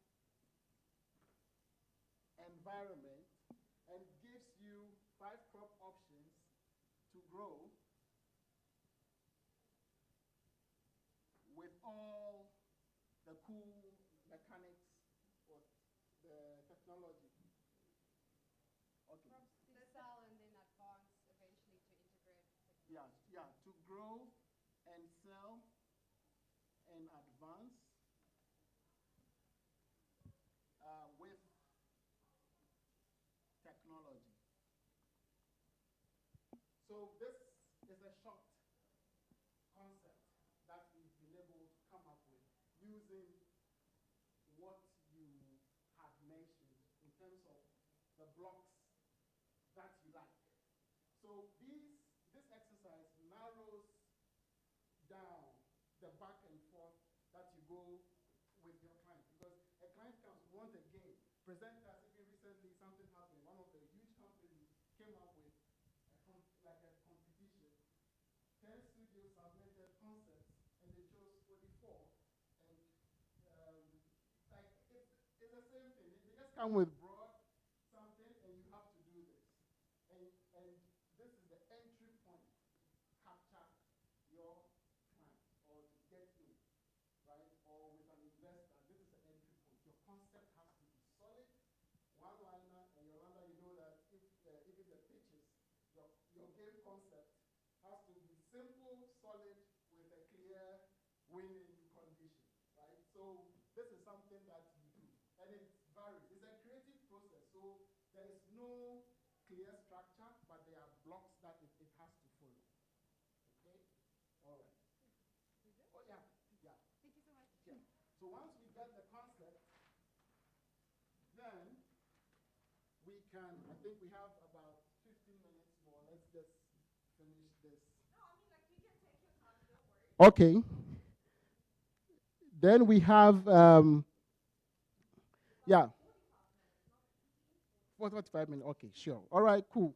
Okay, so we have, these are examples that I had created before, like this slide. But we've done it for Tatiana, so we are going to go with her idea. These were examples that I gave in the slide.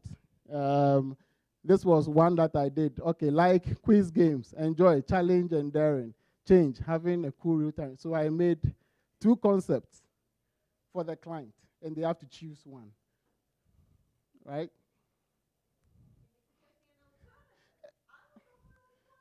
Okay, so look at this. Do you like any of these? The first one is a Who Wants to Be a Millionaire game, because you said you want quiz games, and you like the challenge and the daring aspect of it, and you want the changes having cool real-time rewards. We propose this, all that. You like the aliens. So the alien concept, aliens have attacked a farmland and eaten up the crops. Yeah, your goal is to stop them from eating up the crops by popping them with the mouse. You earn points when correct and die when they eat all your crops. Simple concept, right? So these,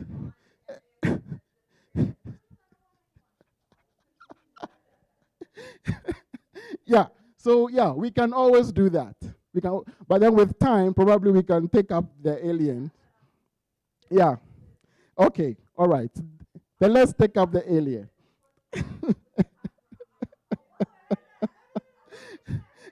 You know,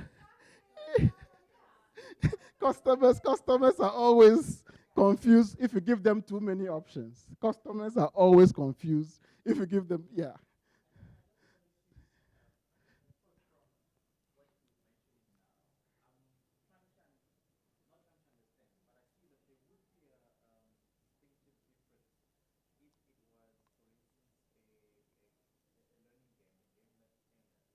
Mm-hmm. Mm-hmm.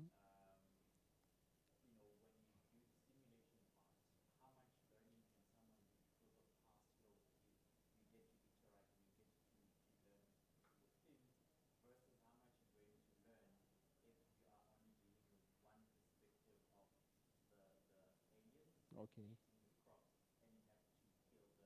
To kill them.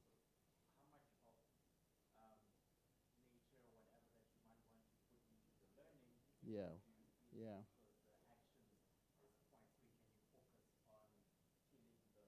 Ah, yeah.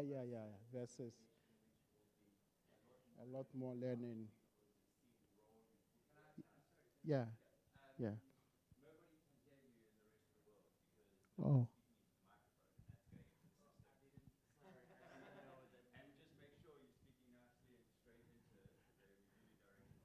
Okay.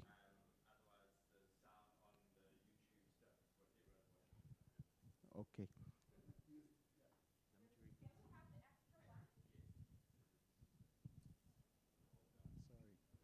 Sorry.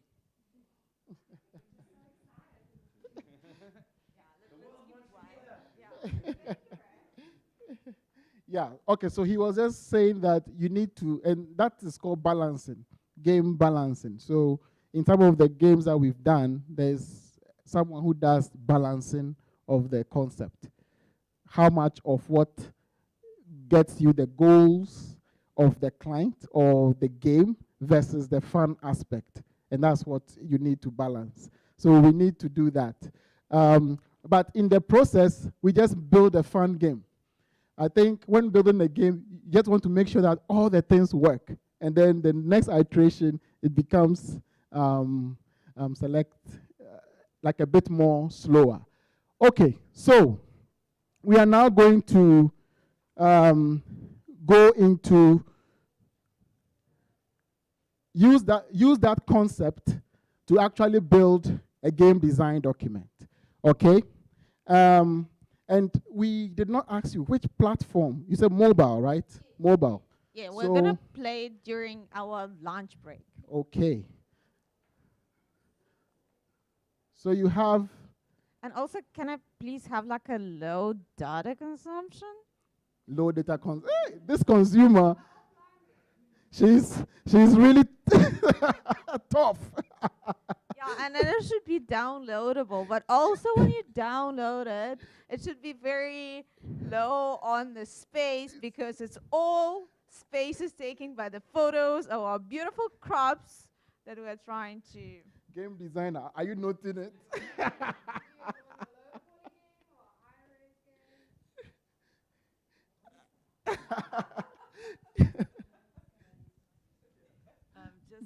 Thinking about this morning's sessions, can we assume that the farmers are paying for this game, or who is actually funding it? And don't we need to know that before we can answer these questions? Yes. So the farmers... Yeah, so we are the farmers, but we're going to be paid. I mean, so the company who we're working for, they're paying for us to get this game so we can... are we creating the educational game? Education. Okay, so we want to improve on our farming skills, trying like a new ways of doing the things, right? Yeah. So, and we don't have to pay for that. Our companies kindly agreed to design a game solution for us so we don't have to go through the boring training because we all know they're boring. Yeah. So you see, this process in actually building a game design or having these outlines are very, very informal and iterative, right? You go in and out. Once I finish, I'll show you some examples of the games that have come out of such like a back and forth, okay? All right, so we have GCD, we have platform. So these are the blocks for a game design document. We have target. Like, this is very high level. Game design documents can be 500 pages, 1,000 pages, or 10 pages, 5 pages, 3 pages. Like, it depends on your game, okay? But they all have some high-level blocks that you need to check, okay? Some people don't even have design documents when making a game, but I always do something. I always write something down. I don't just jump coding a game. Nope, you end up never finishing it. So you always have some form of document, working document that you revise over and over. So that is where a GDD comes to play. GCD, GDD, GCD, concept, GDD, design. Okay, so we already have our concept, okay? Tatiana wants mobile. So the platform has been decided, it's mobile. Who is the target group? Tatiana, where's your doodle? There. Tatiana, the purple one. With the This- heart. With the heart. This No, on the one? right. Ah, the purple. Okay, this. Yes. Good. So, this is Tatiana. So she's the target. People like Tatiana who love the game. So she's a farmer. Okay. Now, the concept was written here, so we don't have it in sticky notes. Normally, if we had the concept in sticky notes, we will stick it here. All right? So let's see the parts of the GDD, the high-level GDD. We have the concept, target, platform. Now, the team. You all are the team. So, team, and then we put our doodles.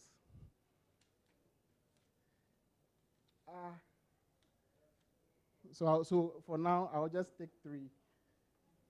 So if you were in teams, you are going to put your doodles for your presentation. Because in the GDD, there's a block for teams where you list the names of your team members and their roles.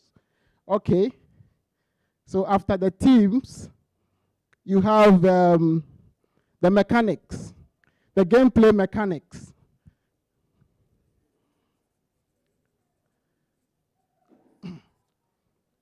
So the mechanic has been defined.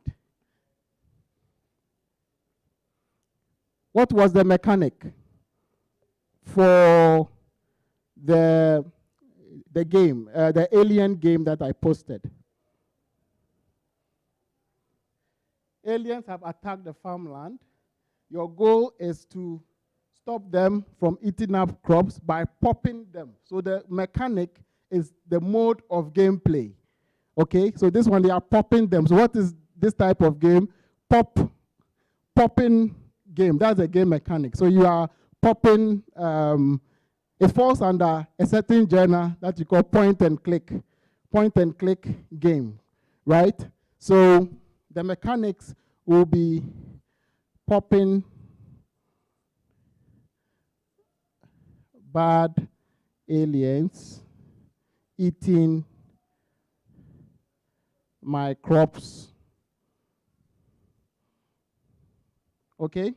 So that's the mechanic. Popping bad aliens, eating my crops. Oops. Okay.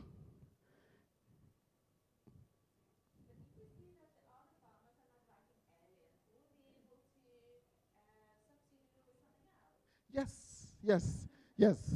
For now, the good thing is we have a game mechanic. We have a game mechanic that we know that we are going to pop bad aliens. And then we have a narrative as well. The narrative is the aliens have attacked, blah, blah, blah. So they can all be written here. But the thing about GDD is that you are extracting parts. You know, it's a working document. It's a creative document, but for technical implementation. So that the programmers can look at what to build, what they are coding. You understand? So in your concept, you should be able to extract almost everything within the concept. And I think due to time, there's a template that I normally use.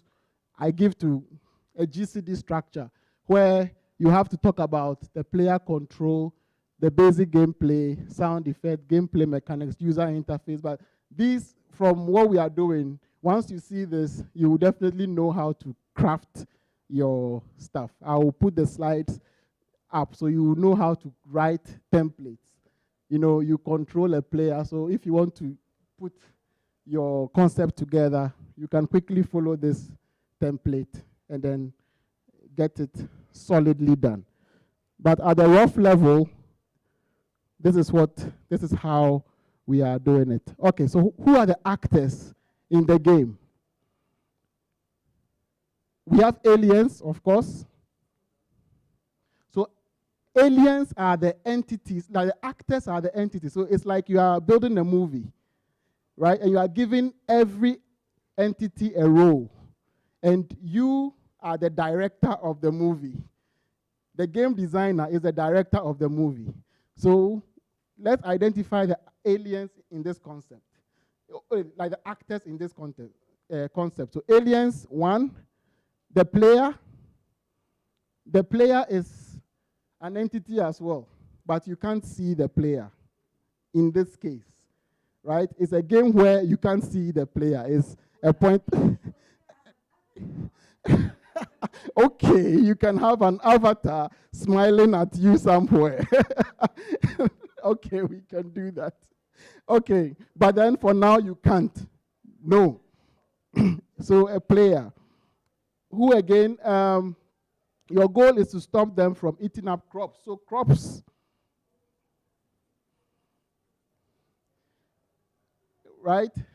By popping them with the mouse.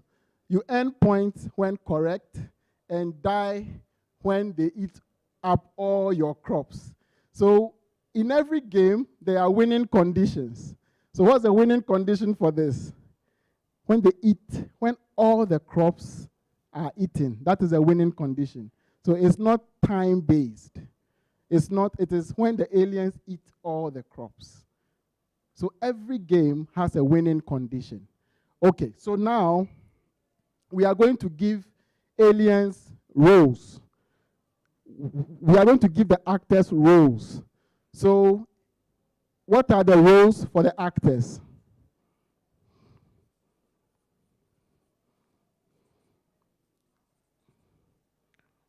What do we want the aliens to do? The aliens can do what? Attack. How do they attack? They walk about or they appear. How do we do it? They shoot lasers. So these are things.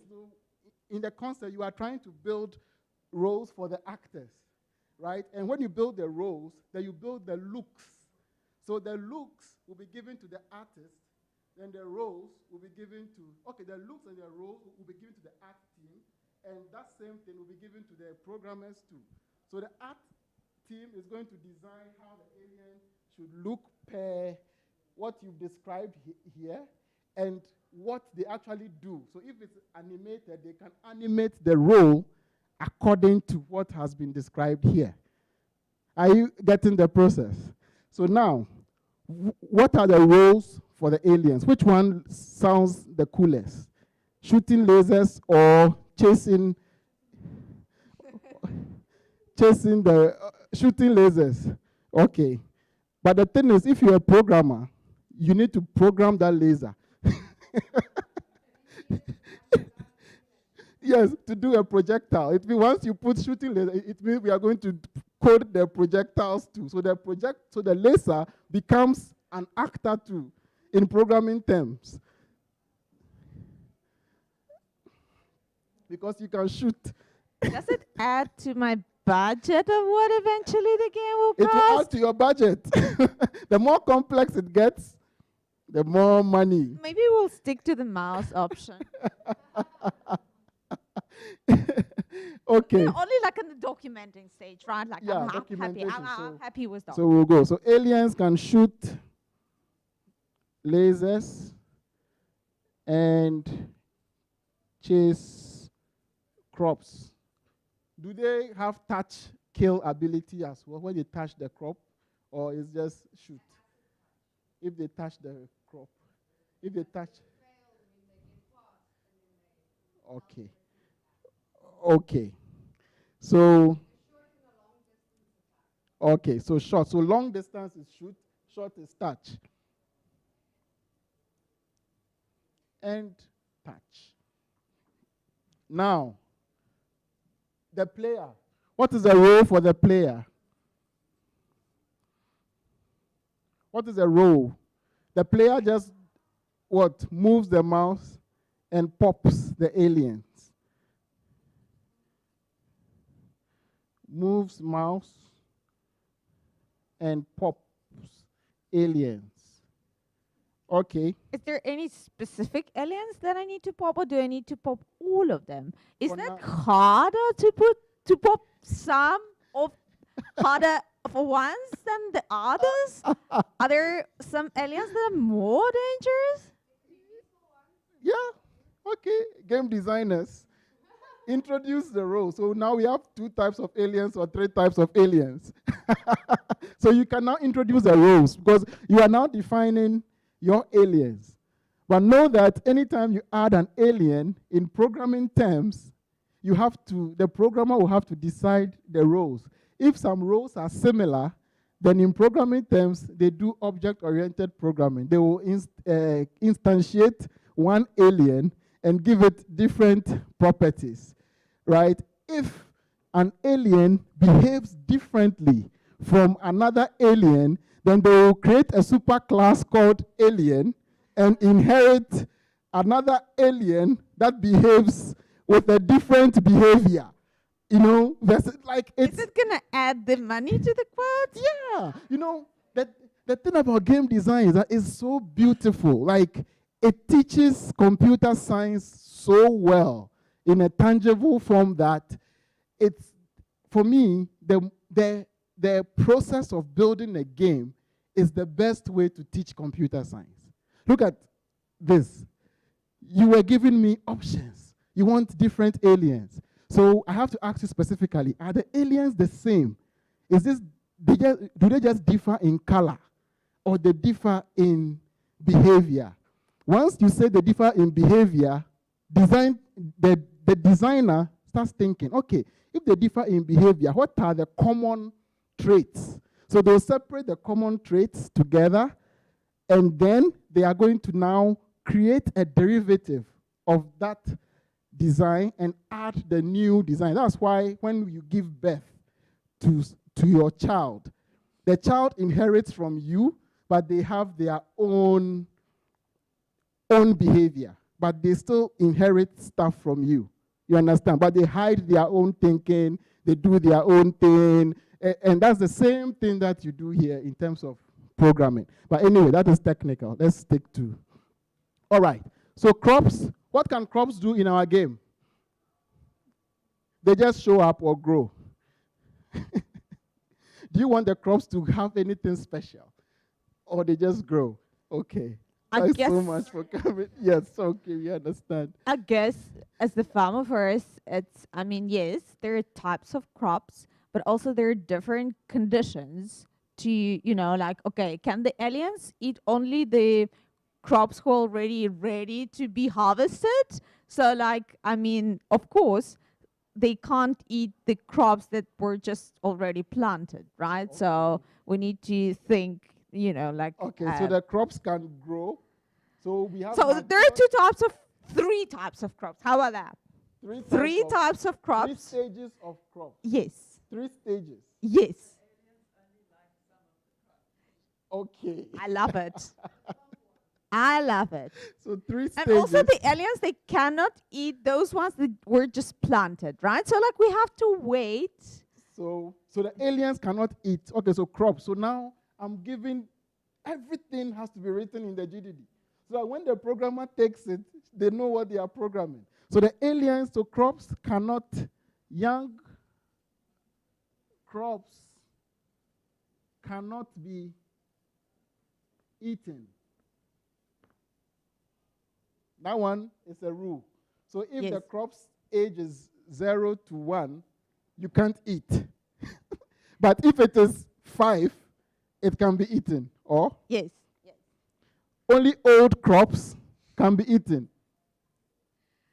I guess there is Come in. Only old crops can be eaten. Okay. So those are the roles for the crops. Yeah. And we are, how about that? Okay, you can turn, but now as we speak, what I'm thinking about is, yes, our goal is to kill the animals, but also can our goal be to harvest the crops? Okay. Yeah, when you kill all the aliens, then the crops will grow safely. Okay. Happy. What about that? And that's how we make our work easier anytime we design. Anyway, all right, so let's see. So it's left with the laser. Okay, we have 3 rows here. The laser does what? Shoots.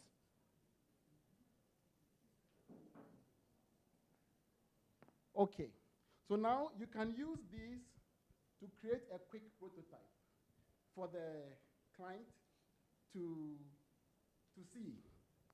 Do you want right? to do that? We still have time. Yes, we will do that now. But the thing is, in programming, I'll show you those things later. But let's create a prototype of this now. We are not going to use a paper prototype. We are going to act it. So I want actors. I want an actor for an alien. Tatiana will be the player. I want an actor for a crop and an actor for the laser. I think for laser, we'll use papers for the laser throw. Okay, I'm ready to play. Okay, so that's the... What is the thing that I'm playing? So who is the alien? Who are aliens? I need 4 aliens.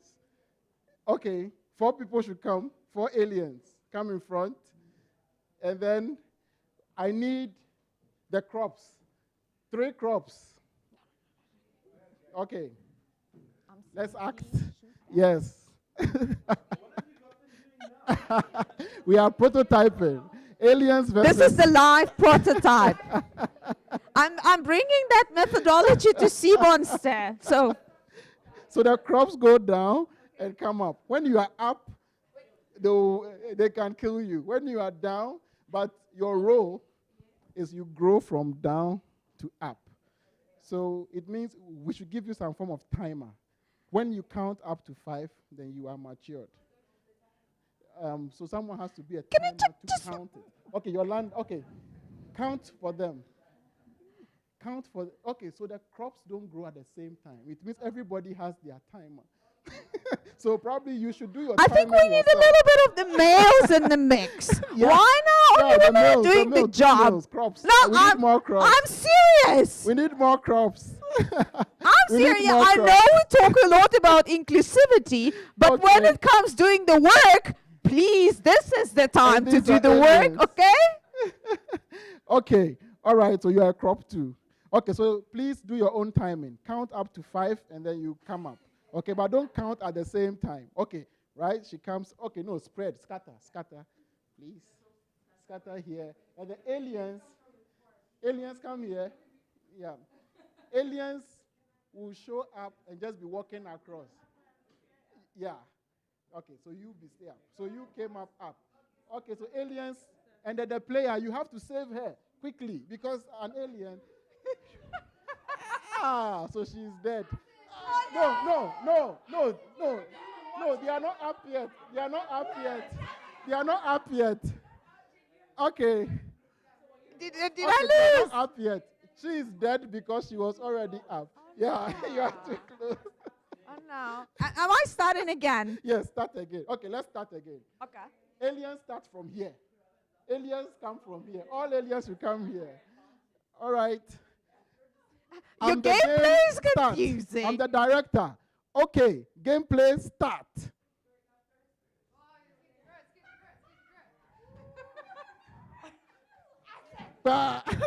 Yo, you are dead.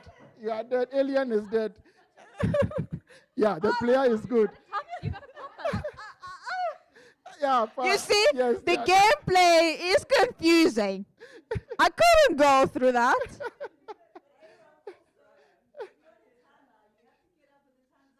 Yes. No, you can't go down again because we've not coded you that way. Once the time is up, you are up. So the player's challenge now is to stop the aliens, from popping them. Yes, okay, so we need to give the roles well. I'm a bad director. So please, aliens, you can only move 1 step after every 3 counts. I'll limit you like that. You see the balancing. This is the balancing. Okay.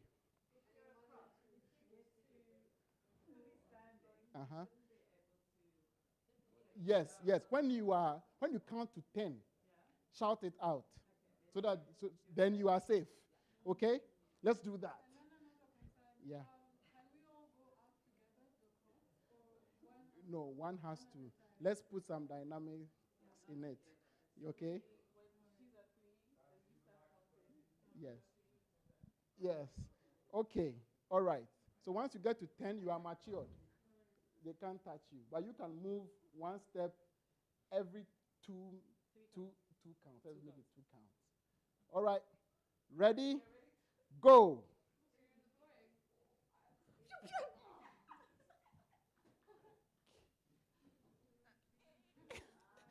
Okay. So the player protected her.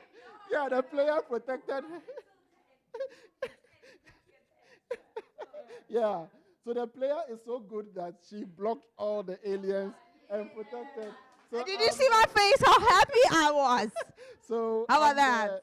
I'm the. I feedback. think you did a great job. Nice game. I start liking that. So I'm the feedback. Okay. All right. So that is it about prototyping.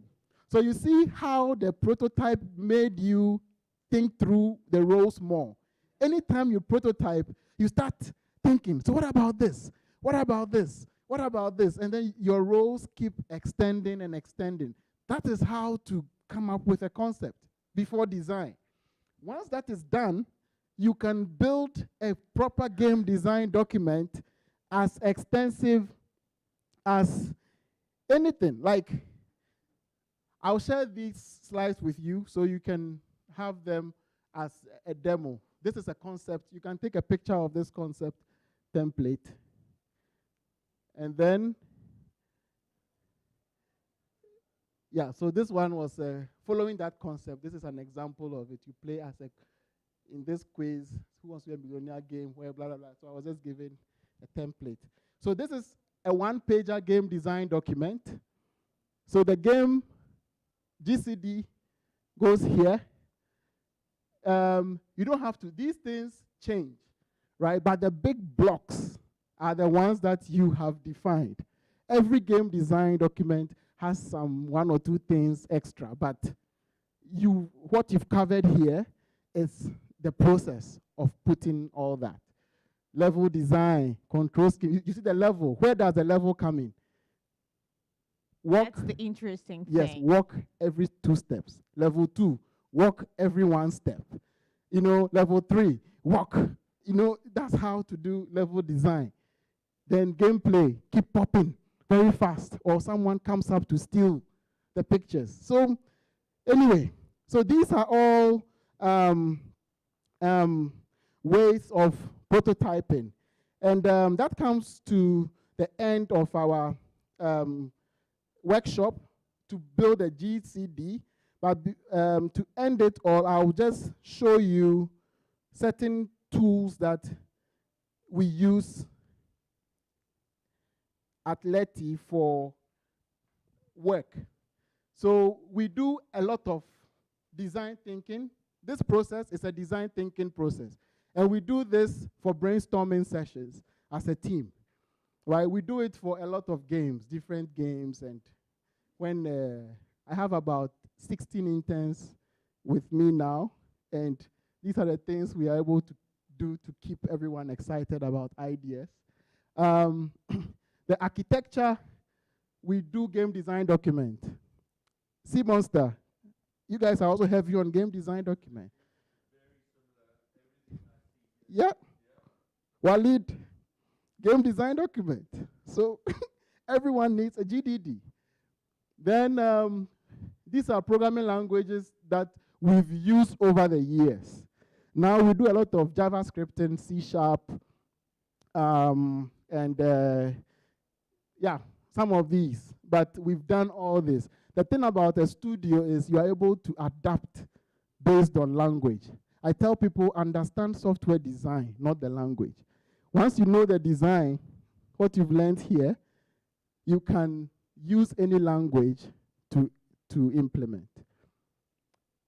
Programming, so these are all, we do a lot of Scrum. So we use Discord, Slack, and those things. For 2D, these are the tools that we use for 2D design. For 3D, these are the tools that we use. For cloud, these are the tools. We don't do, okay, I think we don't do MySQL anymore, but not for any reason. It's just we started with that, and yeah. And programming languages, yeah, I had mentioned it.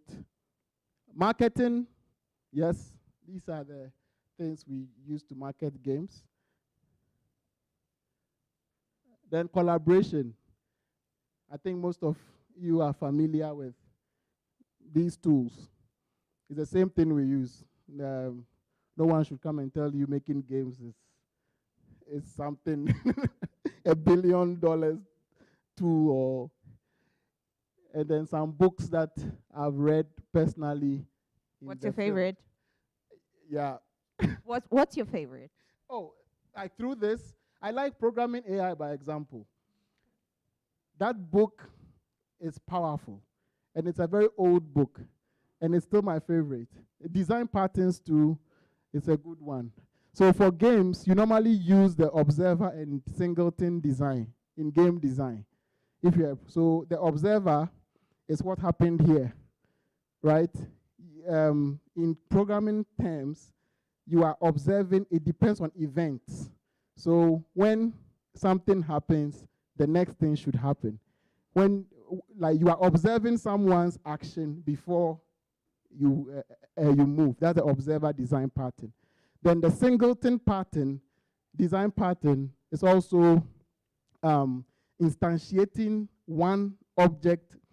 It's the programmers who understand, but a singleton is you have to have a single instance of your objects in memory at any time. So when you are making a game, you don't have to use static variables. There's something we call static versus object-oriented or classes.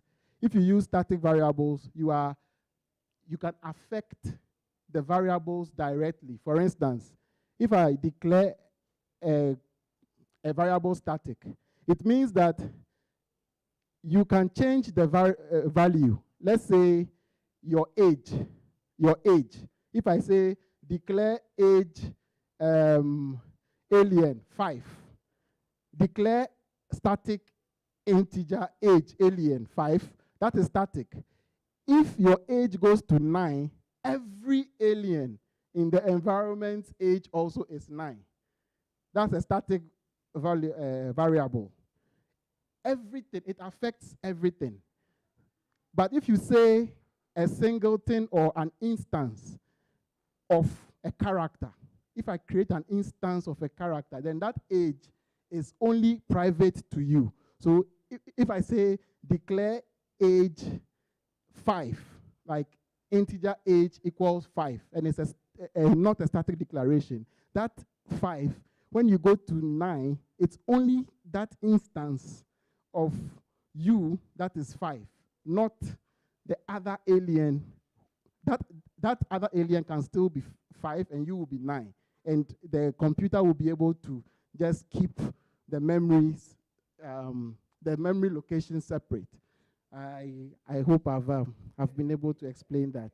Get carried away. Yep.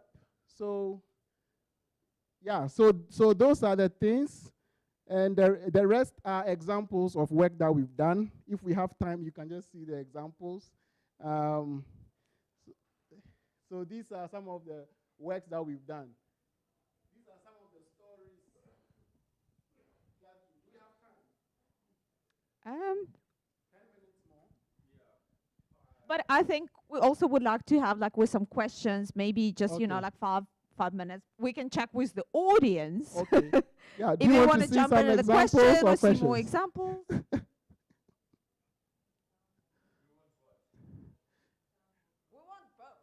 Okay. All right. So these are examples of some of our story developments for some of the games. So you can see there are normal stories that have been written. And after the stories are written, you extract what we did, extracting the actors and activities. So we extracted, you make your way. It's what? Navigation. You battle it, combat. So we go through the story, then we extract the activities within the story. Then this is a bit technical, we just put it in Excel. Every stage, Act 1, prologue, the player. So this is how we do our stuff at Leti. Before the concepts start, then we go to the character development. So this is a character, developing a character. So the research the man was talking about. So here we have historians who are going around looking at the backgrounds of the characters. And then before we color and show the client or the guys, is this okay? Then we do the next. So this is for our Africa's Slave. So this is how we develop all those characters that you see. This is a Nigerian. So a lot of research goes in there. Then the science, the game development. Everyone does their part, you know. So this is how that game works. The game you just saw, this is how it works. So it works through SMS. So you'll be working somewhere, then you get an SMS. Africa's legends need your help to save the world. Join them now as they take down the enemy. So are you ready? If you respond yes, or if you delete it, then you are not the legend. If you respond yes, then it comes again. Legend, great to have you join. Follow the link for debriefing. And Nick Fury is guiding you somewhere. Then we take you to a black screen. Welcome, legend. My name is Tolo, your instructor. I have the following options for you. So you see, a game is necessarily not, it's like you have to define your own game, and that is how we designed our game, right? And then you play through the game with text, and it's fun. And we have side missions. This is one of the games. These are one of the Kamsa game. These are one of the games that we are building as well. And we took to the co-production with Yolanda. They also have a really cool game.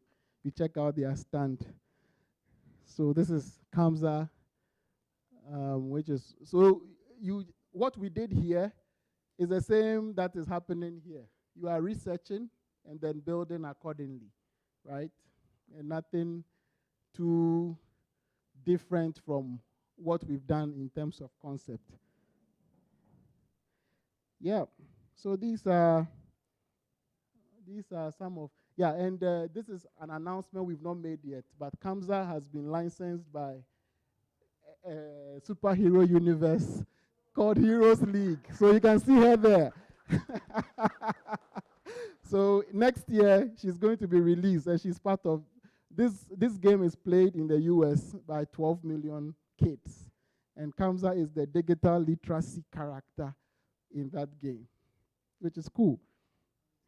So this is the Who Wants to Be Rich game. It's. Anyway, if you have questions, I can show and show and show and show because we've done a lot. This is, you should meet a lady called Teninke. She's also here from Blind Band Studios. So we are making, she made a game on her sister. Her sister has albinism. So Nuima is a superhero that we've built, that she's building a game on. And we've made a comic with her as a co-production. So yes, we are open for co-productions too here. If you have any cool idea, please see us. Or I want people to co-produce in this class as well, okay? So these are the concepts. This is also another game I'm doing with my wife. My wife sells fabric. She does kente, so I'm trying to make a weaving game for her fabric. So you see, so yeah, she makes very beautiful fabric. So I'm like, no, we need to have a game. So, you know, the art and science. I'm science, she's art. So you can make a game on anything. Walid, let's put it on the blockchain, please. Yeah, so we are doing that. Anyway, and then you can also contribute parts of your knowledge in a bigger game. These are games that we've done as co-productions with Isuku, Kefo, Maliyo, and they are all here. And we made Mama Tingi. Mama Tingi is a really cool game. This is a game I said had a GDD of 64 pages. Really, really cool game. And this process we did, here. We made this game during COVID. So I can show you the paper prototype that we did for this game. The same way. People acting online as players, another acting online as the salesman and all that. It's the same thing. So from here, you are a game designer. So these are the artworks for that game. And this is one that was also launched recently, also co-production, Mission 55. Yeah. Cool. So, yes, any questions? And then this is one that we did narrative consulting in a big game. So Valorant, we did the Ghanaian character, we did the narrative consulting in there as well. So these are just in Valorant for narrative consulting. Yeah. You can tell a person's character by their first action. So this is a Ghanaian character. So the thing is, you don't have to do everything. You can contribute just bits of people. We have nothing to do with the game it's building, but just making sure that the Ghanaian character is cool within the game. Anyway, thanks so much for the opportunity, and I've really enjoyed the sprint.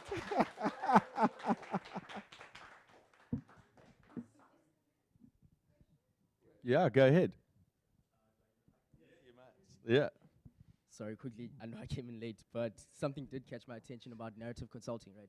So, do you see narrative consulting as a niche for African studios to, I guess, break into, just like as a way to grow ourselves, like how the Korean or Indian industries outsource their work for building? Do you think that's a niche for us? Yes, and I'm pushing that a lot because that is one of the entries for us to get into global games. So even whilst we figure out how to make our industry profitable, we can start giving our narratives in bigger games, in the Fortnite, in the Call of Duty. Like we can start creating African economies in these games. And they are here. You can see all the big guys here. So we need to walk to them, pitch to them, hey, Killer Instinct, I have a cool African character. I can get it immortal. Like, pitch to them. That is how we can get our stories out there. Whilst we figure out this, ask Glenn will curse, but I'll not curse.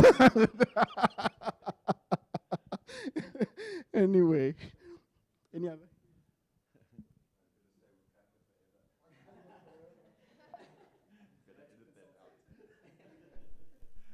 Any other questions or comments? Yeah, Aaron, thank you so much, as always, for sharing all of your wisdom and passion and excitement. So, guys, we're going to wrap very, very quickly. And, yeah, just say thank you for spending time with the guys today. So we started this morning with a quick introduction about what Games for Change is all about. And really, it's super simple. It's that games are not just for teenagers and not just about entertainment, and that they can be used to drive real change. We then came here and we spent a few minutes just really thinking about how to fix the flywheel. And you can see that it's all kind of coming together now about how we come up with new ideas, how we make those ideas, and how we take them to the world. We then had Walid, who said that we're always pitching and always trying to figure out how to sell our ideas in the simplest possible way to distill the essence of the story and the concept. And I think that's a lesson which is just eternal, and it's got application everywhere, not just in the game design space. After lunch, Lebo spoke to us about some of the harsh truths about, you know, how we still need to educate our customers. And that's a very difficult thing to do. It's easier to sell something that people already know and understand. Oh, you're selling baked beans. Oh, great. All right. You know, how many cases would you like? We don't have that luxury. We've got to say to them, wait, you don't understand. Games, man, it's going to change the world. And so you've got to take them back and then, you know, really start at the beginning. And then, of course, Iram did do that. And he said, okay, well, yeah, it's important that you understand game design, because if you don't understand why, what goes into making a game, then you really can't honor that process. So we often get this thing that says games are very expensive, to which we always answer, yes, except compared to all your alternatives, you know, because the reality is that they are actually massively cost effective at scale. All right, so that's it for today. Yeah, just in terms of tomorrow, the idea is that there's a hard start at 10 o'clock. Where's the program for tomorrow? Is it up there? Oh, it's up there. Oh, you can't? Okay. So tomorrow, 10 o'clock hard start. We're going to be in the main room for all of tomorrow, so please attend and also encourage as many people as possible to be there. So I'm not going to run through the detailed program with you. Yeah, there is. So we'll hear a recorded message from Susanna, Global CEO. There's a super cool movie that's going to kick off the debate. And yeah, I won't go through all the detail, but just to say it's going to be an awesome program. Tatiana's put a huge amount of effort into it, and I think you'll enjoy it, and we look forward to your contribution. So thank you. Enjoy tomorrow. I hope you found today useful, and take it easy. Thank you very much.